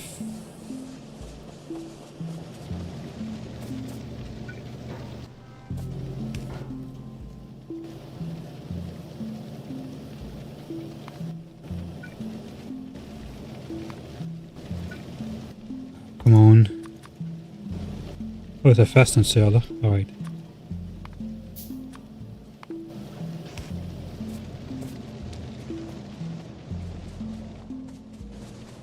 I'm playing so bad. I don't deserve to do so well today as this has been going so far. Alright, I crafted the red ammo. Let me at least make the military signs then.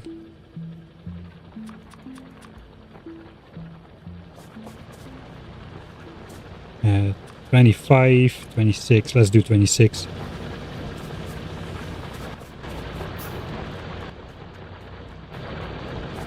It's not even funny how bad I'm playing today. We have so much stuff though.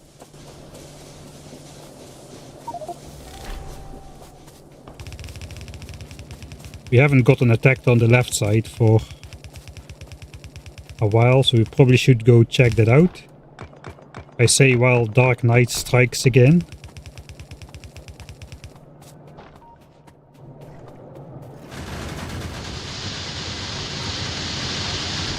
Well, that was conveniently right in time that we were here. Those are those 200 byte large pollution based attacks. Those are the ones that are really dangerous.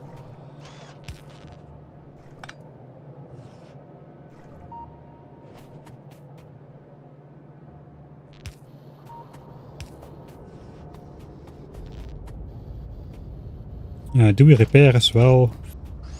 I think we repair the turrets and whatnot.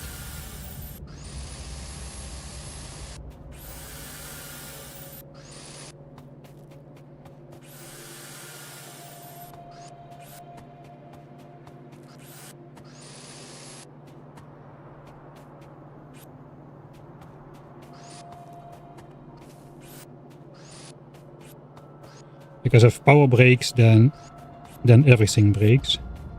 Look at the damage. They just damage everything through the walls, far beyond the line. Those attacks are fine. Those are the rampant AI attacks. The small squads. We can deal with small squads. Okay, red ammo starts to be distributed.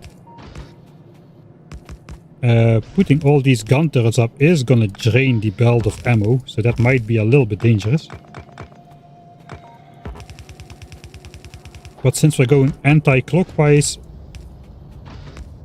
all of the turrets should get at least something.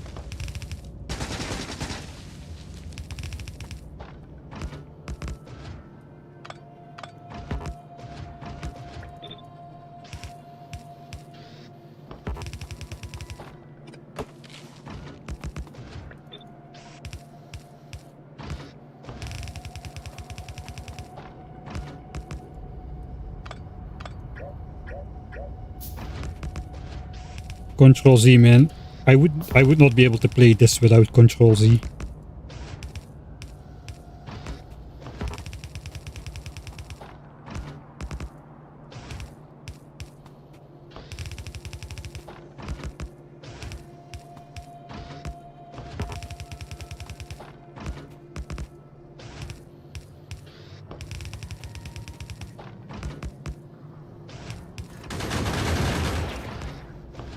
Alright, hello biters. How's it going with the oil? 67k already mined. That is pretty good.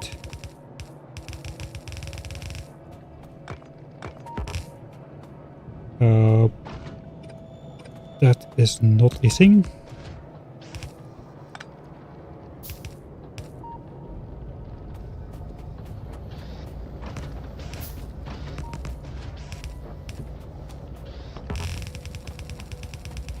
Got 84 more gun turrets.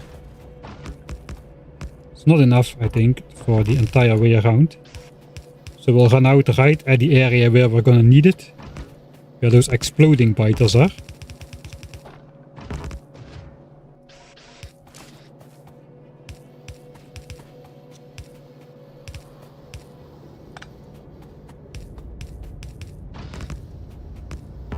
Yeah, we did get damage all over the wall though, so they are actually attacking all the areas.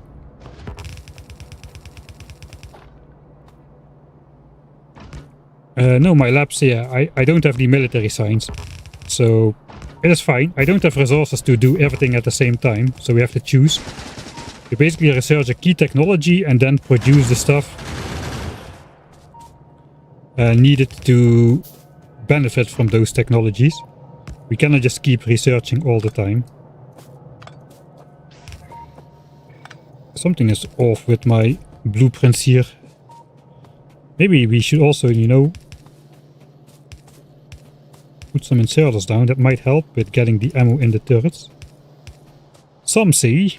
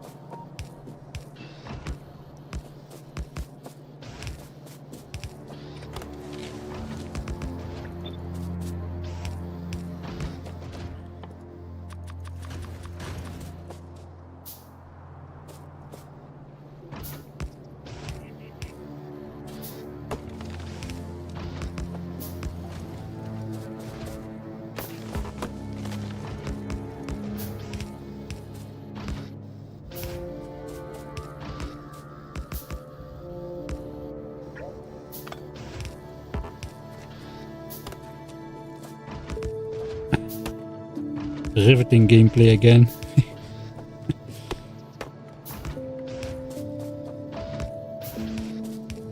This is probably the most boring Rampant playthrough ever. I have no idea what's going on.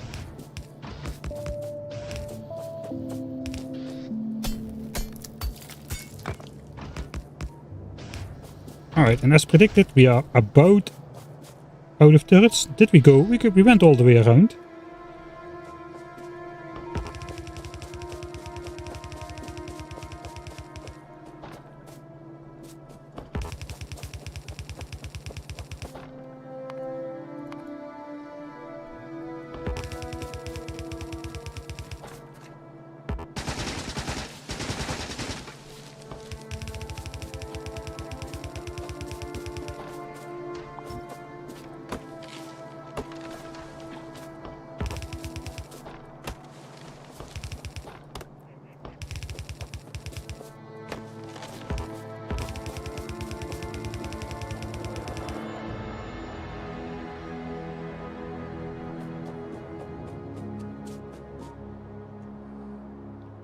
It's getting light again. You can tell jokes.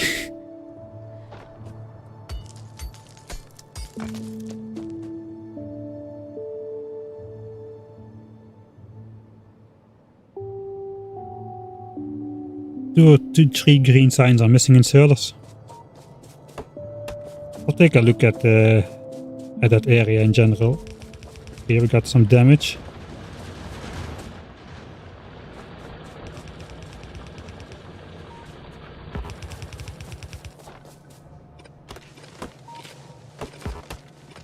I guess we can safely grenade these trees, theoretically, since it's going to be flamethrower the way anyway.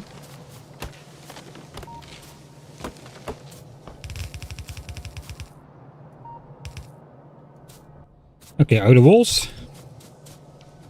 That's good. We installed all the turrets then, except for on the bottom line here. Let's grab walls. We can use the stashed up engines to help create flamethrower turrets.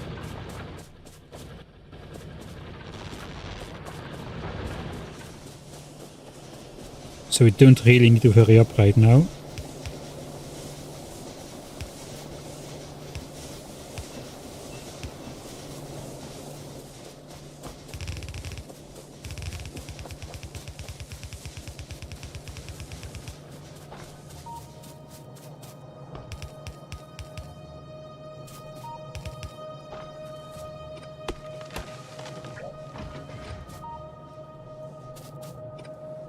All right.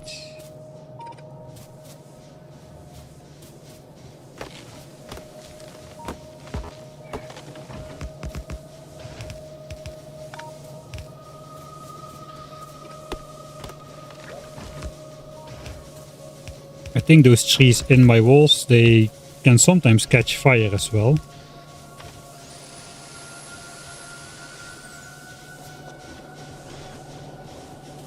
Which means we should probably take them down.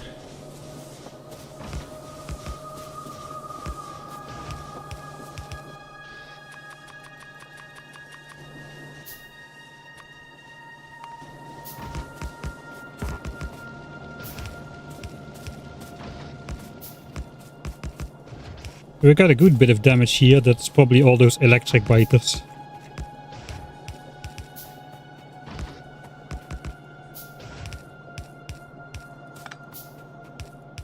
Doing the damage.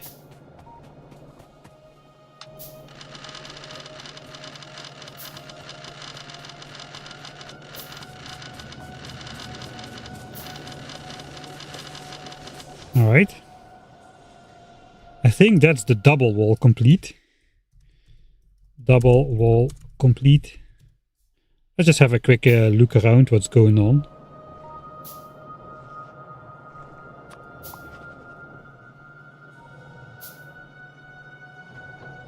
We missed one or two inserters. I think that is not something to worry about too much. So yeah, we definitely missed some inserters here and there. But just a handful.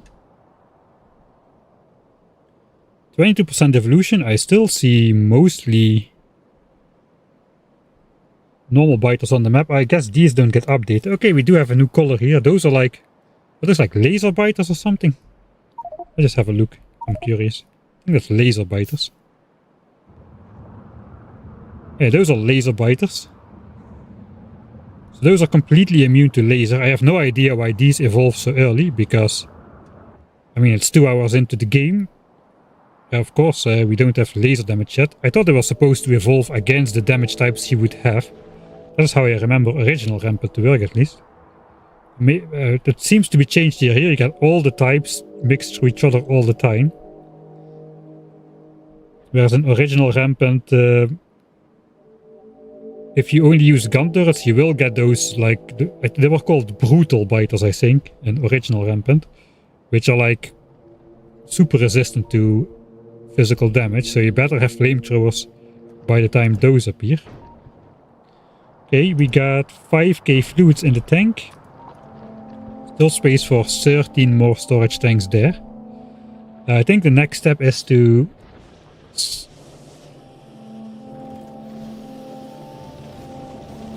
I think we need to put more iron into the steel smelting, because the red ammo production is limited by steel, because it only comes from... I didn't finish building this stack. That doesn't help either, does it? Alright, a clue. A clue. Why is steel not being produced? Well, we are not feeding it iron, so that is something to solve. Okay, science is running over the entire belt.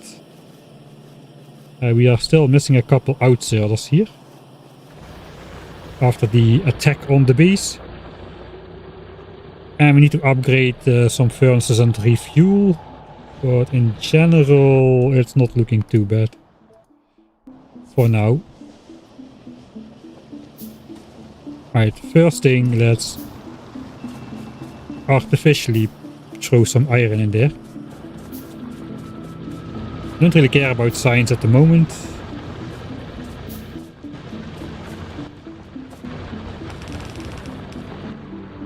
Okay.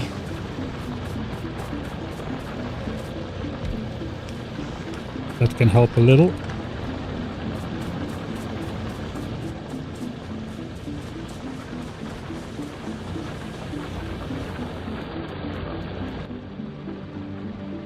We can do something like this. Whenever we are not using iron for the main stack, it can go into steel. Okay. This has run out. So that is my pipe automation done. We do want a ton of underground pipes at this moment.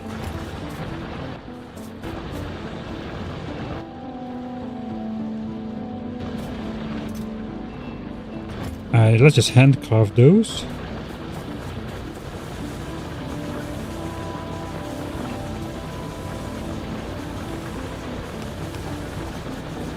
I guess then now pipes will need to be fed to be crafted.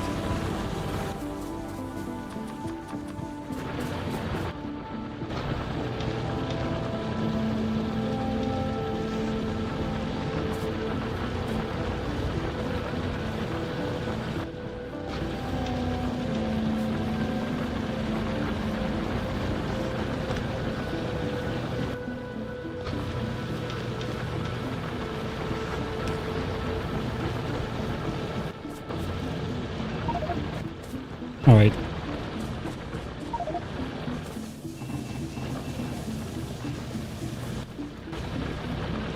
There's a lot of wood we chopped.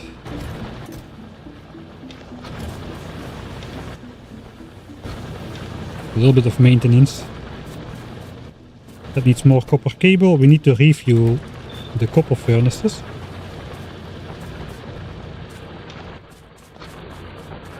And upgrade them to steel.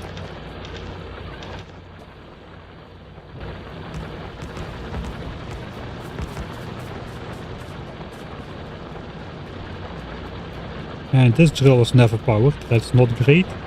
That's where my mole needs to go.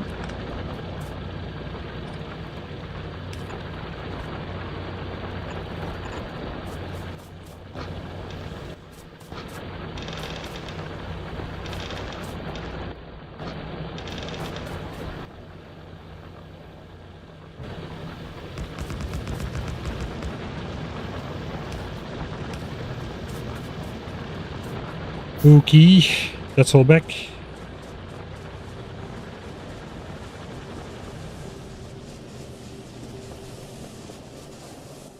So we're doing red ammo first. I think it's time to put the military signs in there. Labs should be somewhere over here. I think they sparkle in the night as well.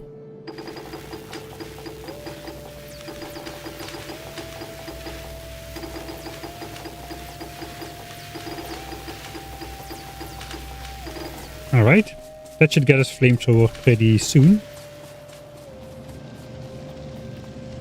Which means it's time to build this area up.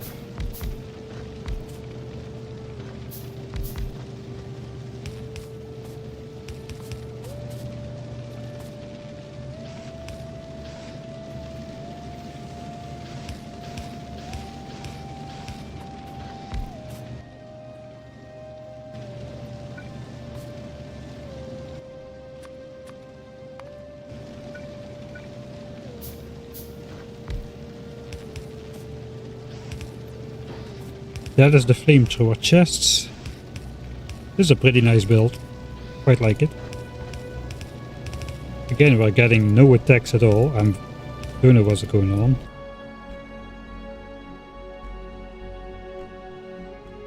I guess we'll pretty soon get a huge pollution-based attack. Because those should work approximately the same.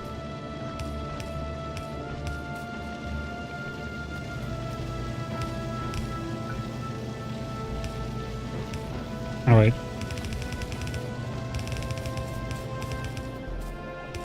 We'll divert.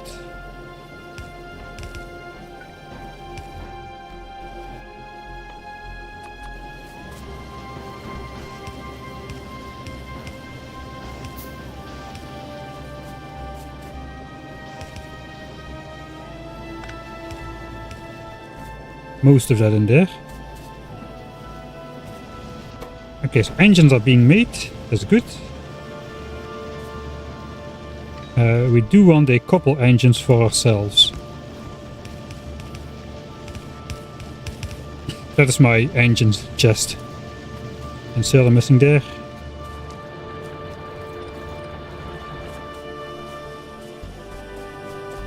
Alright, so we get something at least.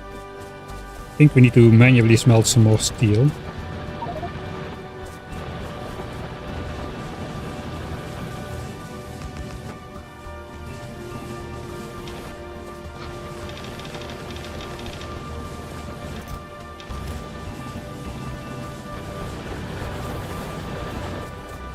Okay, there's steel as well. So we'll use this steel then for red ammo for now.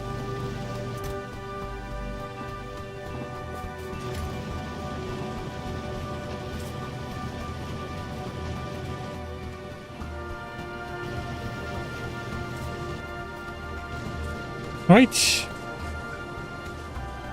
So that should make flamethrowers fairly reliably.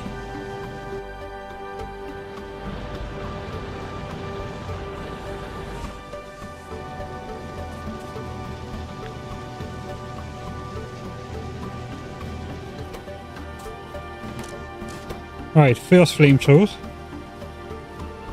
Heck yeah.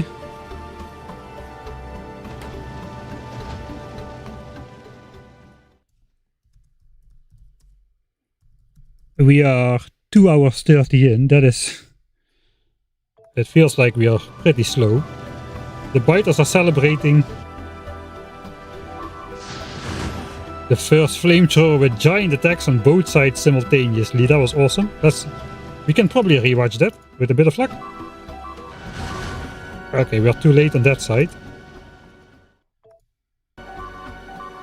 Not on this side. Oh, that's gotta hurt. Yeah, that is just a single attack and they just zap a hole straight in the wall. And then the next attack can just run straight through. Those would be a pretty horrible combination, by the way. Those electric biters. Zapping a hole in the wall and then the exploding biters just running straight in.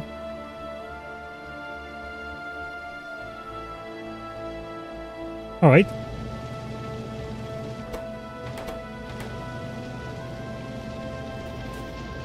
I guess we'll leave this be.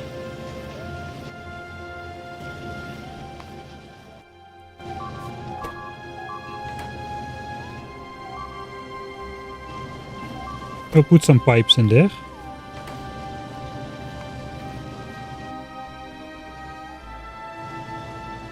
Let's go fix that hole first. And then we'll go around that way and we'll place all the pipes on the way for the flamethrowers. But yeah, every time we get one of these giant holes in the wall, we will need to spend the time to fix it, I suppose.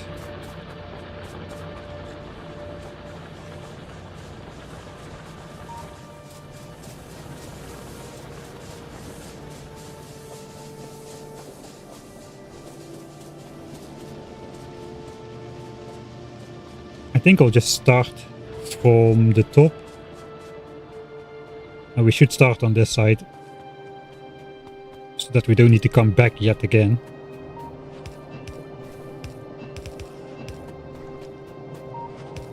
Alright, so this might be... Okay, we shouldn't place that flamethrower yet. Why is there an inserter? We'll leave the walls be.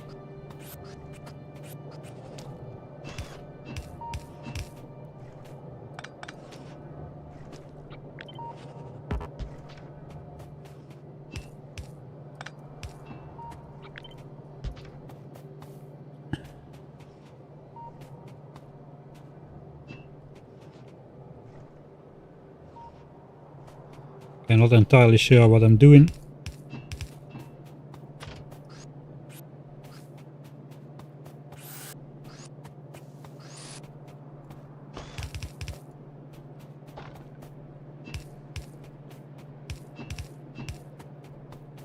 Yeah, we'll have to leave the flamethrowers open, so we won't get the oil in the base just yet.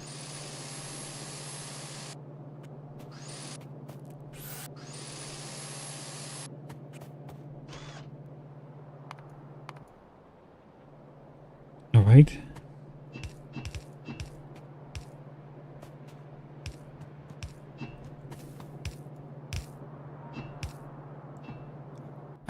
I guess we will ignore the damage for now, unless it's like a heavily damaged area. I think we should ignore the biters.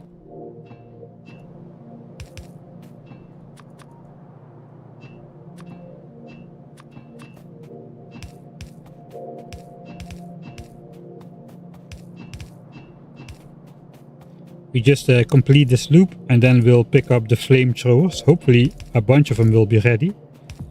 And then we can start defending ourselves with fire along the way.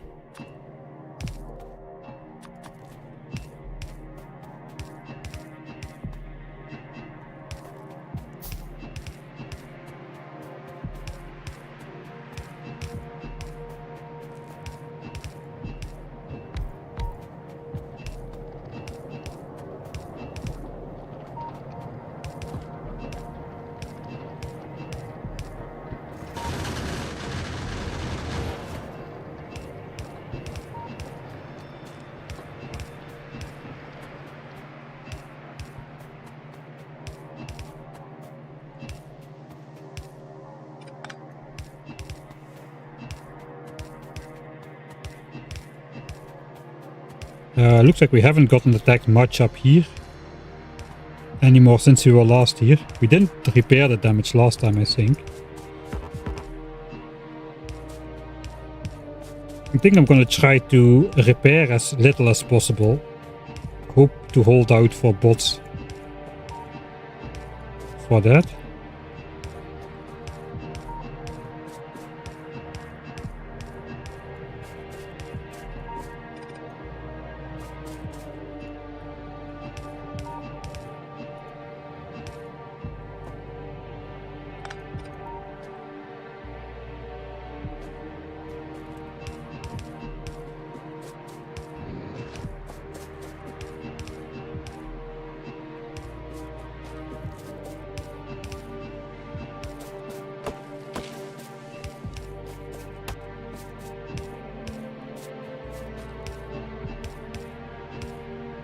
One thing we should do actually, especially in area, okay, there's not a lot of forests here.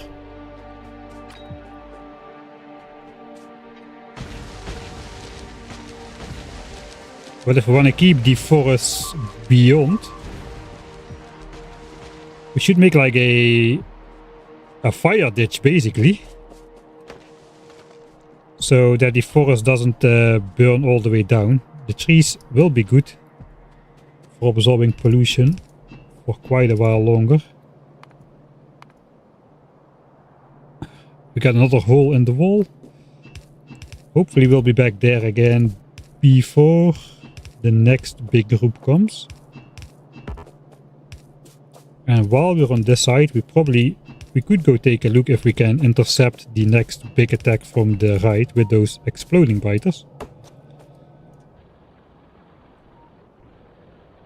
Although they're pretty far away. Yeah, I don't really want to go out there. Also, they might explode me.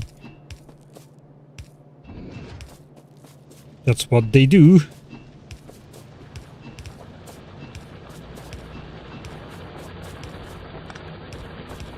You know, it's been so mellow, I wonder if I just could have rushed bots from the start without caring too much about defense.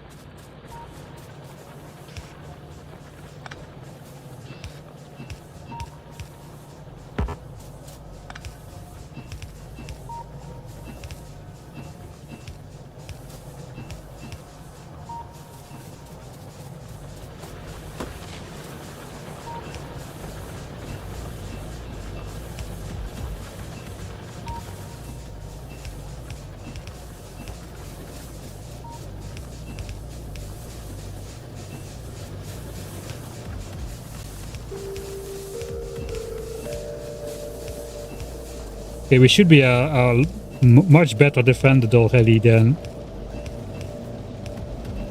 last time when we got the hole in the wall and the biters in the base, and I didn't even care to look because I thought they were still at the walls.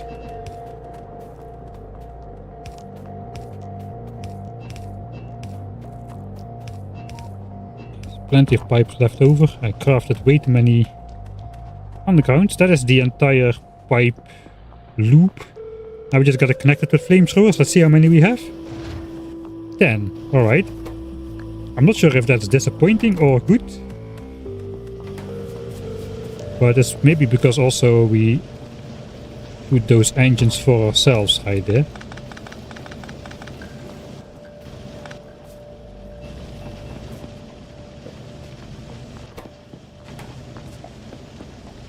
Also, yeah, some of the steel. Okay, that is that is not working, Mike.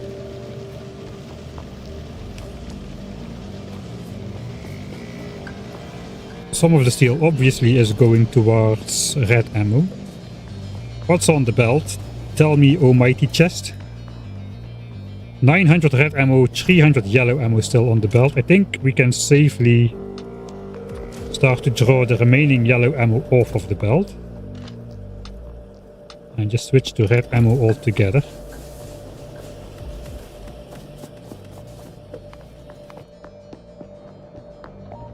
Alright. More steel. Even more steel. This one is out as well. Those patches are not holding as long as I was hoping they would. We'll throw it in the flamethrower.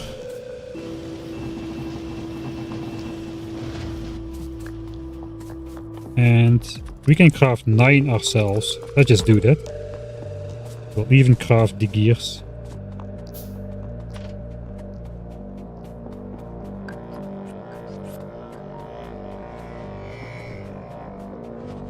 Alright, now we do need to start from the top though.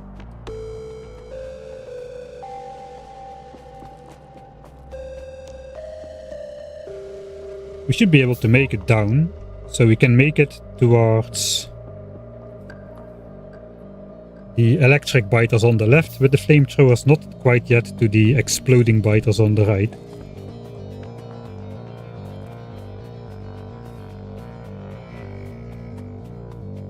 Some yellow ammo assemblers not working.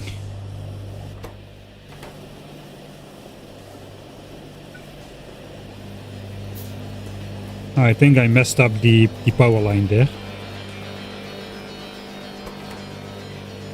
And I forgot 2 inserters there. 4 inserters. Okay, yeah.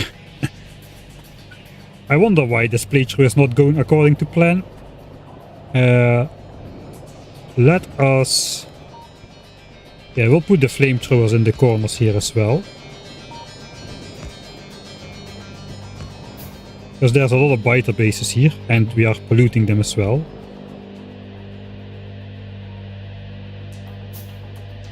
Okay, don't really see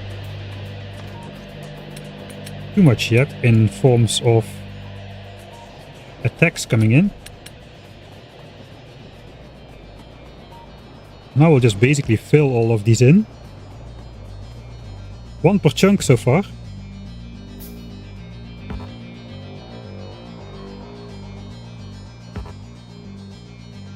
And that will both connect the fuel and the oil all the way down and defend the entire left flank with fire. In a normal DeathWorld we would have met the win condition right now. We have successfully tagged flamethrower. But this is rampant. Doesn't look like it's rampant, but apparently it is. Yeah, we got a hole in the wall, I forgot about that. Rampant tends to have lots of holes in the wall all the time.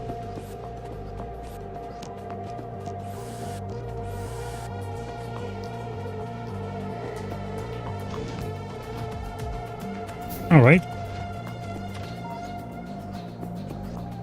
We made it down. There's the next huge attack group. I think we might want to invest extra flamethrowers over here at the moment. We cannot make it all the way to the right anyway. I don't want to miss that attack. I want to look at it.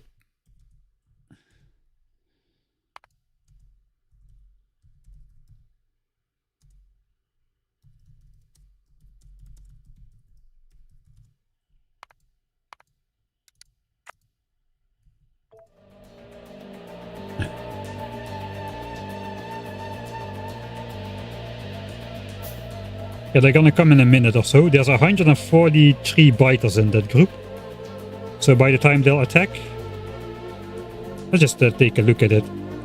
And there should be a giant group on this side as well. Somewhere. 120 exploding biters. And they'll attack in like 3.5 minutes. Let's just watch both of those in editor mode, because I want to see some action. We'll speed it up. Okay, there they come. The exploding group. Sorry, the electric group. Alright. They didn't make a hole this time. I think the front biters still get all the damage in, but the back biters, they burn before they can get attacked. This group has meanwhile grown to 150. 160, they might reach 200 biters before the timer runs out. 200 biters is the maximum attack group size. 175 with a minute to go. 183, 185. They'll reach 200. No, they didn't reach 200. 197. And they come. Alright, 197 exploding biters running towards my unflamethrower protected double wall still on this side. Let's watch it in slow motion, half speed, here we go. We only have yellow ammo as well, this is not gonna go well.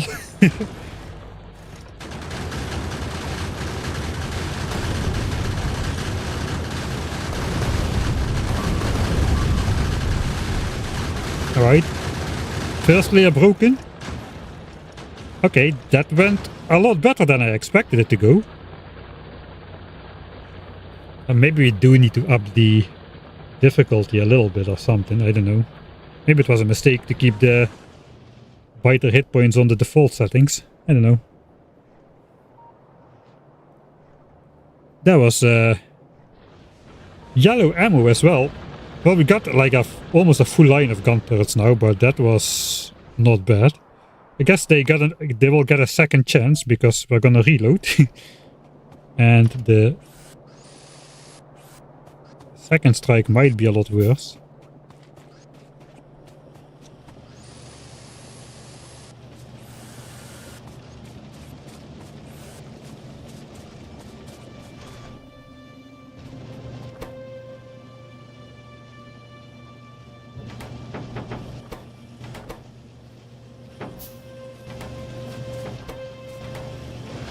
They were making 2 flamethrowers a minute. They are very expensive. They cost something like 230-ish iron, I believe.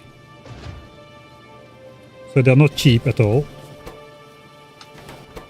Let's fix the ammo. That has never worked correctly ever. Literally,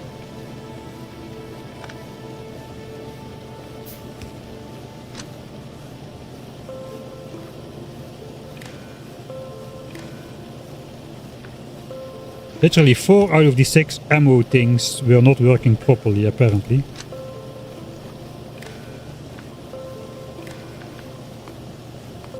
That was the left wall with the flamethrowers. I guess we have the means to continue. I guess we'll have flamethrowers there before. If we can make it. We got 14 of them. With 1 per chunk, yeah, we should be alright. I think this...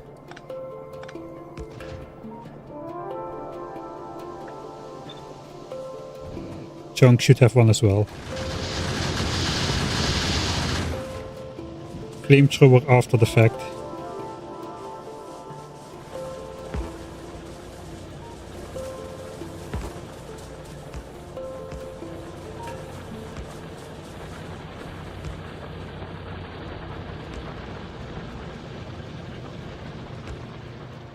Okay, looks like this side is protected as well.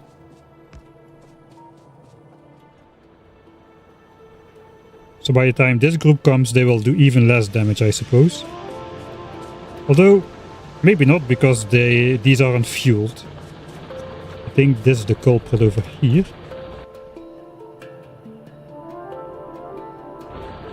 And we're missing 1 pipe up there somewhere. That's fine, we'll deal with that later. I first want to also make my fire ditch over here. This is a large forest area.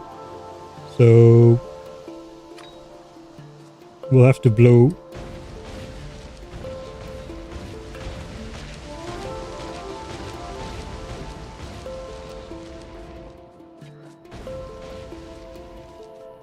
somewhat of a fire ditch.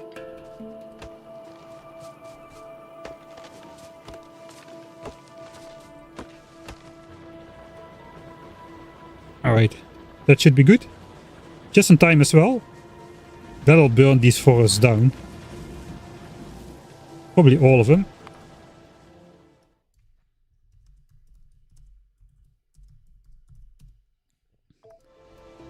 I just fast forward to see how the fire spreads. Yeah, it burns up all the forest. And it's pretty painful.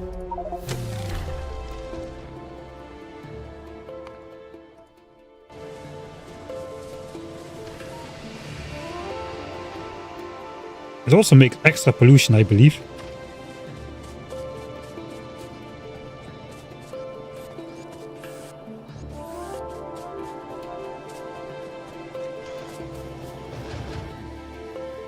Okay, another 5. I guess we don't need the...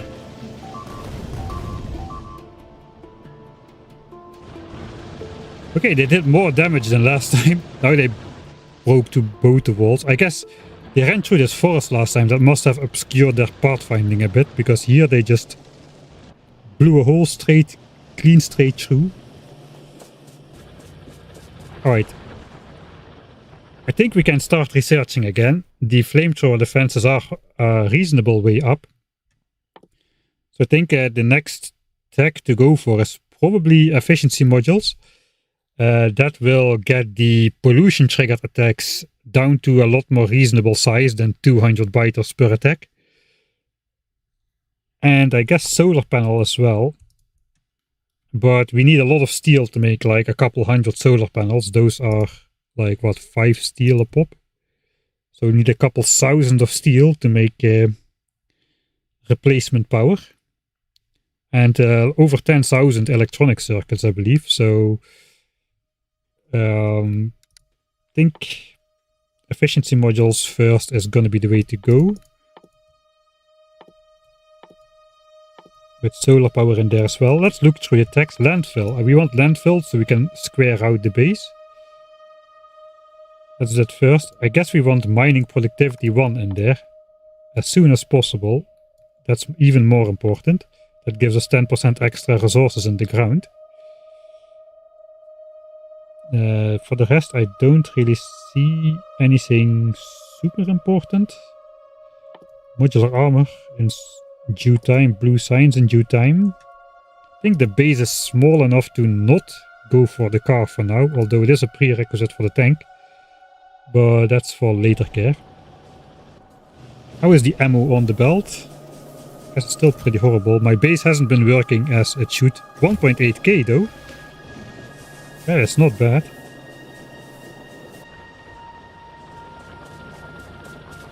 In that case, I'm going to wire this guy up. I'm gonna keep some... No, we don't.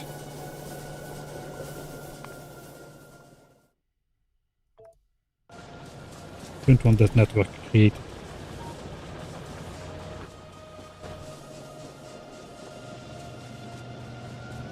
Yeah, we shouldn't really worry about too many of those things.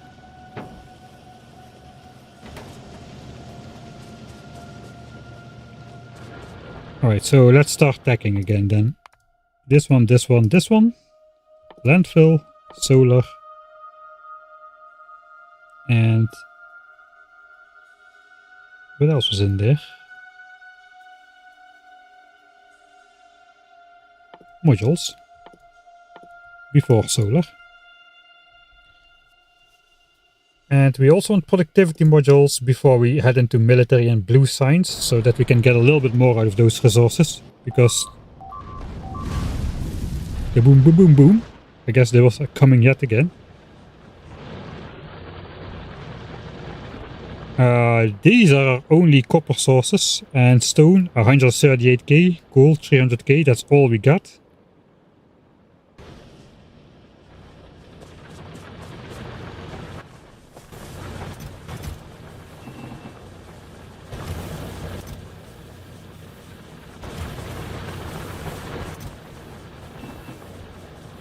I guess we don't really need that many more pipes at the moment.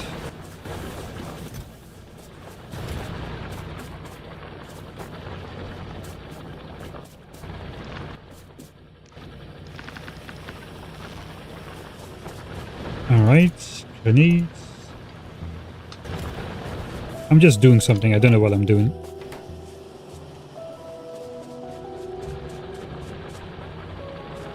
Looks like we need to refuel walls.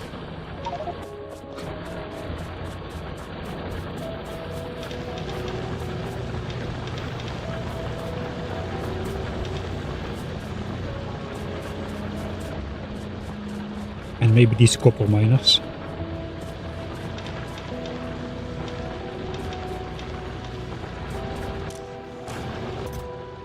But soon we will not need these anymore.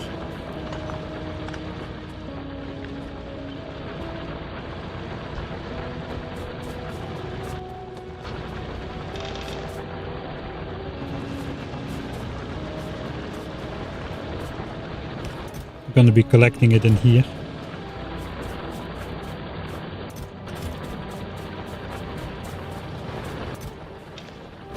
Alright, I guess we addressed the hole in the wall again. It's just a matter of waiting for the flamethrowers to be finished now. We can still prioritize ammo and flamethrowers and whatnot. Just use the extra resources we got to progress in science. It's not going to be 45 SPM for long. We need a lot of flamethrowers because all of the central... we will fill in all of those spots with flamethrowers eventually. But the first order of business is to...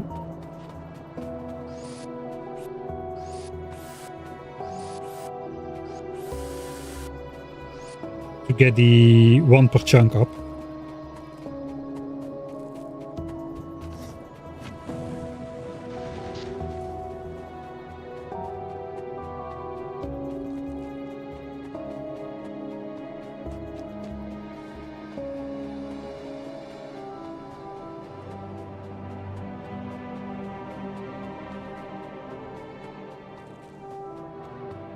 Thanks, Sphinx. I'm never gonna fix green signs. Did I not fix it already? No, I didn't. No, I didn't fix it there. Let's put a marker there. That might do something. I'm not giving any promises. Okay, don't have those. We'll go this way now.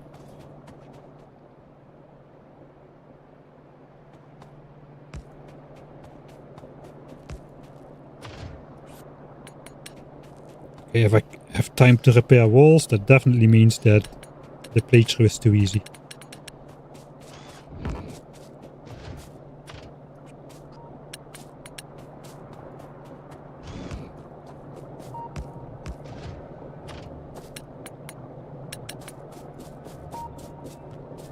It's pretty soon not gonna be easy. As soon as there were those sapper biters who, like, they have the attack like electric biters, but they destroy walls like crazy.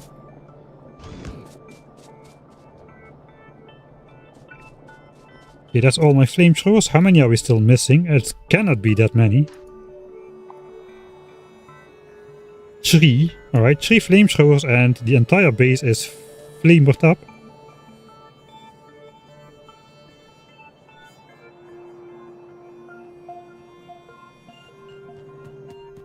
If we have all the pipes, that is, of course. This one is missing 1. 2. Alright.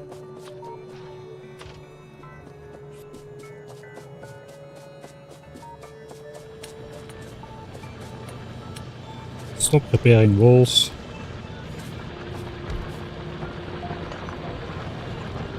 Yeah, it's not worth it yet.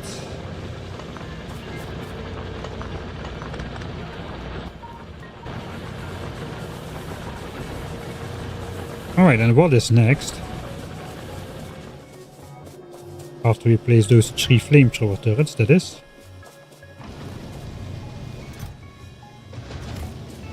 I hear some more explosions.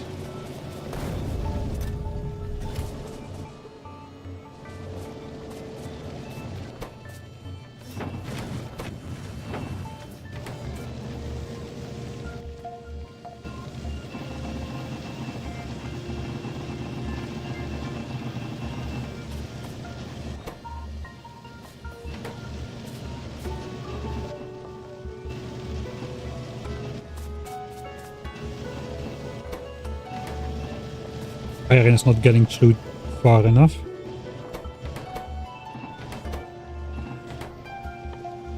One, 2, what am I missing?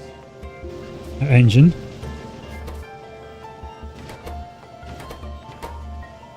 Give me the engines.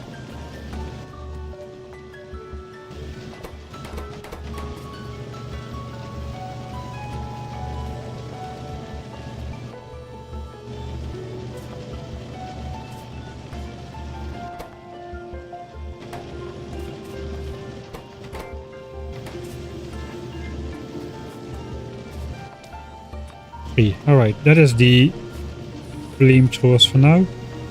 Let's prioritize the rest of the flamethrowers. I think we got a fair amount of ammo on the belt.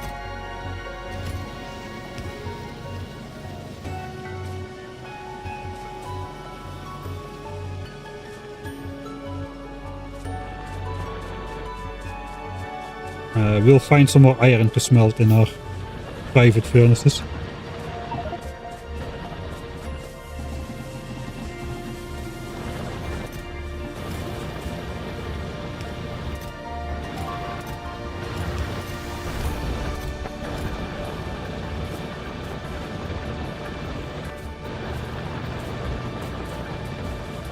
I thought we had more, but a little bit optimistic to empty the entire inventory for that.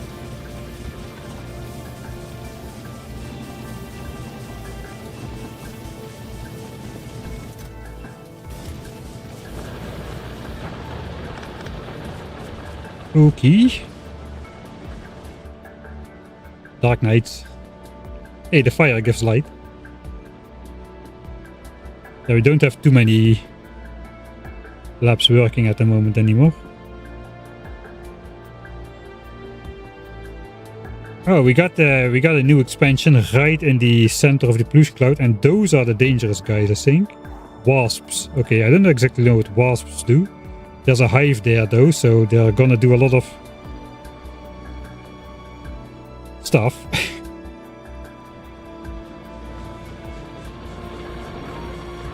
Let's place those 3 flamethrowers.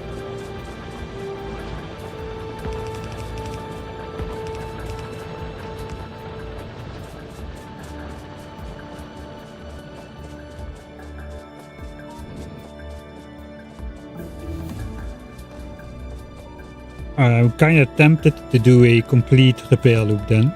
Since we got the time anyway, we'll just start on that section.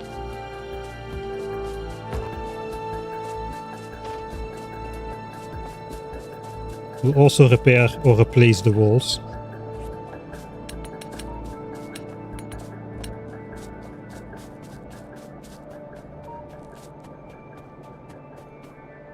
Let's see if we spot any of those missing inserters as well.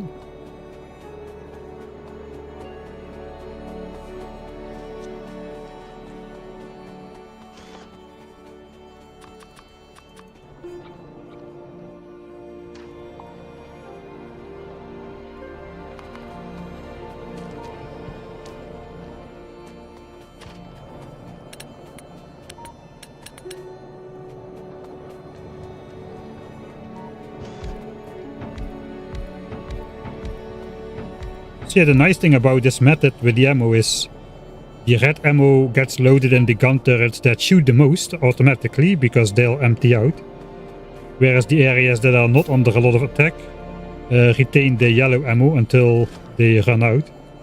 There's no more yellow ammo on the belt at this point. It's all red ammo. So that will just organically improve. The problem with that is if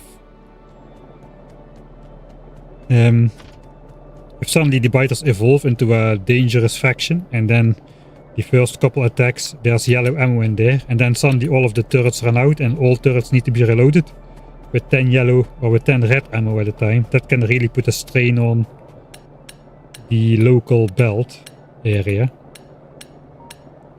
So this is why I normally didn't want to bother repairing walls, because it takes a very long time. And I think we're better off also for the bots not repairing, but just going replace only.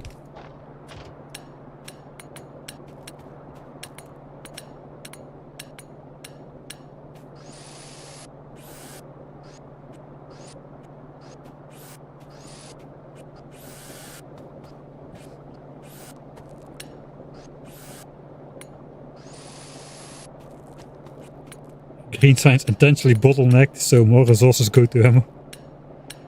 Yes, that is actually the case, but yeah, also it got destroyed in a biter attack an hour ago.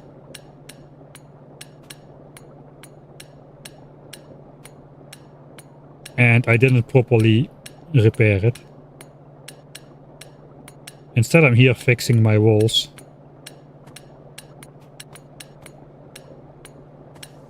This is a luxury position, man. In last week's stream, we didn't have time to repair walls. It was a complete madhouse. Okay, the electric ones are evolving into wasps here as well. Not really exactly know what they do. The problem is we will be too late to find out every time. Those are going to be so close to the wall. That might be a problem. That might lead to some eternal attacks and whatnot.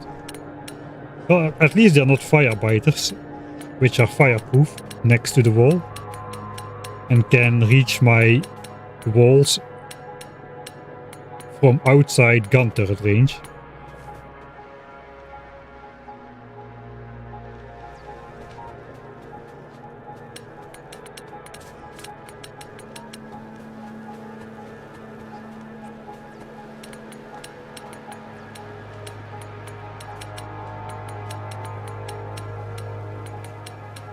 Would dragon teeth work?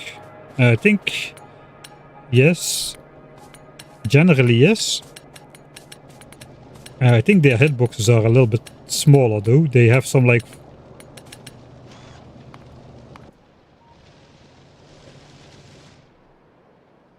sort of a fluid hitbox. Fluid? No, like a more forgiving hitbox, I believe.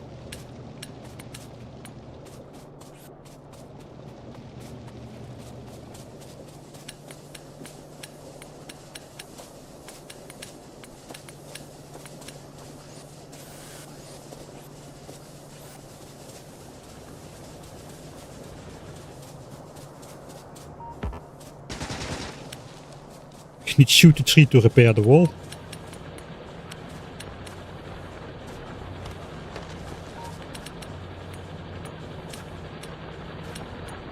Okay, this is actually the first full repair loop we are doing, where we actually are repairing the full damage.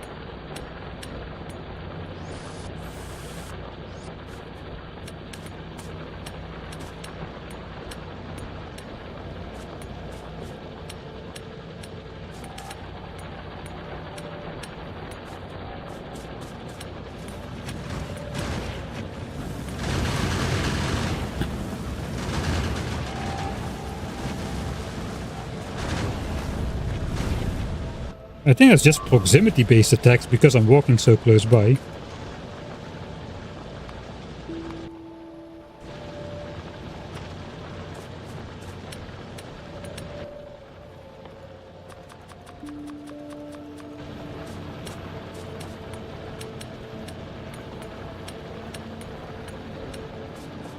Hopefully before the next full repair loop we'll have bots. We can still use repair packs, but I want to give my landlocked bots no access to repair packs. And we can then, with our personal construction bot, make loops next to the walls, and we can repair like 30, 40 walls at the same time using our own personal construction bots, and just keep it the upkeep like that. What are these color biters? That is like purple or something. Maybe just the insides of the biters that are purple. Yeah, this is not recommended.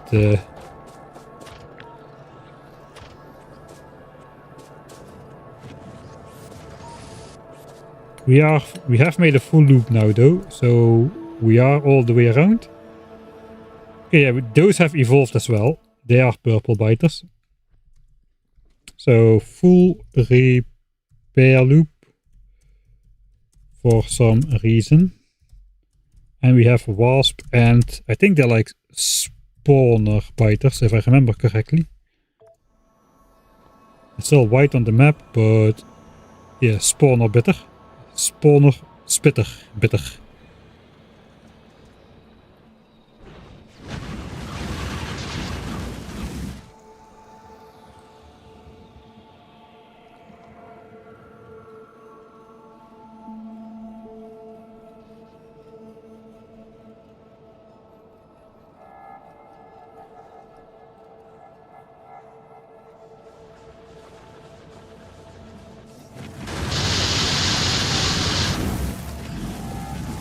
I think those wasp spitters are a devolution compared to the electric ones.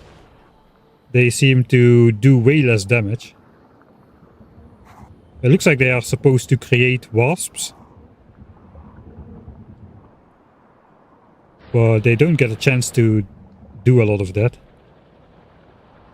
I do remember those worms, they were pretty deadly if I remember correct. Let's just go take a look out of pure boredom.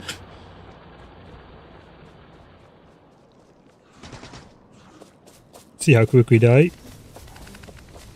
Run, run, run. Okay, those are wasps. There are some wasp stuffs going on. So that looks... Oh yeah, those worms had those acid things.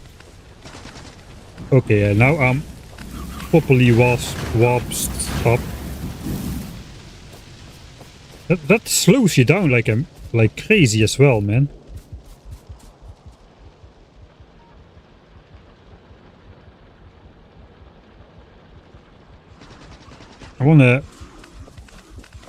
I don't know where my fish are. I wanna feel the force of that worm stuff.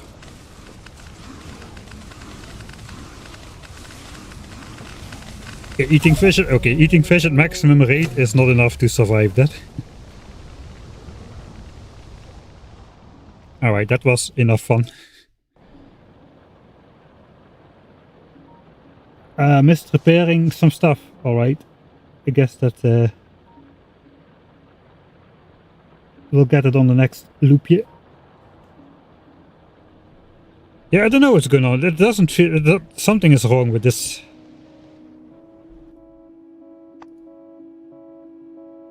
I mean, we still have the benefit of most pollution getting absorbed by damaging trees, because of the layout. We've got a lot of trees on this side. A lot of pollution is escaping towards this side, though. I guess towards these guys now as well. Those will form some massive groups. But as long as they don't get to spawn their black sticky wasps, goo, they don't seem to do too much.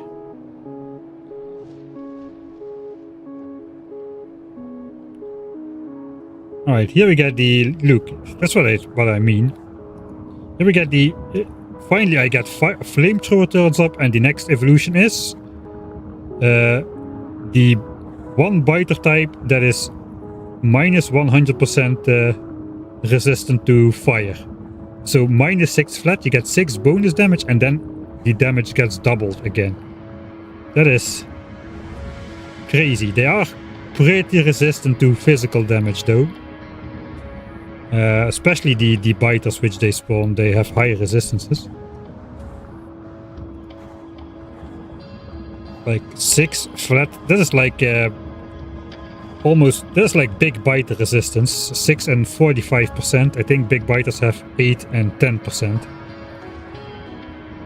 And also very explosion resistance.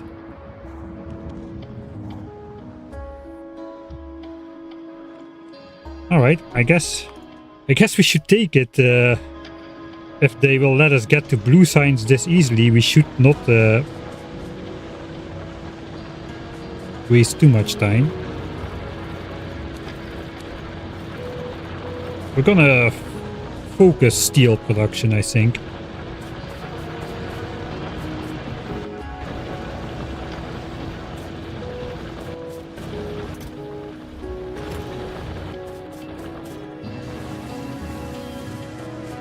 We're gonna need steel for solar panels and for more flamethrower turrets.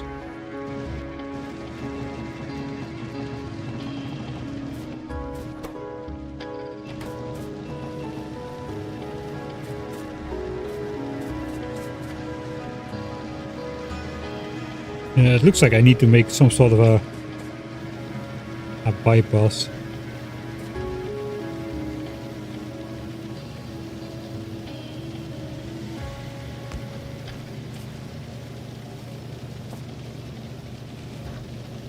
I think we'll do that. So we need to get the iron on the right side, and on the right side only.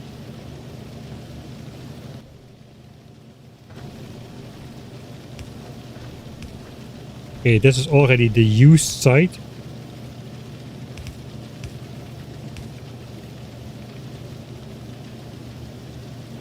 This is a problem.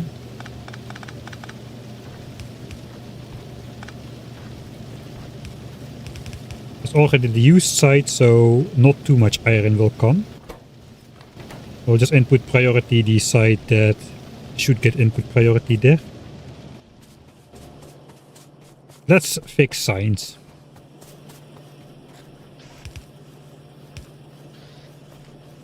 We'll also repair it here. A belt was missing. Lots of belts were missing.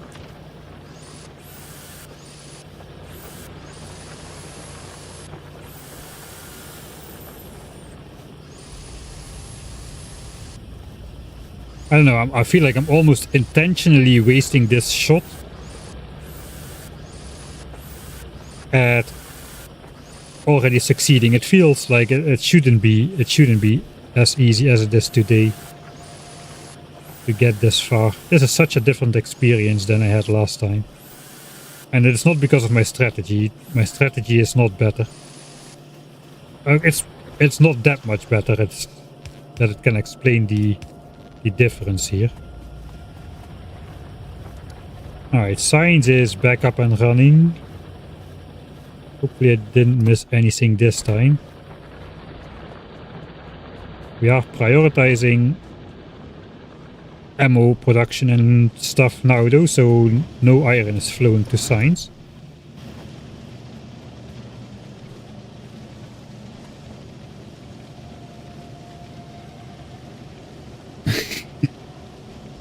Fighters can file an administrative complaint if you generate too much pollution.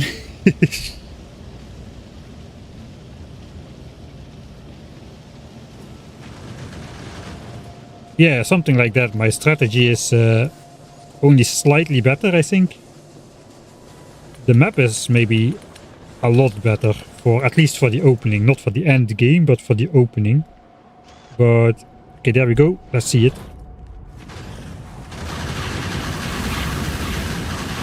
Alright, they do spawn some of that. Not a lot though. Okay, we did get damage. This one is almost completely broken. So looks like that poison cloud or something does do something.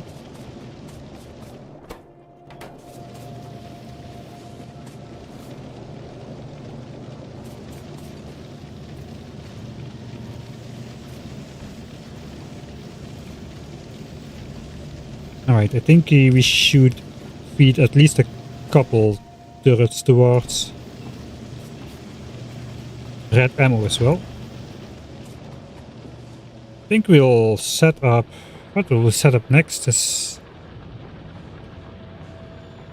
We should go for those efficiency modules, I think.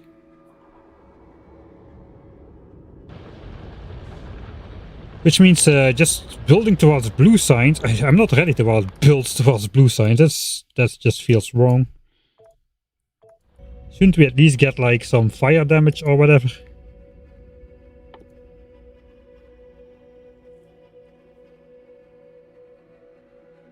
Or are we allowed to...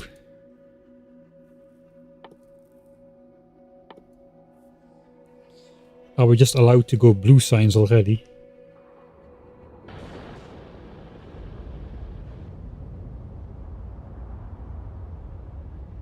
I wanna see what's going on. Give me the updates. What type of biters are on the map? Okay, more of those fire vulnerable biters. We got laser biters, more exploding biters. Those spawner biters, I still don't know exactly what those do. They spawn, like, every time you kill them they spawn a new one or something like that. Or like a couple times at least.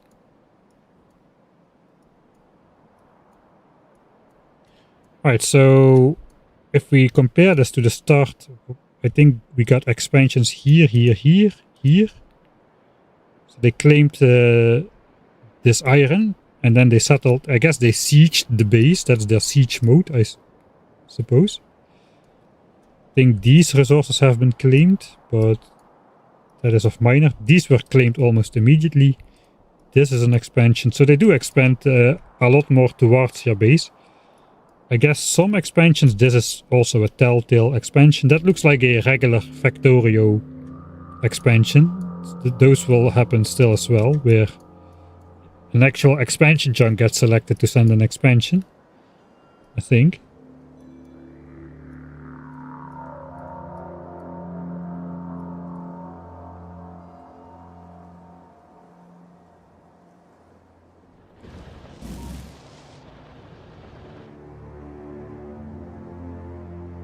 Well, I'm gonna keep this base. I'm not going to get rid of it. If they send those weak attacks. I guess they absorb a lot of pollution for spawning all those biters. And that means they are not being absorbed by these guys. Let's see what they do.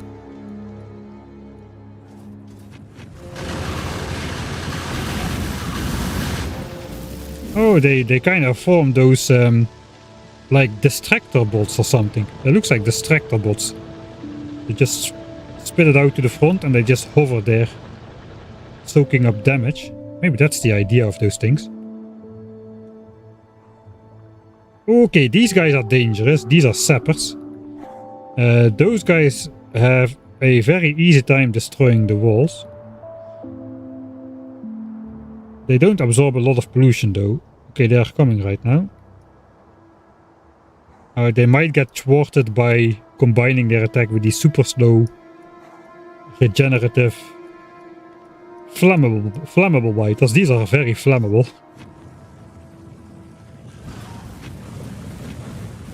Oh, the cliffs also are in the way a bit. Oh, they didn't even get a chance to attack. If they don't get a chance to attack, then it doesn't matter how strong their attack is, I suppose. So if those guys would evolve right here, that would be a problem. Those would just keep zapping away my walls. Like very, very fast. But it doesn't look like that's the case.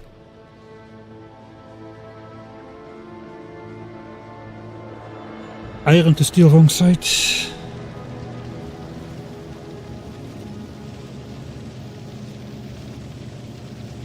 Not anymore, at least.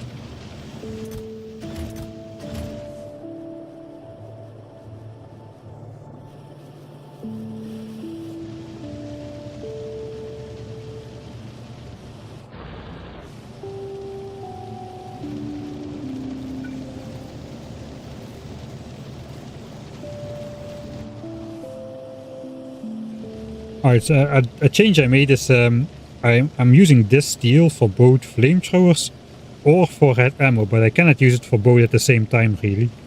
So that section of this strategy is working a little bit less well. So I do have the option, of course, to manually smelt steel, which I am doing.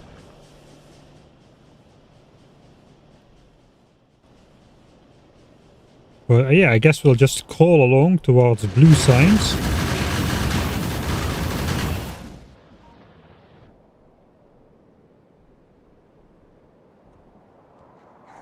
He should be almost ready to attack as well. Yeah, they have almost 200 guys, so they will attack as well. Let's watch that.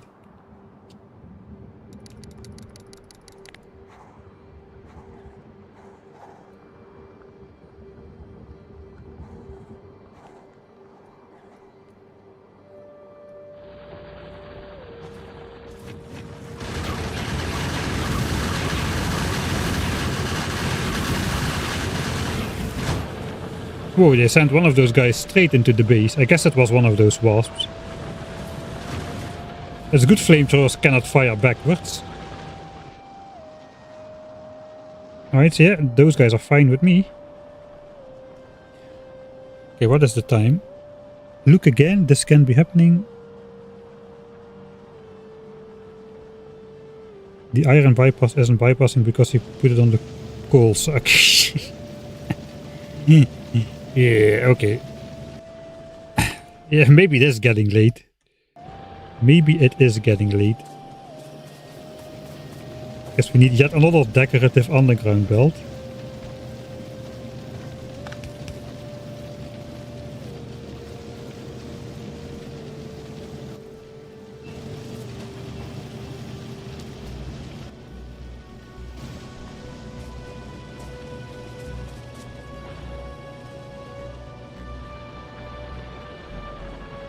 Right. I guess we'll start for module production then. What time is it already? Oh, it's okay. Maybe it's time to stop. It's already 1 o'clock. Time flies when you're having an easy time. A way to easy time in Rampant.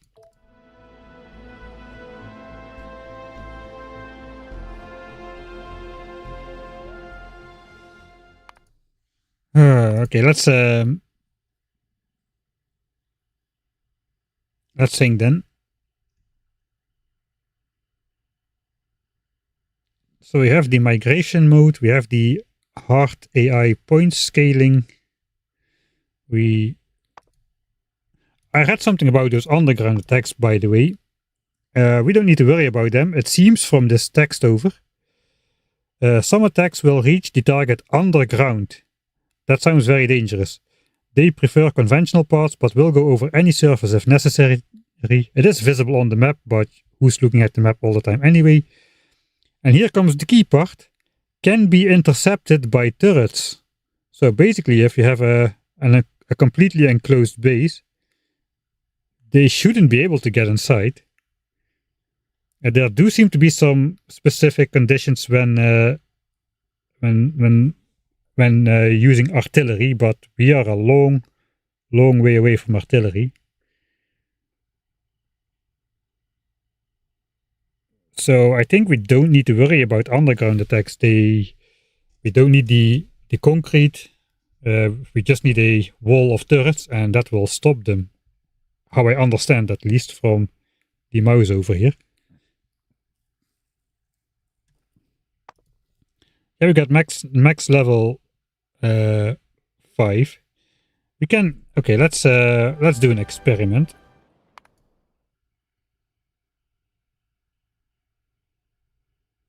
I think we already saved here. We will change the maximum level. Let's first make it day again. We will change the maximum level. We need to find like a specific biter, check its hit points and see if it changes.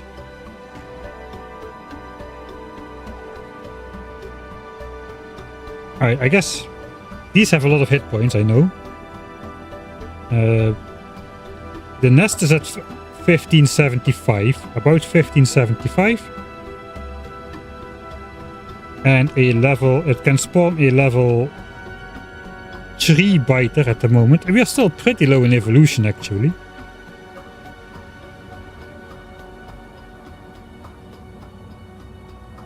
We are 3 hours in. Okay, before we check the scaling, let's go to run 1. Where are we 3 hours in? How is it looking?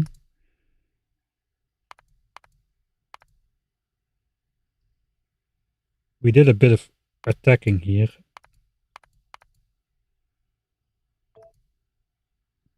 So we are at 30% evolution. We haven't destroyed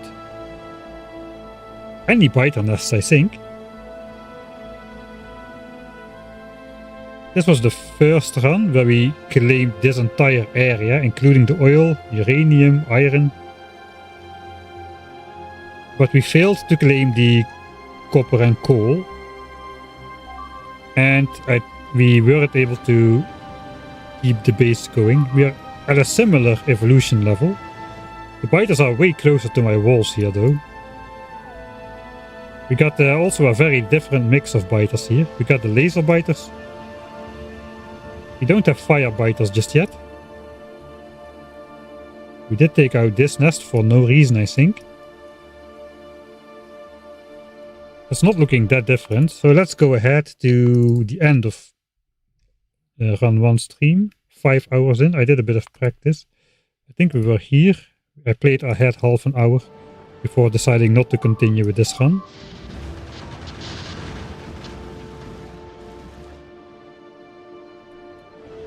This base had only red and green signs, so it looks so neat.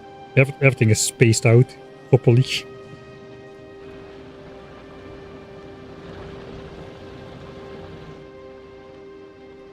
Now here we just went to claim terrain as soon as possible, but I don't know. We got the underground attacks, those were blocked. We got the fire biters. Yeah, this is the problem with the fire biters. If you don't have the turret priority, they just keep shooting that guy indefinitely. Look at how tiny this biter is as well. Fire spitter level 2. 100% fire resistant, doesn't do anything. So you have to have the target priorities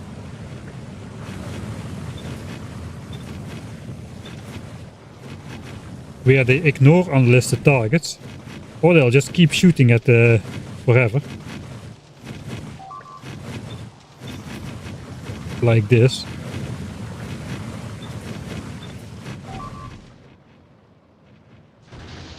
Alright.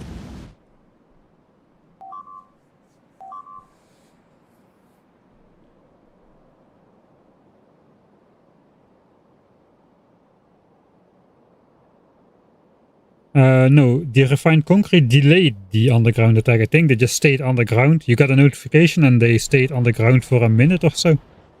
And then they just came up anyway. How I remember.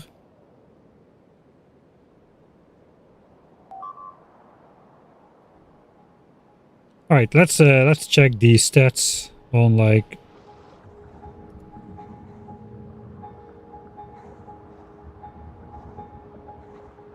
I'll make a screenshot as well. Let's get a regenerative biter level 4 or something.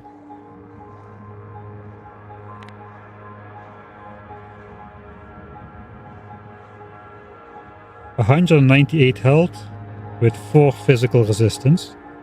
Okay, so 200 health, 4 physical resistance. Let's remember that. Okay, then we'll change the startup settings.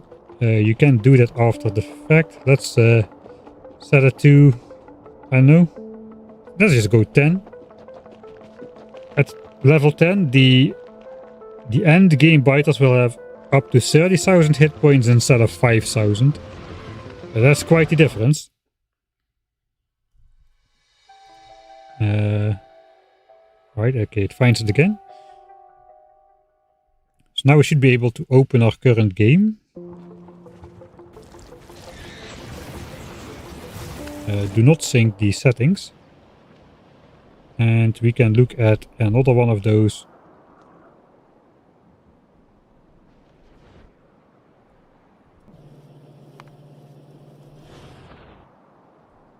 Regenerative biter bases. I didn't check the health of the nest. Oh yeah, it was 1500. It was 1500. Okay, the health of the nest is the same. About 1500, 1600 at the moment. That's not really different. The regenerative biter level 4 has 500 hit points instead of 200. And okay, the resistances scale up crazy as well. It has 10 physical resistance instead of 4. That means my red ammo doesn't do any. That's behemoth biter levels of resistances, man. And my damage is currently 7 for yellow ammo and 11.5 for red ammo. They are like super, like they still have the minus, the over double damage from fire.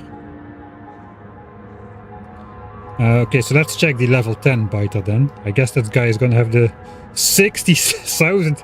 Okay, this is why I don't want this, because that means the end game is gonna be such a very, very long-winded, boring slog to get to world peace if the biters have 60,000 hit points each.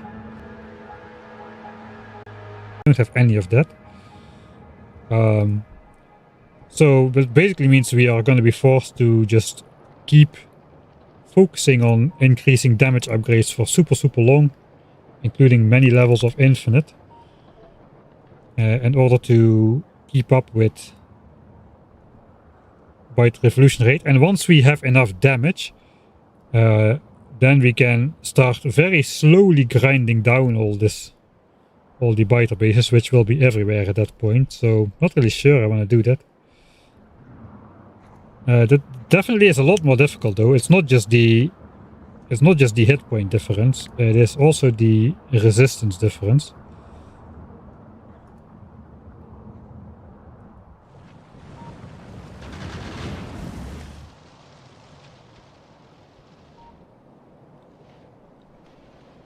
I probably want to change most of my gun turrets to not shoot at regenerative biters at all, just blacklist them. They are here at the very bottom. Yeah, all of these are the regenerative biters. They're at the very bottom of the list there. We can just delete them and they will not be targeted.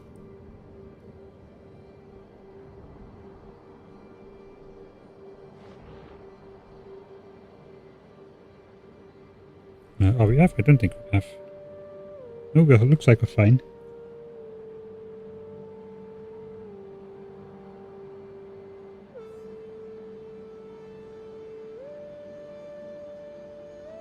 Looks like max level increase actually decreased the current level of attackers. 17%. Are the type of biter that gets spawned. Okay, now it's 8% level 3, 9% level 3. If we speed up time.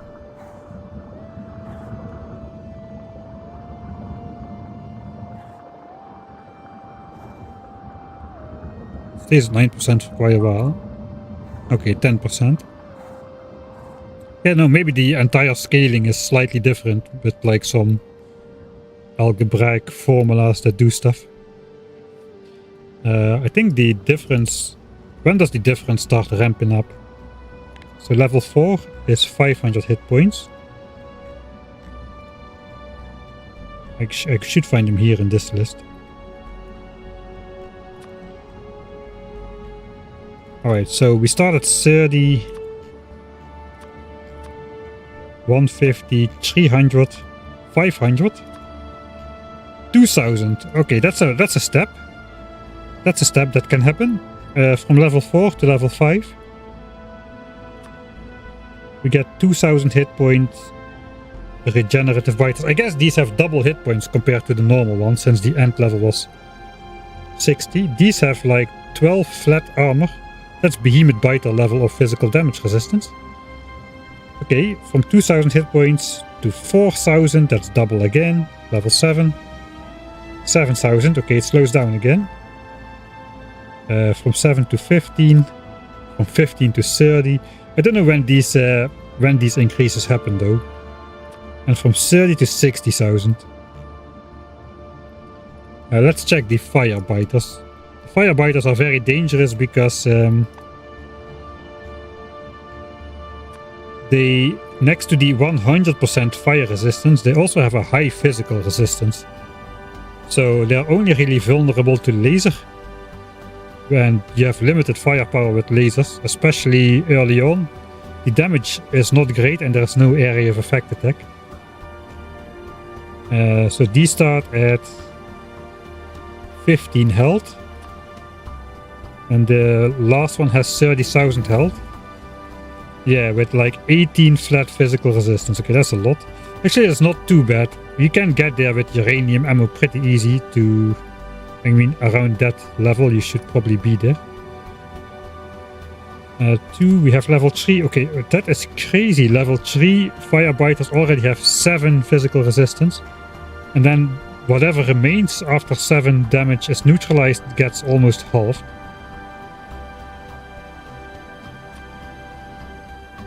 Ten physical resistance for level 4. Holy moly. 250 health. I guess we get a jump here as well. We had like a 4-time jump from level 4 to level 5 last time. 250 health. Yep, 1000 health. And the behemoth biter level of physical damage resistance. That's the same as the regenerative biters. Is that a bug? That looks really weird. Regenerative biter level 5 also has 12 physical resistance and 45% on top of that. But you know, to compensate for that, it has not such a powerful attack. The biter is very slow and is like very susceptible to fire damage. Whereas the fire biter is exactly the same in terms of physical damage resistance, but instead it is also pure 100% fire resistance, and to top it all off, these guys have a super dangerous ranged attack as well. Even the spitters have the same resistance, 12 physical resistance and 45%. Alright, that explains why they were so dangerous already, but that seems not right.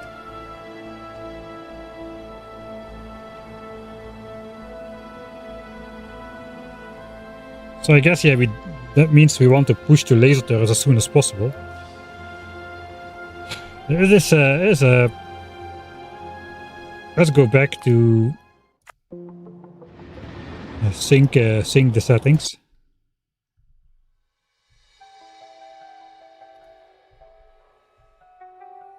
We'll sync the settings and check again what the difference is and at which levels they happen. Let's check the Firebiter because that's fresh in the mind, level 5. Alright, so that's a... Well, this is level 5. That's a pretty big difference. There's only like half the flat physical resistance. Still a lot though for 100% fireproof biters to have also this much physical resistance.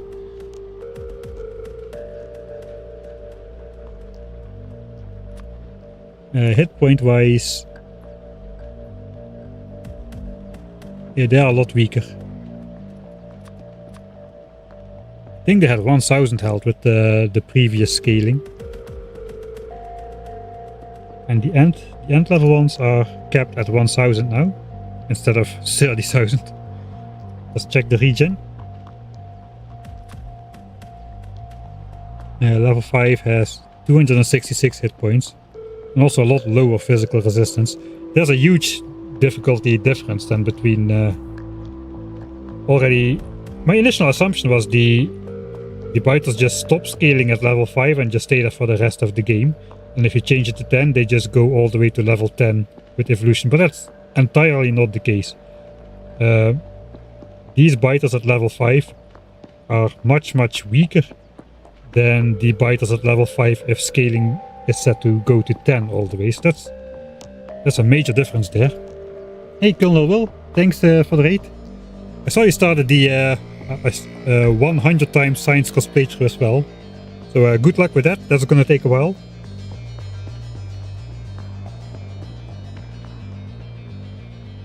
My playthrough, it was 1000 times with like all the default settings, shenanigans, which took a lot of time, but I think I spent like a year to complete that one of streaming. You're playing Rampant as well, alright. Yeah, I'm still struggling with what nice settings are. We had a disappointingly easy early game. They just let me build all of this and I hardly got attacked. Just only now we had some exploding biters, but they have devolved into these harmless wasp biters.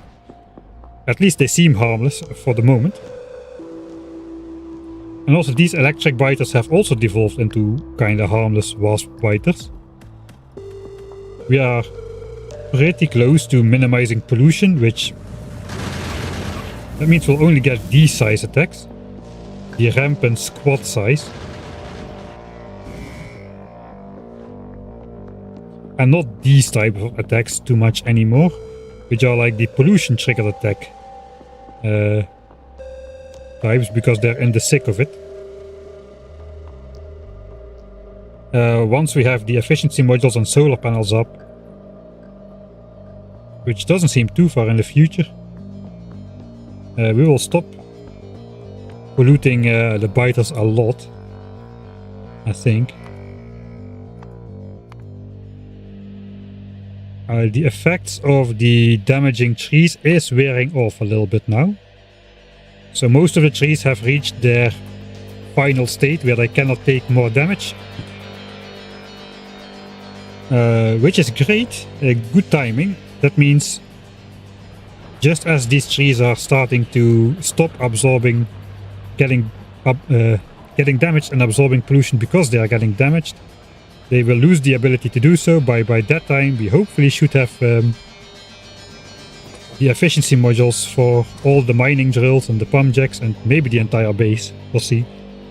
That will really put pollution down to like minimal levels. It will also slow down the rate of evolution from the biters, which is good.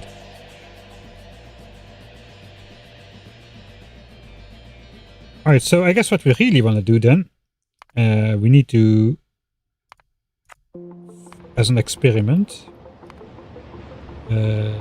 We need to change those mod settings again to maximum scaling. We'll see what the end levels are. Like I said, I don't want to set it to 10 because my goal is world peace in the end game.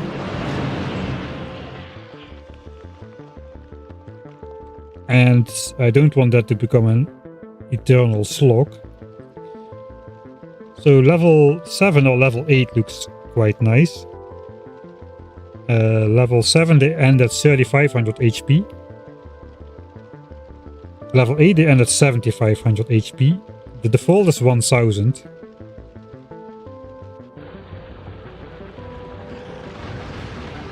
I don't know. I haven't encountered all the types of biters yet. I know there's nuclear biters in the game as well. It would be pretty bad if those came storming in with 30,000 hit points each.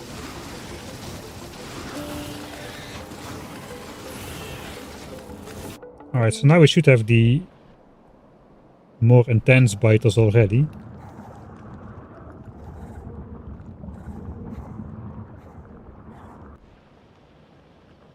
Okay, so we can oh wait. We can change this along the way though. So what we could do is sort of a compromise. We could start with level 10 and then just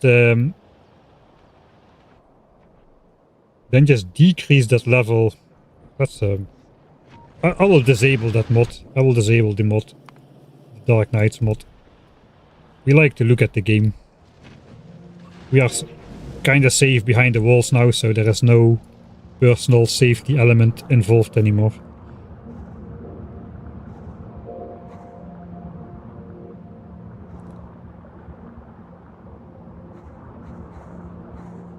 Did the worms also scale? I guess the worms also scale. Yeah, the ant worm has 25,000 hit points. 50,000 hit points for the 50,000 hit points for the level 10 worm. How many artillery shells is that, man? Well, chests and chests full. It also has 93% explosion resistance, so there's that.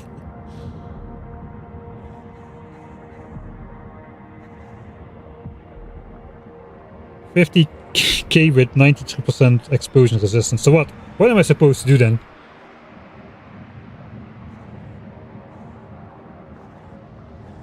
Spidertrons with personal laser defense, they will get roasted by the worms. Or just like super slow flamethrower turret creep with bots from a safe distance and just win the war of attrition that way. It's possible, I suppose. But yeah, that is extremely grindy to clear an entire map like that. So how about we start the game with the maximum difficulty scaling.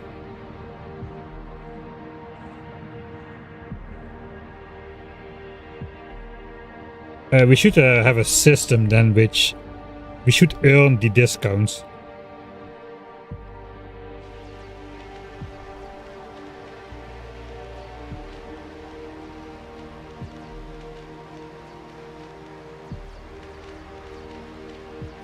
We could perhaps do something that every time we have made 1,000, for every new science pack of which we make 1,000, we get to decrease the level by 1. So we start at 10, we go down to level 9, down to level 8.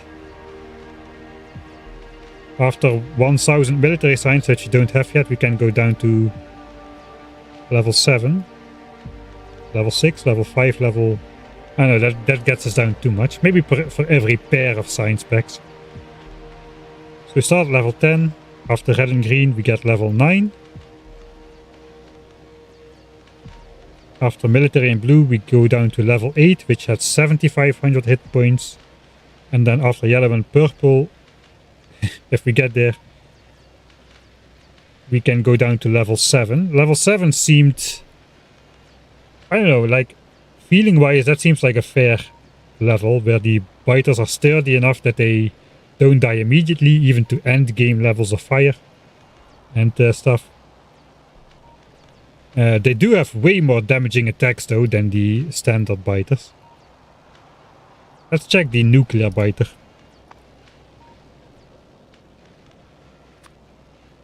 They start at 8 hit points. So they have half hit points apparently.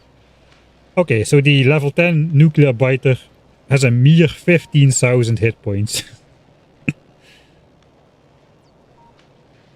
And is also like almost completely resistant to fire. And has over damage protections, so you can do a maximum of 3,000 damage per shot. So this one needs to be killed with bullets and laser basically. 15,000 hit points of bullet and laser damage, while a squad of those guys is running at your walls with 60 kilometers per hour. Yeah, I think there's not much wall left after those guys reach. Let's just check one of those guys out. Let's just check a couple of those out. Alright. I don't have any damage upgrades, so there's that, but...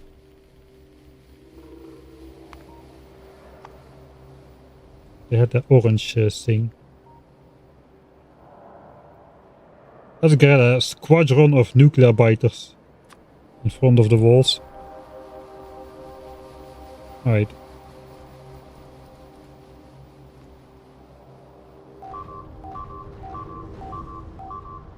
Okay, they don't seem to die. Look at it. They wipe out your entire base in a single shot.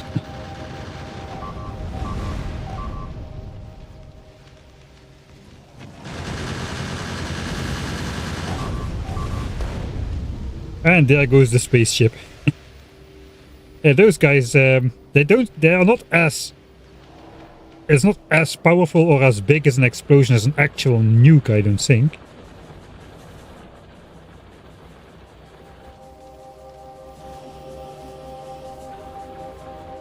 But that damage is not recoverable. I mean, of course you can rebuild it, but not before the next attack comes in. So, yeah. I guess that's gonna be it for today. I just set a couple of these guys loose in the base. Okay, that's gonna be laggy. Oh, sorry for the flashbang. How to destroy a base in 2 seconds. Holy moly.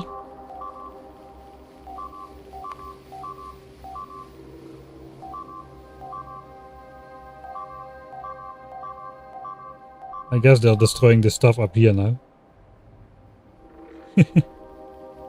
Right, then they immediately start... I think they have a tendency to settle after a successful combat victory. Because they immediately start settling bases.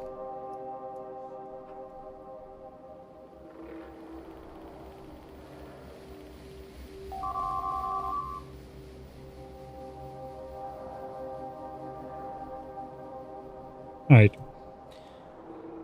Anyway, that's all for today. We'll be back on Sunday.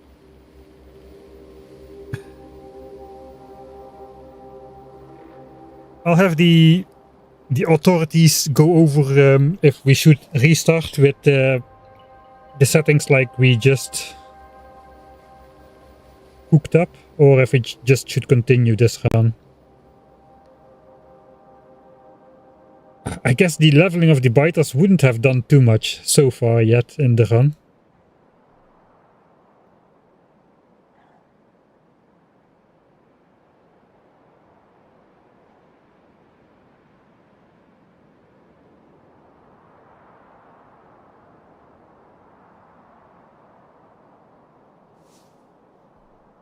Yeah, I really did misinterpret that max level. It doesn't feel like scaling different through the levels themselves.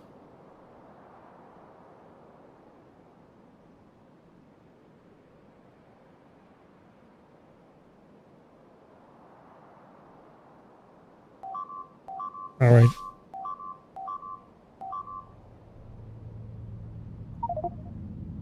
Yeah, we didn't kill a single spawner so far. I think that is another reason why it's feeling easier than normally on DeathWorld, because we haven't pushed evolution at all by killing spawners. There was no need. This entire starter area was free, and we haven't had biters, well, so far, push up close by to the walls enough so that we needed to take them out. That can really drive up evolution quite a bit. If we go back to run 1,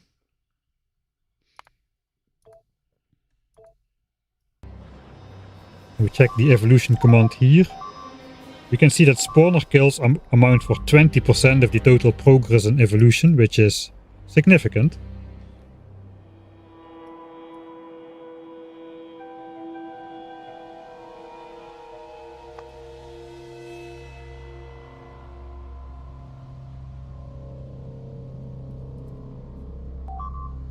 And we only killed like 30, 40, maybe 50 nests or so in total. Not 50 groups, but like 50 individual nests.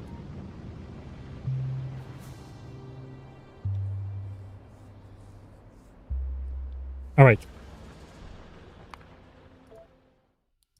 That's gonna be it for real this time. Enjoy the dark night. Sun is setting in Factorio, and so it is for me. Thanks everybody for watching. I hope you had a good time. And of course, I hope I'll see you all next time.